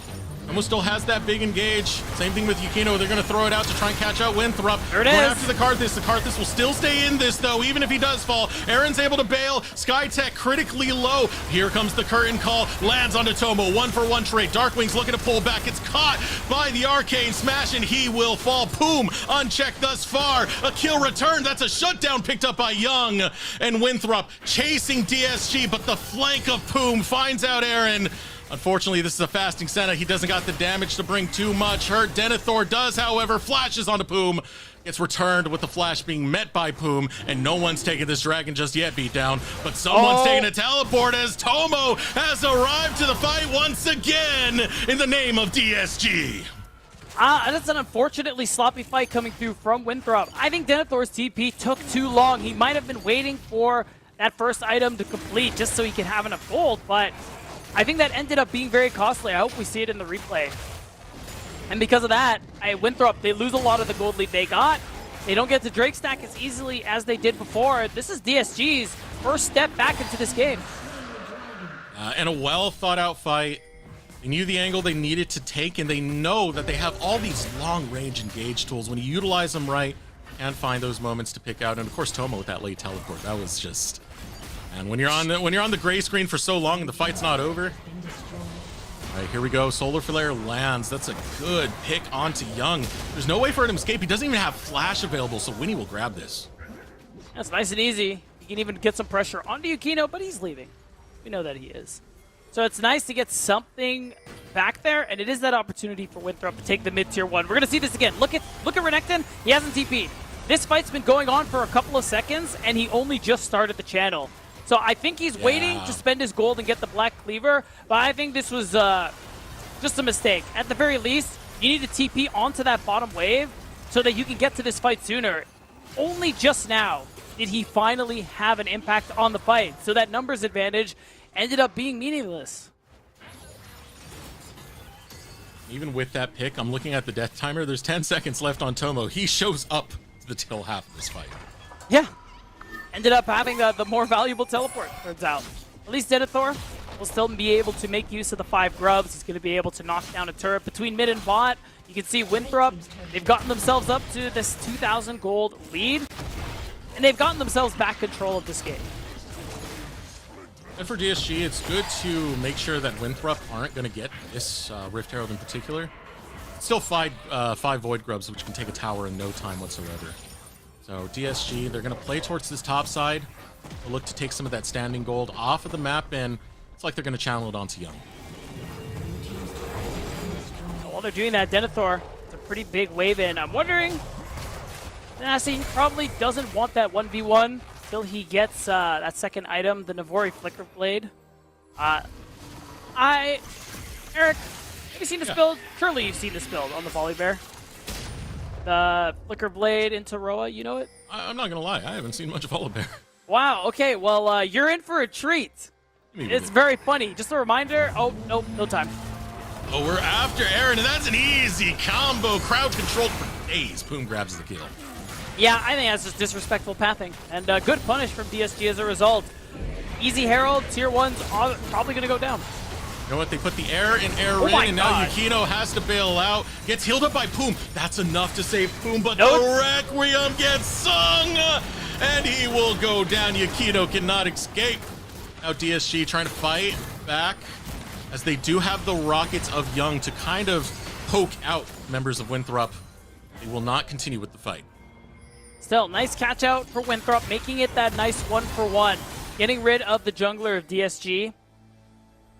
And everyone's just kind of going back to neutral here. If we look at the map, you can see Winthrop, they have mid and top pushed in really nicely, which should give them that opportunity to get a better vision setup on the top side to kind of prep for this dragon in less than 2 minutes. Because they got slowed down a little bit by losing that Infernal Drake, but this is a Hextech Soul, Eric. They want that. Everyone wants that. I want that. I'm not in this game. I'll get it for your birthday. You will? Oh my God, thank you. Today it goes to Winsome. You know, fair enough. I can live with that. So right now, 2K lead coming out for Winthrop University. It's going to be 1 minute and 20 seconds before the next dragon spawns, and we can start seeing where that dragon stacking, which way it's going to lean into. For now, a little bit of side lane setup coming out. ESG going to have the better push, as they can't even get Winnie over towards that top side, so still going to stay neutral up there. Denethor will head towards that side of the map to go ahead and catch that. 55 seconds, dragon setup, just waiting for it to happen. Yeah, I'm kind of looking. Tenacity completes that second item. Yeah. It is. All right, the Roa not fully stacked, but I think that second item is a big deal. Of course, Tenacity is almost certainly... Actually, I can check, I just realized. Yeah, you have the power, my friend. He does have Jack of all trades, which means he's getting a lot of stats already from the 3 items currently in his inventory. And now we can watch him do his thing. Gator versus Bear fights, meanwhile, in the top side. Dragon spawns in 20 seconds, and the first team there is DSG. Put in some deep wards and kind of rotate around both between the mid and the bot lane. Having that inside track in mid, I feel really good for those setups. They already have deep vision. They also have those saplings. Keep in mind, Yukino did build a Leandries first. Those saplings do some damage. Now here comes the engage. They're finding it on Tomo. Shield goes up. Poom trying to help out his bot laner. Will be able to shield out some of that Requiem damage, but it has been sung. So that's 1, 2 ults actually, 3. Winthrop have used a lot of resources, and once that dominance expires, I think you feel good about fighting as DSG. You still have Tomo's ult, you still have Yukino's, and surely they look for this play. Big engage, now looking to come up from DSG. Call the Forge God as well as the Maokai ultimate. It's knockups for days. They're rooted for days, man. You don't take a fight when they have this much engage. Wow, even though they lose the Drake, the spawn timers, they're long enough that DSG can go ahead and secure the Baron, and in one fell swoop, all of Winthrop's early game work is gone to the wayside. DSG are the ones who control the game. Those ultimates you talked about, beat down. They are big team fight, engage ultimates, and they were used perfectly in that fight. I mean, watch this call of the Forge God. Between Tenacity and Tomo, this fight was over before it started. Everything else in the background was just formality. Even that little burn right there, Aaron tries to escape. You cannot escape the inevitability of DSG's team fight, and now it's a gold lead, it's the purple buff, it's all the cards in the hand of DSG. And DSG, we saw in the picture-in-picture, they secured that Baron for themselves, and that's just a massive gold swing right there. We're seeing second items come through for members of DSG, components for a third, and their champs have come online. And once Tenacity gets that last stack, he's going to get the free level from the Roa too. He's an impossible side lane threat already, Eric. And he's just that much closer to that level 16 as well, at rank 3 on his ultimate. Yeah, there it is. It's bear hunting season. We're trying to stop him, but he's too scary. It's a polar bear, man. You mean by bear hunting, you mean the bear is hunting you. I forget what the phrase is. It's like, black, fight back, brown, lie down, white, good night when it comes to bears. Yeah, pretty much. Polar bears are absolutely terrifying. Yep. And for all intents and purposes, that's what Tenacity is this game. All right, Call of the Forge God goes wide. Darkwings will avoid some of that crowd control. He's stepping away from the pillar to make sure he doesn't get knocked up. Rocket Jump will get him to safety. On top of the flash, too. So a lot expended by Darkwings to be able to save his life. But him having to back in that wave coming in means DSG, they're on track to earning more gold. That tier 2 is not long for this world. And you can see the vision setup they have on Winthrop's topside jungle, so it's really hard for them to actually navigate it. Power falling down in the top lane. That is a tier 2. Still got 2 other tier 2s to really work on over here as Darkwings just tries to stagger out some of these recalls. Not going to be looking for any fight anytime soon. Yeah, surely not. There isn't really a fight even to be had, right? Just trying to be a menace. Yeah, okay, they're gone. Baron-powered recalls, you can't keep up that fast. No, can't. Yeah, DSG, they're looking good this game. This team had a really rough week 1, Eric. To be fair, they didn't have Poom yet. They had a sub-support playing for them. And Poom, we know from past splits, he is that big voice of the team. And honestly, a solid support player. So we can tell with their match against TLC that went to 3 games, the difference it made having Poom back playing with them. And you can see what it's doing for them today, too. They're moving around the map nicely. They are team fighting very nicely, and they are just collecting so much gold. You know what? No, I think this is fine. You're losing these turrets anyway as Winthrop, but because you have this Tristana, you're actually forcing it to the point where you have to just go for this race. Yeah, that's exactly it right there. The Tristana takes down towers. Yeah. The blink of an eye. Oh, what's this? Going for the teleport right in front of them. That's high risk right there. DSG, we're looking for the end of the game. Got a few shots onto that Nexus tower. Oh, Darkwing's arriving. It is able to chase him off, but the fight will continue as Tenacity will rip and bear them apart. Does not get a kill. Instead, it's a shutdown going over to Winnie. Skytech's able to bail out. Now you're in that zombie form for the Karthus, looking to set up the Requiem to keep the fight going for Winthrop. Young, he's standing he has in that bush. He's burning down. He's burning down. He's burning down. Denethor knows he's in there. He will chase down, slice and dice, looking for the Q, flashes forward and takes down Young. Skytex turns his attention onto Yukino. This could be a big loss right here because if you lose too much more, the minion wave is up there, dude. As Poom does arrive, will chase away the rest of Winthrop University. Wow. On 2 separate occasions, we almost saw the game end in this last minute span, Eric. And at the end of it, you're really happy about this one if you're DSG, just because even though you traded in Hibs, you have that auto push on the bot side, which sets you up really nicely for trying to secure this next dragon. And you can see it, Winthrop, they're using the Hex portals. They are sprinting to this dragon because this is their sole point. It's something they want immediately. Yeah, they're just ignoring the base. Oh, Tenacity has teleport, man. This is so risky right now. They're still going to be able to grab it. Here comes Call of the Forge God. Engage going to be found by DSG. Teleport's coming out. Tenacity should be arriving soon. Looking for the knockup onto the backline. Denethor's looking to hold tight. Winnie falls. He's still in that zombie form, so can provide damage. Darkwing hops forward with the rocket jump. Finds another. It's a double kill for Darkwings, but he's not going to live for much longer if he stays in this. Has to hop out. And Winthrop, they pressure for the Drake, even with minions in their base, and they're barely able to trade up. That is a good fight from them. They trade Winnie for 2 members of DSG and secure themselves this soul point. And honestly, I mean, props to Winthrop for making the snap decisions they've made this game. Again, this was a good team fight for them on top of getting their 3rd Drake. The fact that they're able to go 2 for 1, you can see Darkwings just free hitting basically this entire fight, who's very strong right now on this Tristana.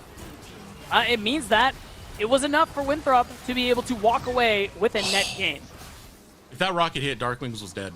Yep. There was one that just barely went by right there, but you can see how risky Darkwings is willing to play, how much in the face, how much he realizes someone has to show up right now to get Winthrop back in this, and Darkwings wants to be that guy.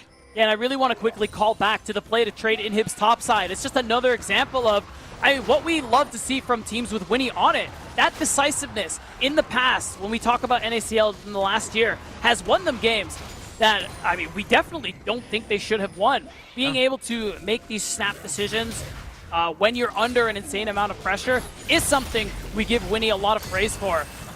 And it's gotten Winthrop to this position where they've narrowed the gold lead DSG have just a little bit. But DSG, they're trying to widen that gap again. This is a big call because, look, no teleport for Darkwings. He's going to be late to this fight. Call the Forge God goes out, able to get a knockup onto 2, but Tomo is holding the line, not allowing anyone to go through. He will be the gatekeeper that allows DSG to get Baron. It cost him his life. Wonder if it costs him more. The Requiem is here to stop the recalls. Yeah, Winthrop, they really want this one, Eric. Yeah, they're chasing down. Darkwings does not land the Solar Flare. Poom's looking to escape, will flash away, gets out from the Zenith Blade. Still more chase going to be found as Darkwings hops forward. Still looking for Poom. Gets the blast out with the R. He will get the kill. Winthrop University, they like their odds in some of these skirmishes. Still not able to get as much as they wanted. Still, I like the pressure, not letting DSG back and getting rid of 2 of the Baron buffs. You're at least somewhat limiting the impact of this Rally Cry Baron buff that DSG have. And man, this is a banger first game, Eric. No kidding. I'm not gonna lie. And Winthrop have been dancing around this bot lane inhibitor being down with high risk but high reward on top of it, right? You know, they still stuck around for that dragon. Didn't lose any Nexus towers. Were able to stick around for that top fight. Didn't lose any Nexus towers. And now it's going to be up in 20 seconds. That's right. The inhibs that were traded are going to be back any moment now. And the big thing that we have to set our sights on, Eric, is the Dragon Soul. Winthrop are 1 Drake away from a very powerful buff. Can really undo the goal that DSG have for themselves and the deficit that Winthrop are in, because that's a really strong soul. So if they're able to secure that one, that's pretty much their ticket back into this game. And DSG, they don't want to let that happen. Not at all, as Tenacity starts up a wave over in this top lane. Rest of DSG dancing between top and mid. We'll get the rest of these outer towers, these inner towers, I should say. 1 more remains before you start focusing on the inhibitor towers. Same time, this is a setup for DSG's favor. If they're pushing forward like this, it means they have control of the map, which means they have control of Dragon. And that's right.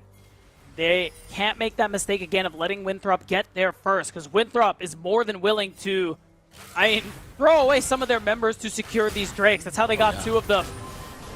But now, it's as you say, DSG making a very strong presence on this bottom side just to ensure that it's going to be really hard for Winthrop to walk through. Again, that Leandries, talked about it earlier, it now is an ornament. So, hey, you get even more of that AP and burn coming through. See right now the fight for mid lane coming out.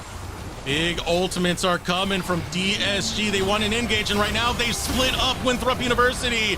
Darkwing still fighting it out on the side. Will poke away at Yukino. Denethor with the Dominus wants to hold the line. Doesn't want DSG crossing it, but DSG still have the inside track on Dragon 7 seconds before it spawns. I will say, DSG's 2 biggest ults are down, and it is a lot of how they've won some of these fights.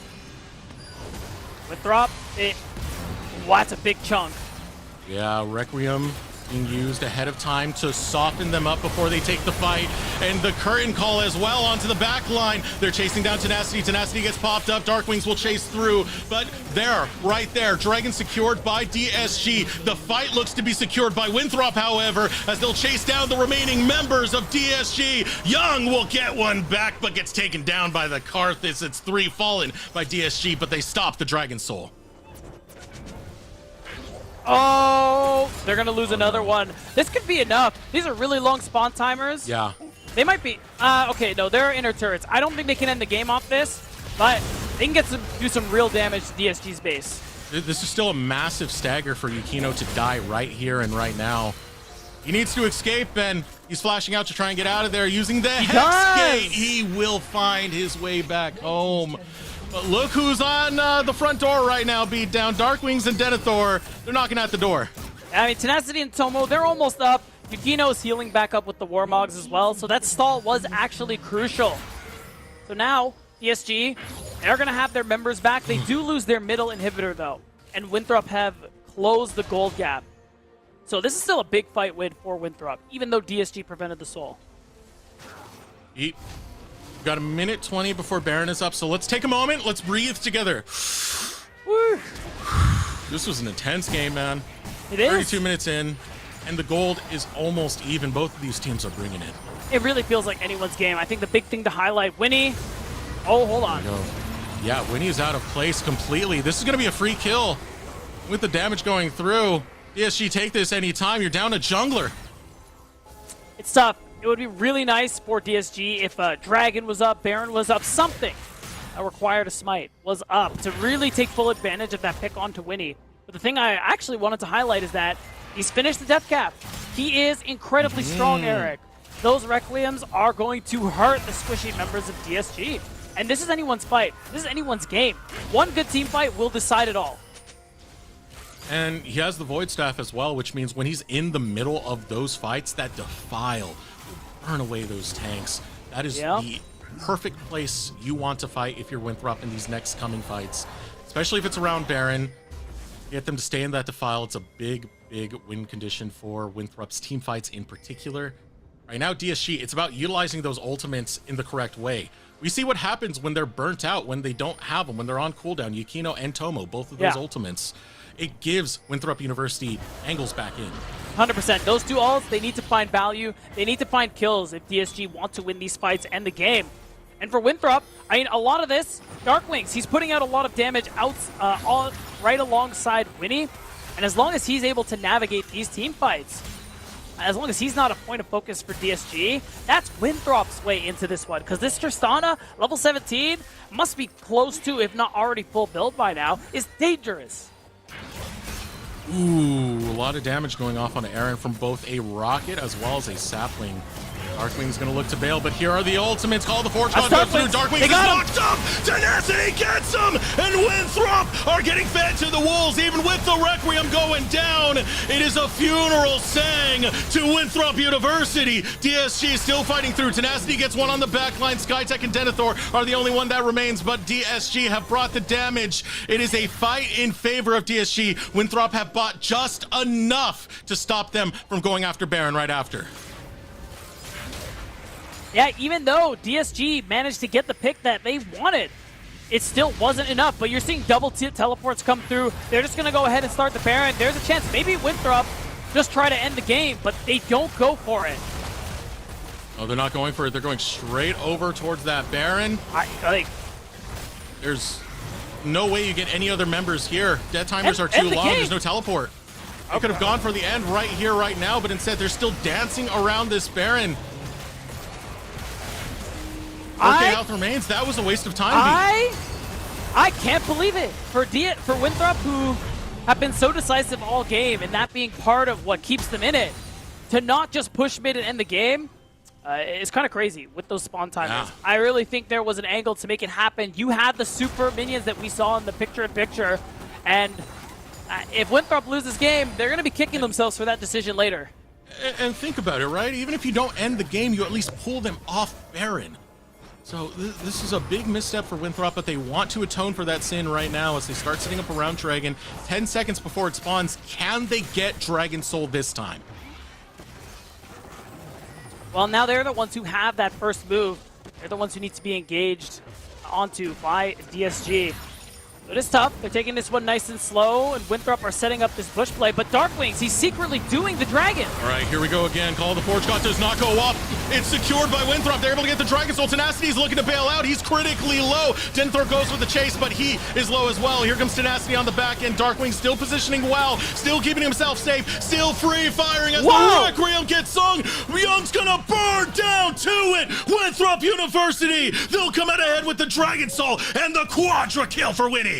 So clutch from the jungler of Winthrop University, and the only downside is that there isn't a wave. Yukino, he's gonna recall, but there is one top. Yeah, the teleports are coming through. These are long spawn timers. I don't think Yukino can hold this one on his own. Once Darkwings gets there, that should be it. Yeah, Denethor clearing out this wave. Still look at those timers. 20 seconds before Tomo comes up, 20 seconds before Poom comes up. Yeah, Inhibitor is exposed. Yukino cannot do much right here, and right now he doesn't have that many defensive stats. As Darkwing starts blasting away on the inhibitor tower, they still don't have minions though. That will be cleared away, so it's not the end of the game just yet, but 2 inhibitors down. Yeah, that's definitely still something. And Winthrop, they walk away with that Dragon Soul, and we're gonna see this fight again. It was a really nice setup there from Winthrop to make it so that the Darkwings could just solo the Drake before DSG getting close. And again, Darkwings, if he is left alone in these team fights, look at this Tristana. He is just outputting so much damage alongside his jungler. And that's led to, wow, 4 kills from 1 ult. Jeez, man. And as cool as the Requiem looks, this all doesn't happen without Darkwings, who is playing with a lot of risk, who's throwing caution to the wind, who's willing to rocket jump forward to try and take down your squad. Big plays, big risk, but it's paying off, and right now, Winthrop, they do have Dragon Soul. I mean, you look at the gold lead, but this is almost 40 minutes in. We don't care about that. Eric, read that number. That's 11.3K, baby. 11,000 I mean, Karthus is normal, guys, I promise. Don't worry, he got nerfed this patch, by the way. Oh. Yeah. You said it, man. He has the Rabadon's Death Cap, Void Staff. This is a lot of damage. Malignance as well. I mean, you get hit by the ultimate. Yeah. If you stand on the wrong spot, you're still going to burn for a little bit more. It's so much that when he brings. Yeah, it is. And we're at the stage that, yeah, this is hard. I actually don't know. Oh, wow. Yeah, the Requiem on its own does 1,000 damage. That's not including the burn from Malignance, by the way. That's on the item. It's a separate thing. And Winthrop are at a point where it doesn't seem like they can lose. With the Hextech Soul, with Darkwings and Winnie as fed as they are, unless DSG get this miracle fight where again, Yukino, Tomo, you take down Winnie, you take down Darkwings. They are the big damage dealers on this team right now. You lose. And you don't need to rush this for Winthrop. There you go, see? Because the lanes are going to work into your favor. But you know who needs to rush it? It's DSG. Teleport in from Tenacity. He's going to find a way in on the flank. He is spotted out. Here it comes. Curtain Call looking for Young on the back end. But now Tenacity has arrived. He's looking for Aaron. He wants to take him down. But there's so much damage you got to get through. So Tenacity has no choice but to bail. Deadly Flourish will not find the snare. Tenacity gets out. Only Skytech going to fall. And that's a pick for DSG. And it's the 1-for-1. They traded Young in the process, so there's still a chance when this next wave comes through that they can just take this turret. Again, Eric, the big ults, the big wombo combo of DSG is expended, and now DSG, it's too hard for them to fight. Double inhibitors, triple inhibitors now. Double super minions is what I meant to say. That's a lot of minions that are going to be marching into your base. That's a lot that Winthrop have in their favor now. It's not just the Dragon Soul. Baron spawning soon. A minute after that, you'll have the Elder. You have a base that's just ripe for the picking, so it's really the pick of the litter, Winthrop University. Yeah, we're getting to a point where it's definitely going to be Elder Dragon, Eric. That's what it's going to come down to.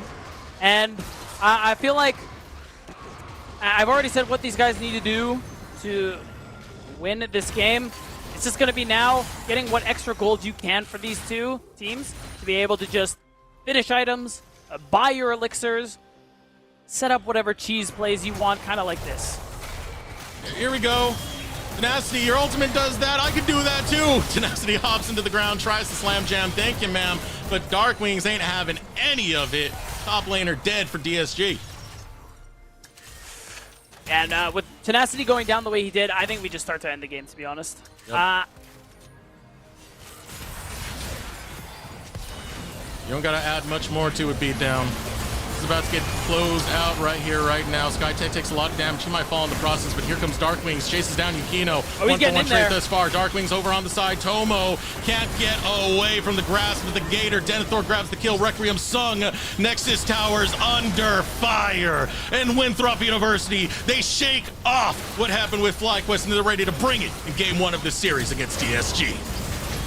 And what did I say, Eric? Winthrop against FlyQuest, not showing what they were fully capable of. A win against DSG to start off this series, and a really long win as well. Yeah, that game went out for a while. It was hard fought from both squads. You do see those moments of brilliance, but I think the player who really did shine out the most, I got to bring him up right here. It's going to be Darkwings, man. Angles willing to take onto this Tristana. And the risk he was willing to take by rocket jumping forward constantly. Yeah. There was a lot of times where he should have went down. You saw the Corky missile just go right by his head, but he escapes by the skin of his teeth time and time again, and he puts out a star-studded performance for this game 1. Yeah, I think Darkwings had a good performance, and honestly, like, again, Darkwings on Tristana, he's just a different man. Like, he is a force to be reckoned with, and that just kind of raises that question. We're in full Fearless, Eric. What else has he got for us? Obviously, we know he can play a lot of champions, but man, if he can have that same impact he had in game 1, I think we're having an early night. It's a great performance coming out for Winthrop. Finding a little bit of redemption, but it's not done just yet. You got to win 2 games if you want to take the series. So we're going to throw it over a short break. For return, we'll get into game number 2. Winthrop University versus Disguised.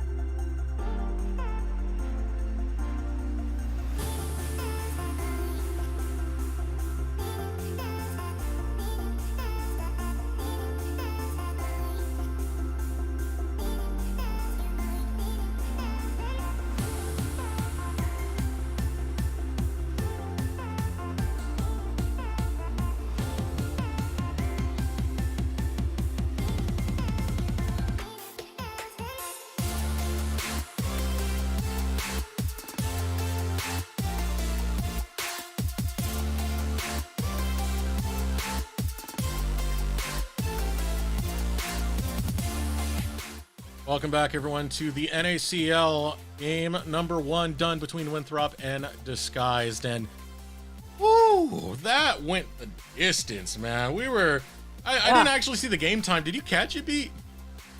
I want to say like 35 minutes or something. It's definitely one of our longer games so far. 41:53. That's the official time. Yeah, it went long. Surely that's just our longest game so far in the summer. Because that was intense. I mean, if you're Winnie, you're kind of chilling. You want games to go long on Carthage. You just want to press R and watch them all squirm in pain, and you didn't have to actually do a play, man. But bringing that up now, I mean, Winnie did do a lot of active plays, especially in the bottom lane. I did want to touch on that because these 2 early dives, even the level 1 one on the Carthage, they worked out very well for Winthrop. That was pretty funny.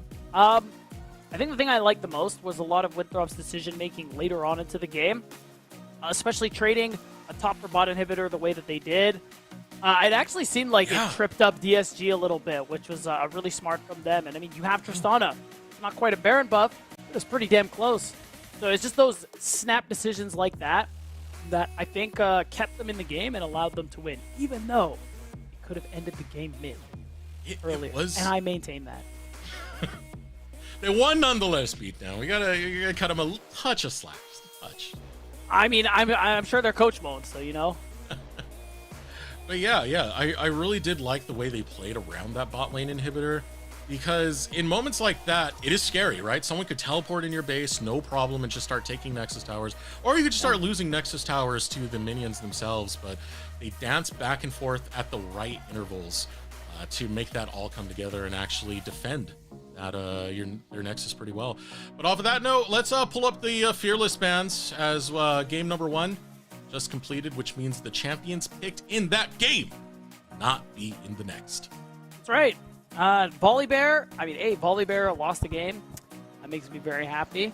And then now we won't see it for the rest of the series. And yet none of these champs, of course, aren't available for either of these teams. Darkwings is immediately who comes to mind, who again, we know he was a big mage player, still probably is, but the Triss was what he was so good at this last year and a half. So now that that's out of the picture, what else has he got for us? I mean, he has played Hui. That was also in the FlyQuest series. But again, it's hard to use that series as a good measure of how good Winthrop was, because you're going against last season's champions as the new kid on the block. That can be very intimidating. Winthrop is a team I was expecting to get better with time, given their strength of schedule, but hey, they're still showing moments of growth right now as they kind of shake off that FlyQuest game that they had earlier and show pretty big moments in this DSG one. Now going forward, Beatdown, what do DSG have to do to find an answer to it? I mean, it's less about the draft and I think how gameplay turns out, because I think there were a lot of moments where DSG should have won that game. And we'll see what they draft in order to do that. As there it is. We have pick ban for game 2, maybe our last game. And if that happens, it would be an incredible bounce back from Winthrop University, considering again the demolition that was their first match against FlyQuest. Was it hard for you to kind of rank Winthrop among the other teams? I want to throw that out there because St. Louis University did beat Maryville in the finals of CLOL. So this kind of puts a little bit of a higher expectations on Winthrop as a squad. I know Surdy was part of that, and that does play a huge factor, whatnot. But if they're able to take down one of our more bigger rosters in Dragonsteel, at least the earlier iteration of that, it makes me want to place Winthrop a bit higher. I think without Surdy, I think Surdy was just too valuable for that SLU roster. Where it's really hard for me to really talk about their win against basically the majority of Dragonsteel. I believe Niles was playing during CLOL. So I still think Winthrop overall, probably a more middle of the pack team. Won't break the top 3 is my guess, but definitely not bottom of the barrel. Like I have them above like Blue Water, AoE, things like that, right? I think the rest will just come if they can actually demonstrate how heavy those hands can be. As the first pick now comes in for DSG, they're going to go straight for the mid lane. There was no LeBlanc ban, so that's the first lock-in. Wow, it's the immediate Lucian grab, which now we know as of lately could be Lucian mid lane. but it's been a long time since I've seen it into the LeBlanc, so especially Young's LeBlanc. Because Young, we were kind of talking about it earlier, this may have been actually pre-show, but I say this a lot whenever Young is on the broadcast and on this champion. Last split, when DSG were on the struggle bus, this was the Young pick, where he said, guys, I'm just going to solo win us this game because we are struggling. And his impact on this champion is insane. And yeah, I mean, Young is one of those players who we want to see potentially break into the conversation of top mid laner in NACL. It is pretty funny you bring that up because it is his second most played champion, at least as far as tier 2 has come. He's played this champion quite a bit. First most, going to be Azir. So very comfortable onto this champion. And speaking of comfort, Yukino is going to have some comfort now. You talked about it. The first time we saw Yukino, it was a lot of those fighters. Xin Zhao locked in for Yukino. Right, and this is one of the champs that he had a lot of good performances on. So we're seeing that one locked in. Wow, they insta lock in the Camille there for Denethor. So this is interesting. Overall, for Winthrop's side, you see the Lilia. Partially, you feel really good about it because champs like Sedge are banned, Nautilus is banned. You really don't like hard CC, but I still think it's kind of early. I think there are still plenty of options for Poom to try. Poom and maybe even Tenacity to pick these champions that have a lot of CC, and they'll make Winnie's life hard. Denethor being on that very, very early Camille. When we saw Denethor in a lot of the promotions, Camille was a champion that Denethor was very, very capable on. Yeah. Making heads turn and really standing out among the top lane pool. Got that comfort right there. I'm very interested to see how the Lilia will play out. Next man's coming in. They're targeted towards the top right now with both the Jax and TF. Responded to Jinx and Poppy, who moved off the map. Wow. So that is, I'm glad you talked about the Camille too, because I think that's a good pick for Denethor because, as you said, he's comfortable on it. But I think it's good recognition from Winthrop too. I mean, they need CC if they want to deal with Winnie. And if they do it in the top side, that usually means a tank, which Camille is very happy to play into. So I think you're really setting up Denethor for success, especially with the Jax and TF man. And it's a good answer to lock down some of these harder to grab squishies that we have. You know, LeBlanc can't distort out of it. Zeri can't just hop over a wall, you know? It's a pretty good lockdown if you want to find those assassinations. And if you're going to have that level of lockdown, that's Misfortune locked in. We talked about it earlier. Oh, yeah. That Aaron's been playing it a lot in solo queue, will be showing it off on the stage. Yeah, we saw it in the previous series, right? Where there was a lot of pressure on the MF in those games, where so much CC canceling the ult constantly. I don't see very much of that happening with DSG's comp so far. And with Tenacity kind of throwing the gloves down with the Fiora, and again, not a whole lot of CC to play for it. Immediately, we see DSG. It's less about 5v5. It is more about split pushing and what you're going to be able to do in side lane. They're going to have a lot of side lane control if Winthrop aren't careful about this one. And if they do, it's hard to really respond to it because the Camille Fiora matchup, very, very volatile, man, and can swing in the blink of an eye. One more pick comes in for DSG. They'll start getting their engage going as they lock in the rel. Final pick for Winthrop University. Let's see what they go for. Finish off this draft. It's going to be Rakan. They're going to get some lockdown and engage. And again, that bodes really well. That mixes really well with that bullet time that we have on the Misfortune. Yeah, 100%. And you have even the Lilting Lullaby from Winnie. It's just about this big wombo combo between Aaron and also Darkwings, really, because you also have the culling. You know, they're both just shooting their guns from a really far distance. So I think the front to back, immediately, it looks great for Winthrop University. And DSG, I mean, therefore, without the Fiora, it's okay at fighting, it's okay at skirmishing, but there's a lot of pressure on Young to do what LeBlanc does. Go over walls, go for these weird angles over terrain so that you can blow up a carry and threaten them that way. I do think that's one thing that DSG have in their favor, is they don't necessarily need to challenge straight up into these 5v5s. You don't have to walk into what Winthrop want. You can just play towards the side lanes and keep them split up. You have very strong side laners drafted so far. Yeah, but playing only to side is kind of tough, and that's why split pushing hasn't been the biggest strategy in League for a really long time. There's just too many other valuable resources that you would usually want a team fight for. Baron, Dragons, and things like that. So that's kind of how Winthrop can force DSG to walk into them. You get early Drakes.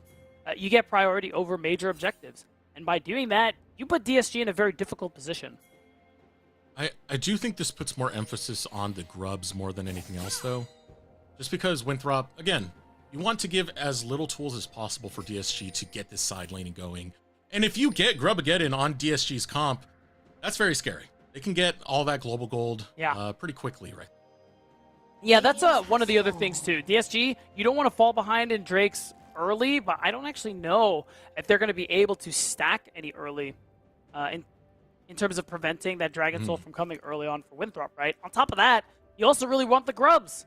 Yeah, it'd be great for Tenacity and Young if they had them, but what happens if you early focus grubs and it ends up being a trade for Drake? Then Winthrop, and they're starting off exactly as they want. And there's always that extra little caveat that, you know, it's nice to have the grubs, but you also got to be pushing the waves. You also got to get to those towers to utilize them. Dragons kind of hold value off of the fact that you just get the stats, man. Now, just a little bit of poking, skirmishing going out between our two bot lane duos. Yeah, which is fine. I think early bot prio would be really nice for DSG, and wow, they really want to fight. They want to fight over this. Ignites are being used. Boom has to run away, but same thing with Skytech, who did burn down to about 200 health. Same thing with Boom. Just exchanges going out. Summoners burn early. Yeah, they are really fighting it out at this point. I think Poom perhaps waiting for the cooldown on his W to come back. Maybe tries to crash down on Skytech. See if you can get his flash out. Take a look at the jungle pathing in time. Ooh, Dark Lanes. Let's chunk that. Apparently, we're just fighting in all lanes right now. Just trying to scrap it out. Regardless, use all of the health bar. Looking at that jungle pathing, we're going to have it opposite ways. Winnie will be finishing up over by his blue buff. Yukino is headed topside. Yeah, I just noticed Dark Wings is also running the electrocute, which, I mean, makes sense. You can basically trade rune for the most part into LeBlanc. But when Yukino shows up, then the trades get a little more lopsided. Yukino trying to get presence in the game. As Young goes forward. Ethereal chains, they lock you down, you dash at the wrong time. That's good crowd control for Yukino to try and accelerate the jungle duo. As we said, he is clearing over towards that top side at the moment, where you two have a pretty hard push coming out from Tenacity. Yeah, and overall, and again, Winthrop, when it comes to 5v5, especially later on into the game, their comp looks really good. Especially, I just remembered an interaction too with the Lilia ultimate. If Winnie sleeps multiple people and Aaron uses the ult doesn't wake them up, which I don't think they changed that, and it's still crazy to me that exists. God, getting smothered by a pillow. Basically, and for whatever reason, you also can't move. Yeah, gracious. Yeah, that's a pretty gnarly combo. They're able to find that type of setup. But again, I don't think DSG are going to be actively angling themselves into scenarios, into corridors like that. They have to make sure that Rupp doesn't actually guide them over there, as Denethor is going to get the flash out of Tenacity. We did talk about how volatile this lane can be. Giving first blood early is a lot given up between a Fiora and a Camille. Yeah, 100%. The flash being blown, Tenacity has to back in a pretty awkward position. Don't know, I didn't quite see if Denethor was able to get a lane freeze, but still, that's something Winnie could look to punish. For a champ that wants to scale and play into side lane, if you start falling behind on this Fiora, that feels really bad. You know, hiding in the fog of war, doesn't realize there's a ward right there, so he is spotted out. His attention back towards the bottom lane, and so far, not really finding too much to interact with. Look away a lot of the priorities going. You know, shoving in pretty hard is going to be Denethor towards his top side. And again, this is a lane I was going to watch very, very closely, because I do want to see what we can get out of Denethor, if it can match that expectation, that caliber that we had seen back in the qualifiers. Yeah, and he definitely has an opportunity to do so. And much like how Young can go around terrain, can take a flank angle and try to isolate 1v1 a carry, Denethor can do the exact same thing, especially playing against someone as slippery as Zeri. That Hextech ultimatum is something you definitely are really excited to have on the side of Winthrop University. No angle at dragon stacking just yet. No one really going for that setup just yet. I don't expect DSG to put too much pressure over there. I would still like it very early if they are able to try and stack up some of those grubs. I know it's the conditional that you have to get towards those towers, but still pretty nice in terms of taking those conditions. Winthrop University, you will get the first pull onto the dragon. Yeah, I mean, considering the pressure mid and bot, I think it's pretty easy. And with DSG's cryo on the grubs based on having this Fiora in the game, I think both teams are chill with this trade for the most part. It only becomes a problem for DSG if Winthrop Dragon stack very quickly. And from that last game, I mean, they did take their time getting to this first dragon, but I imagine that is going to be something they want to pursue just because it forces DSG to try and fight by their hand. Yeah, and even though it's not as perfectly synced as we want, it is going to be a trade for trade. Difference is Yukino will be able to steal away some camps. Rob them away. How mean. It belong to you, Yukino. Wait, really? That's your response? Don't do that, that's mean? It's me. Alright, man. Bad guys do that. Only villains do that. I say that all the meanwhile, you see Winnie stealing the Raptor camp and has to deal with that. Yep, there he goes. No Raptors. This has got his red buff. And no criticism for Winnie. Interesting. Caster's bias? Thoughts? Twitch chat? What do we think? You know what? Can we start a poll? Can our mods start a poll? Is Eric biased? Yes or no? I think that's great, personally. No. Especially because people have been watching me for a long time. They know what you're about, so they know my C-Law bias on a certain team, so no, we're not doing that, B. Well, I mean, it's not up to us. I put it out there. We'll see if the mods are interested. We're members of SLU. Come on, that's... PSG, they're setting up into the bottom lane, and smart move by Aaron and Skytech. They feel something's up, so they just back away from that tower. And those, you can see, not a whole lot's going to come from that move. Now Yukino has level 6, has access to the Crescent Guard. So this is a moment where this mid jungle of DSG honestly feel really strong and can fight. So I like that he's looking for these plays. And hopefully he's going to be able to find them later on. Right, this is where we start begging them to fight. Literally, you read my mind. This is why you're my goat, Eric. These guys aren't fighting. Hit each other. Come on. Do something. Stop staring. Literally like poking, it's like poking an animal. Like, hey, come on, do something. Jeez. Maybe that's mean. You can reframe that they are sleeping giants. Ah, yeah, there you go. I mean, that sounds dangerous, but yeah. Would you poke a sleeping giant, Eric? No. Yeah.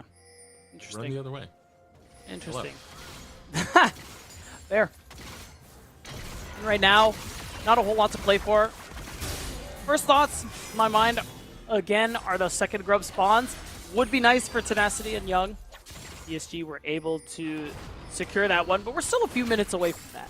Right now, we're just seeing Skytech look for an angle that's been spotted out like from miles away. They've been knowing that he's there. Good vision from DSG. Just hopping out of lane, but as you said, that vision is just all over the place. So Yeah. regardless of what angle Skytech takes, he will be spotted out. Now looking over towards his top side, Winnie looking to give some intervention for Denethor. As Tenacity's in a bad way, steps away, doesn't get caught. Looking for that wilting lullaby. There's the first blood found by Winnie. Dead asleep is Poom, but now able to rejoin the fight, rejoin the fray. Yukino takes down Denethor for a 1-for-1. And still, it's a nice find there from Winthrop to be able to get Tenacity off the map. Just because, again, this Fiora, I mean, the hope is that you play really strong into side, but getting taken out like that is definitely, it feels bad there for Tenacity. And, I mean, I know we're chasing, but that's a Lucian Poom, so he was always fine. Catch that? But hey, maybe you just might catch out Skytech, only temporarily. A lot of mobility on that support as well. And Yukino's here. Oh, there you will go. have to flash through if they want to find a pick, and it's Skytech who pops the ultimate. All the meanwhile on the top side, Denethor Winnie taking it to Tenacity as DSG try to invade the jungle of Winthrop. And so a lot of pressure, especially onto Darklings in that mid lane. I like it because it's going to basically get that fast track to 6 grubs. DSG, unless some last-second miracle engage comes through, it is going to be that Grub-ageddon. What is Eric? Grub-ageddon. DSG, they have it. They got side laners. Winthrop, you better watch out, man. Those towers, don't leave them alone. The thing is, I don't think they will.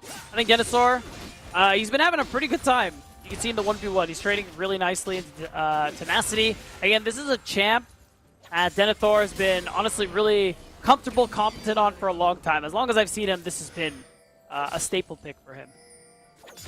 Denethor has always been pretty incredible on the Camille. Back in his like true CLOL squad of Winthrop, so definitely a champion we saw a lot of. While some of the qualifier teams that Denethor has been on in the past, prior to when he was on Winthrop, Camille was still a big part of his champion. And now the next Drake is spawned. Oh.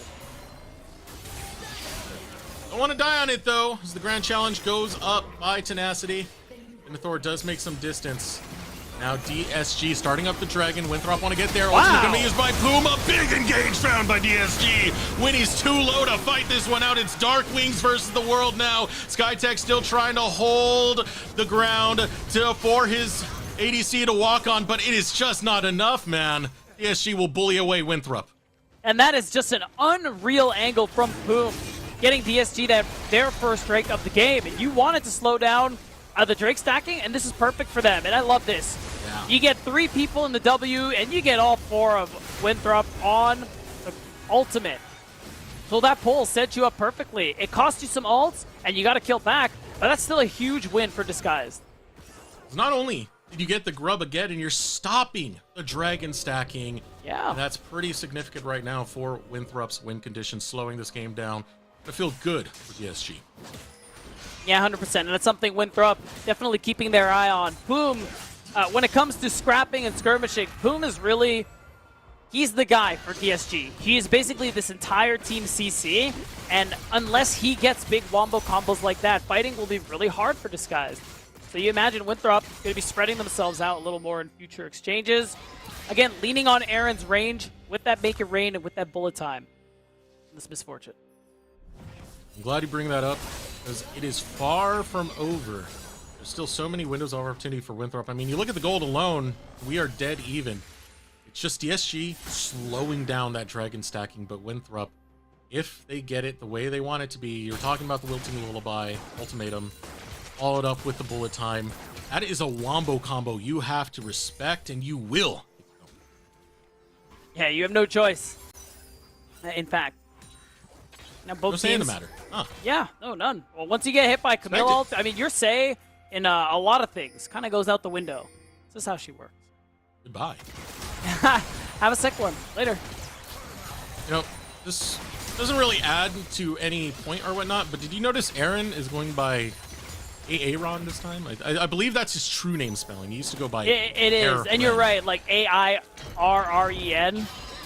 I don't know. I guess he just thought, you know, this is my name. Might as well throw it in there. I actually know the story of why he went by Aaron before. The Aaron Because it's his name? No. It's because someone already had Aaron. And he was just like, well, I still want to be Aaron, man. So, hey, respect. For those who don't know what I'm talking about, it's AIRREN. That is the other name. Because someone had his Aaron. It happens, man. I bet that guy's name wasn't even Aaron. But, right? yeah, it's disgusting, honestly. But what really matters here is that Winthrop, they win the Herald. Young takes advantage of that Grub-ageddon. He ends up getting first brick by taking down that bot tier 1. And, I mean, that's at least the nice thing DSG can play for. It is going to be a little easier for them to try and split and take advantage of when Winthrop overcommits to one side of the map. Either Tenacity can do it, Young can do it. And that's a lot of ways if Winthrop aren't careful, and DSG can get a lot of gold. This is one angle of attack for Tenacity. He follows through against Denethor. Hookshot comes out, and Denethor is safe. Boom was waiting in the wings alongside Young, and they will wrap around the tower. He needs to recall fast, gets interrupted by Young, but Distortion has a cooldown. He's trying to find this, and again, Yukino steps in. Denethor, he tried his best to escape, but the door was shut, and DSG will take down the top side. Really nicely done for DSG, even though the empowered recall was there because Denethor helped with the Herald. It still wasn't enough time for him to get the back off. All right, here we go. Skytech looking for the engage, able to get it. Will find it on Tenacity, the first one to fall. Poom and Yukino staying in on this.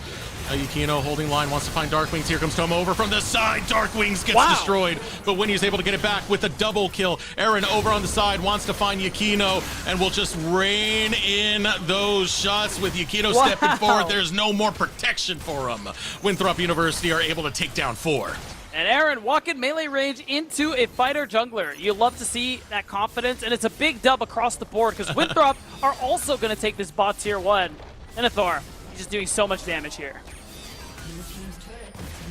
And I was going to say that Tenacity has been creeping up on Denethor more and more. That solo tower gold, especially after this death, gonna feel good.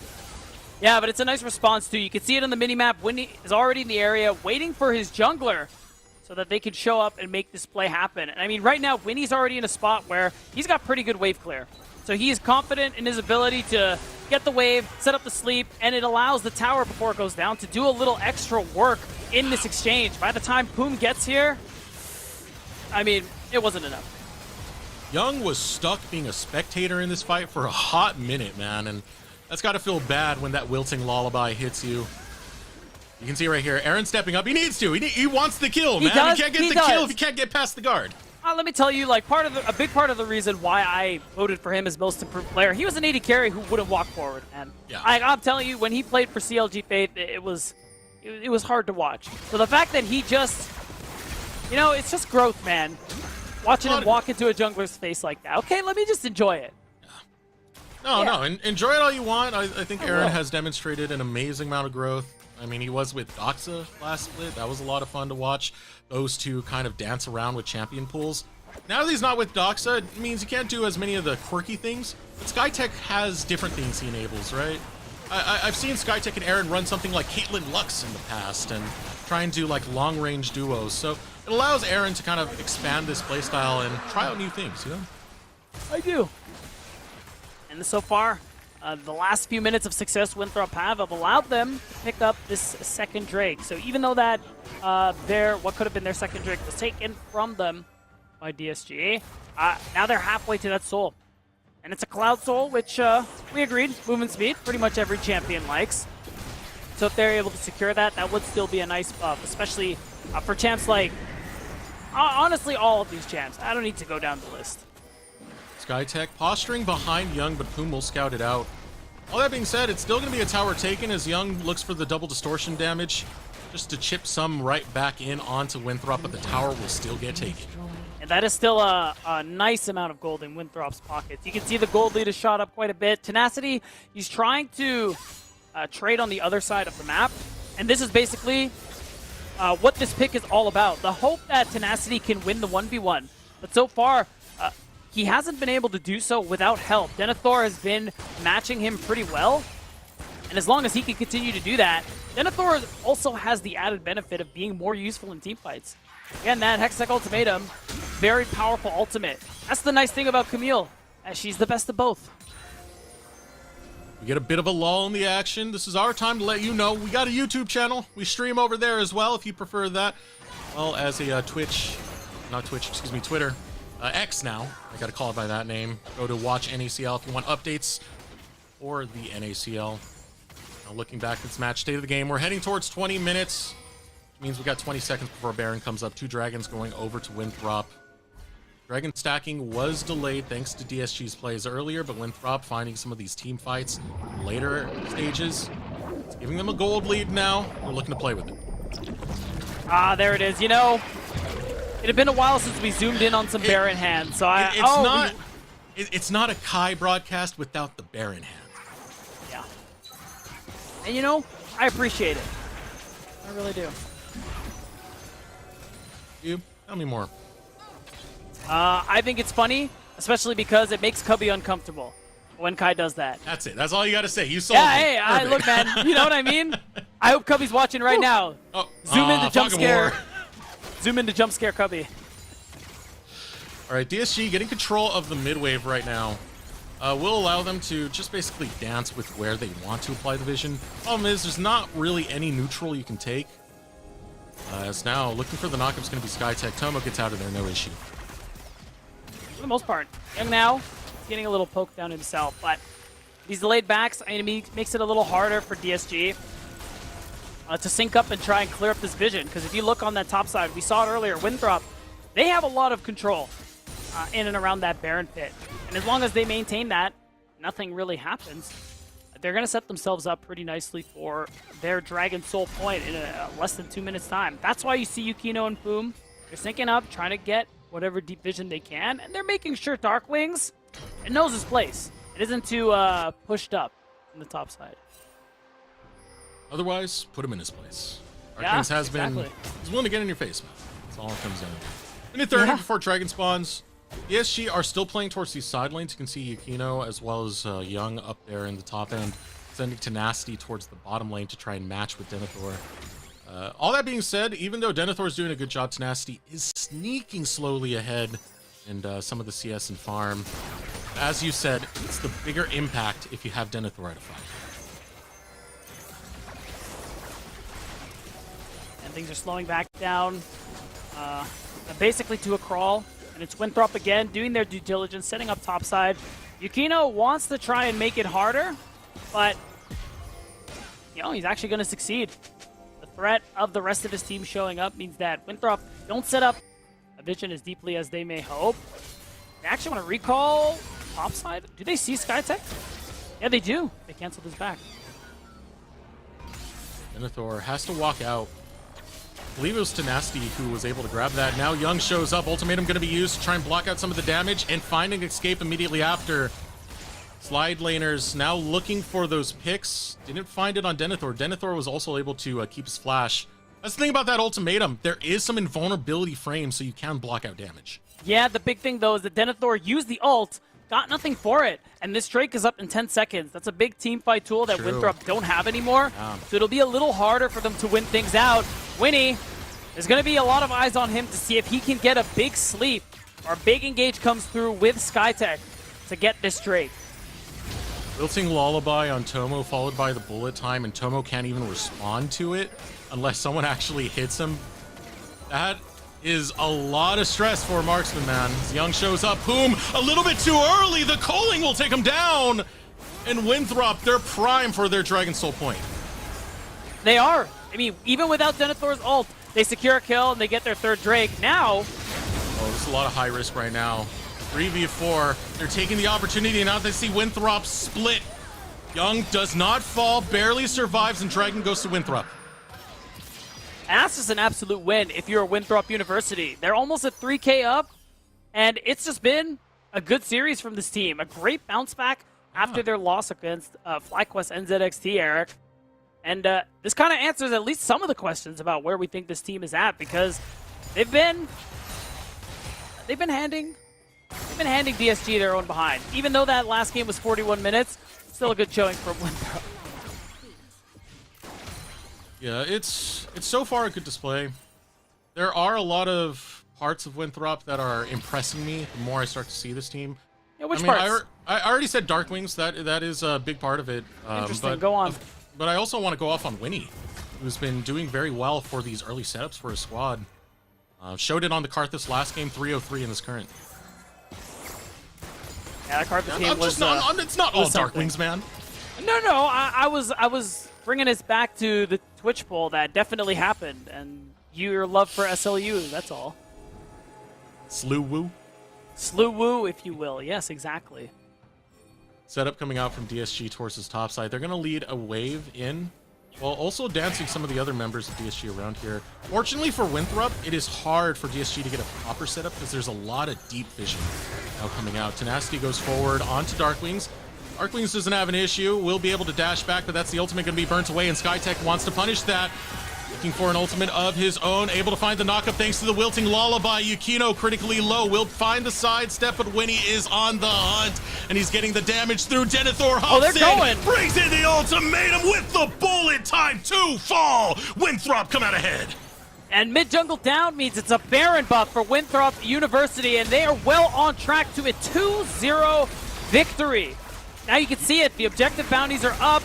Puma and Tomo are here, but I don't see a world where they save this. They feel way too much pressure. They want to go for it. Tomo's going to go in. He wants to change this outcome with a triple kill. Tenacity with the cleanup. It gets secured over to Winthrop, but Disaster as an ace follows you, and Tenacity sticks the sword into his heart. I apologize, Tomo. I was not familiar with your game, because what the hell was that? Big clutch from the AD of Disguised. And it's the angle there from Poom. He gets all 5 in the Magnet Storm. And the AoE damage coming through from Tomo's autos when he ults. I mean, he was putting in work. So much damage. It could have only been better if they scored that Baron at the same time. But man, I'll take an ace any day. Tenacity waiting out that last kill. But what a display from this bot lane of DSG. Tomo and Poom.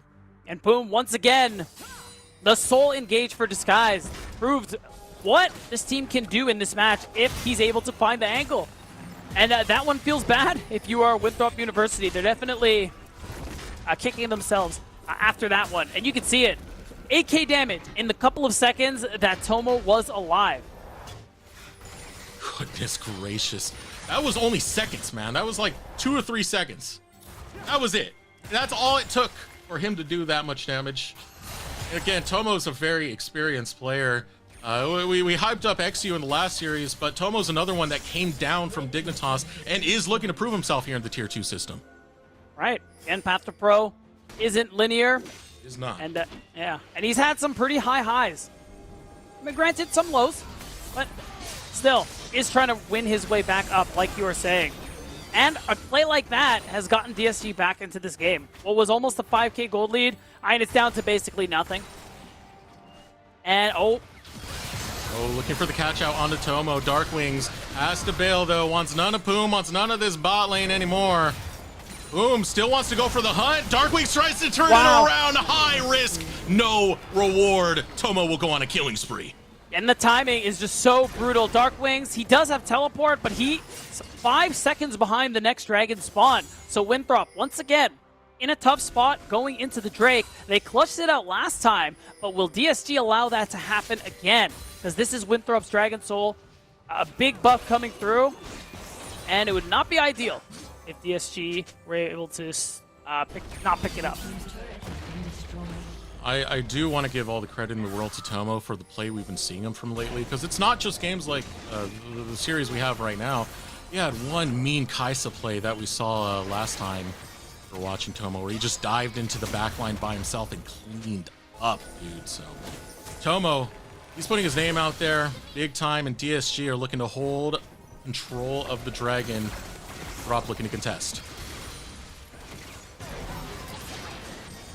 Again, Darkwings is here now with the TP. Denethor, he doesn't quite have teleport, so he's on the other side of the map. Winthrop, they just want to stall. They don't actually want to start this one just yet. I wonder if they want to see how much Denethor is going to be able to get. The wave is low. Hey. I think it's just nothing. Yeah, it's just a simple pill away. And this is an easy Drake. This is Dragon Soul going over to Winthrop. ESG, they don't want to fight over it. They don't want to contest it. They feel they'll lose too much if they take a fight on those conditions, especially with Young being down. So easy pickup, Dragon Soul, Winthrop. Props to them again. That's twice now they were at a disadvantage going into this Dragon Soul fight. Now and they managed to make it happen anyway. Let's see. Oh, it's the TP that ended up getting canned. I mean, that just feels bad, man, but well played by Denethor. It's Denethor's champion, the Camille. Yeah. You gotta hype it up whenever you see Denethor playing it, because he looks phenomenal on this champ. May not have the best scoreline right now, but it's plays like that give Winthrop leads. It really does, and being unsure of how soon Denethor's teleport would come up, as it was very close. That was enough for DSG to just immediately back off. And just like that solo in the top side got Winthrop their Dragon Soul. And that's a lot of move speed as well with the 3 Cloud Drakes on a Misfortune. Hey, look at him. I'm just looking at that, 560. Oh my god. Rolling around at the speed of... didn't want to get... I know, yeah, careful. I'm sure Crush 40 are the chillest guys ever, but you know, their record label, maybe not. You see how fast Aaron is. He zips and zooms around. Now Denethor versus Boom happening in the jungle. Denethor thinks there might be a little bit more behind Boom, so he's just going to bail. There isn't a whole lot really to fight for right now, I think. Oh, maybe with a kill. Yeah, looking for the Wilting Lullaby. They'll find it onto Boom. Simple pick right there, and that's the engaged down for DSG. So this is going to be Yukino fed to the Wolves. There's nowhere else he can go. 2 easy picks for Winthrop. And that's huge. I mean, this mid-tier one that's been up for a while, it's going to be pretty easy for them to take it down. They're going to be able to take this mid-tier 2 as well. Just wait for this next wave, and it's going to end up being pretty easy for them, especially with Denethor. He's pushing that bottom wave as well. It's going to have to be answered very soon. And that will give Winthrop the chance to push out top, push out mid again, and try again for this mid inner. Clearing out camps in the bottom. They'll get the red buff for themselves. Wave crashing over in the top lane. Baron will be spawning in the next 5 seconds, and Winthrop heads straight into that position. Yeah, double marksman. It's gonna go fast. And a Camille. I don't know if they'll get there in time. Yeah, I mean, you don't have your jungle. This is taken. It's going to be a 4v5 if DSG stick around, and Boom's already gone. Young's looking for the double distortion. Can't find much. Skytech will finally fall, but Tenacity is by himself. Denethor goes in deep. Gets the pick on Atomo. Will take down Young as well. Denethor, man, he's got a bone to pick with this squad, and he's able to get a double kill off of it. And what a bounce back from Winthrop University. I mean, look at these spawn timers. Winthrop are going to be able to close the game here and now. And in a 2-0 fashion, no less. 2-0 to close this out. Winthrop University. Again, 4 members of this coming from the CLOL Championship. They kept Denethor from the original Winthrop roster. Yukino trying to defend his base, but you can't do it anymore. There's no more legs to stand on.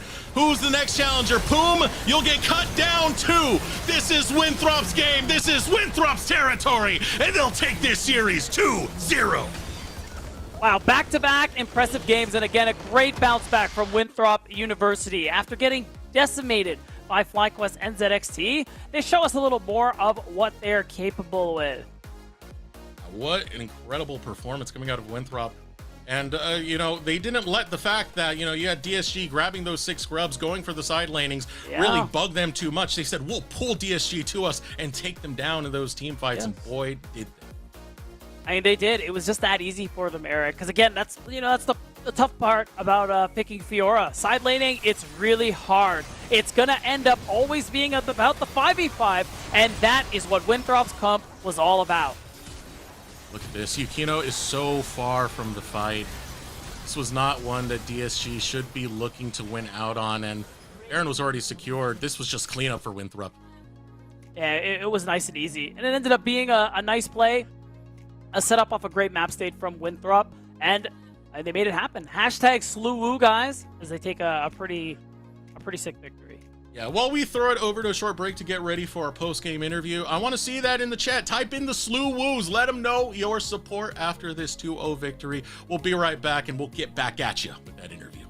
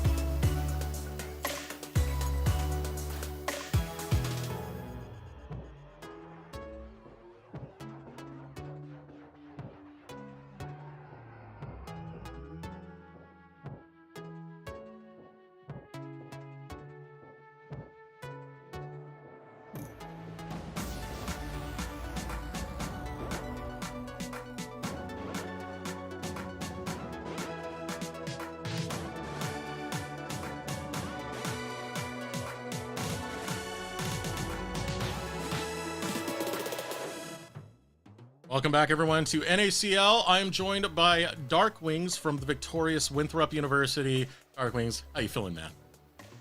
Feel pretty good. So it felt like it was a bit like rough games, but I think in the end it was like mostly clean.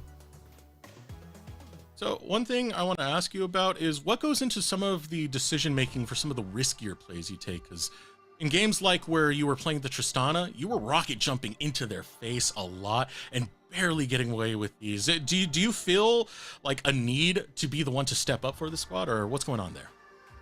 I mean, yeah, I feel like all of us as a team, like we all want to like step up and be the difference maker in certain games, and I did too, for sure. Right. Coming off of the loss that you did have for FlyQuest, how are you guys feeling after that? Because again, that's a very, very tough team to go against. It's last year's champions. Was it just dust yourself back off? It's okay. We're gonna take these next series. How'd you guys bring yourselves back up? I think after the FlyQuest series, we were just saying like, oh, like that didn't even like feel like a real game of League of Legends. Like we weren't like really playing.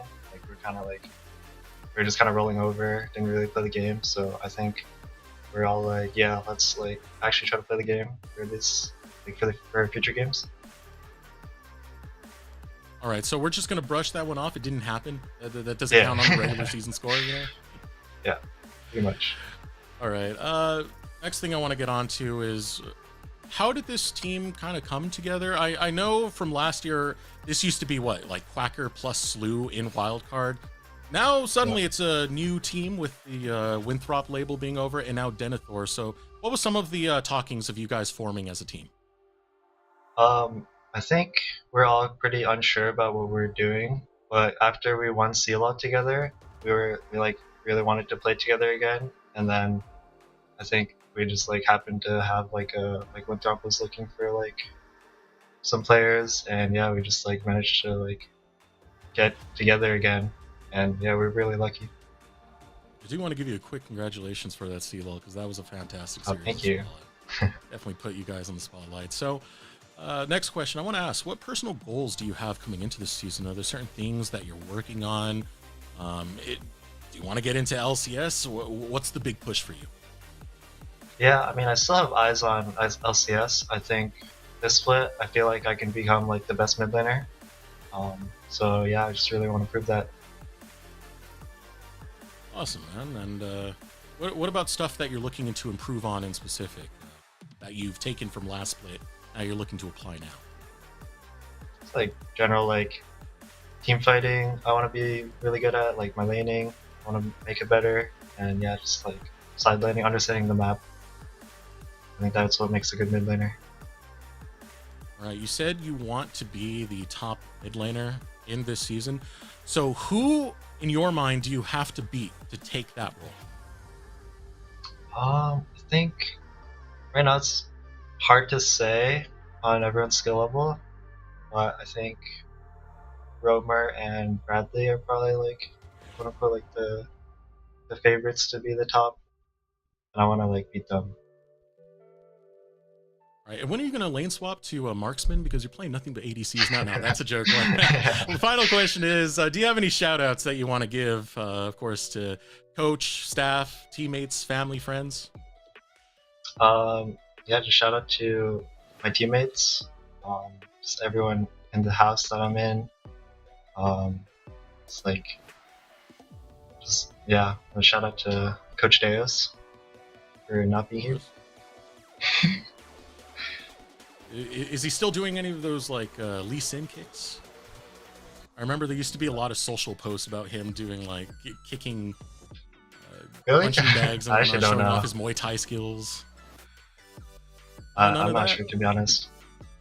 Step it up, Deos. Come on, man. Anyway, we want to thank you so much for taking some time out to have this interview. Congratulations again on your victory, excuse me. And we'll see you again next time. All right, thank you. I'm gonna pull Beat down back in. Beat, the day it's been, man. It has been a good one. I thought you were going to go somewhere with that, but you're right. We had some pretty interesting games.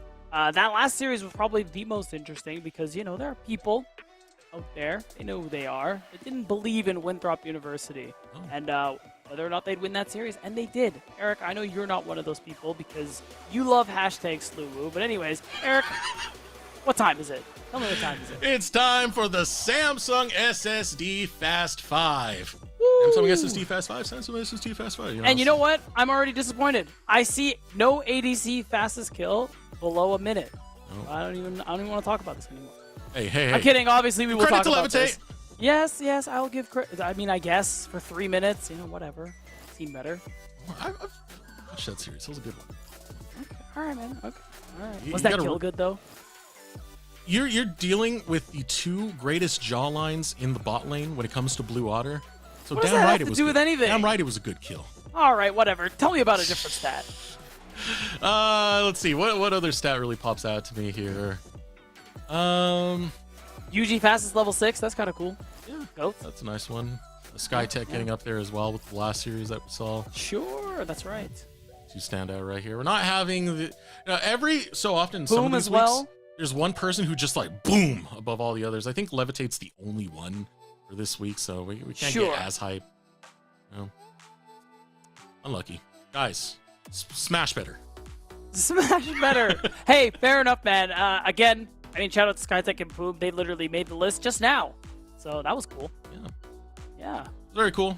You know what? This broadcast is cool. NACL is cool, man. I always have a good time when I'm up here and seeing a lot of the teams that we have play through the regular season. Of course, full Fearless now taking in effect, which has been awesome. For those of you who don't know, last season, it was only if you picked a champion, it was banned from your team. Now it's banned from you. So it's making for an exciting season coming up, especially with some of these results you have. Any closing statements before we close out? We're going to be rating NACL 2 because the qualifiers are going on right now. So stick around and find out who might be playing in the next promotion tournament, trying to fight for a spot in the NACL. Woo! Don't forget, if you want to support these teams, you can subscribe to the Twitch channel. Some of the proceeds do go to the teams themselves. If you want to give us any other support, go ahead and follow any of our socials, such as Watch NACL on X/Twitter, or even NACL right here. Even giving it a follow is good enough. We want to thank you all for joining us. Be sure to tune in next week because that is when we have what beat down? Our money matches. Big money matches. So it's going to be hype. It's going to be extreme. I'm definitely going to want to watch every single one of them. LCS is not even on, man. You got no excuse. Be sure to tune in here next week for the broadcast. Thank you for joining us, and we'll see you next time on NACL.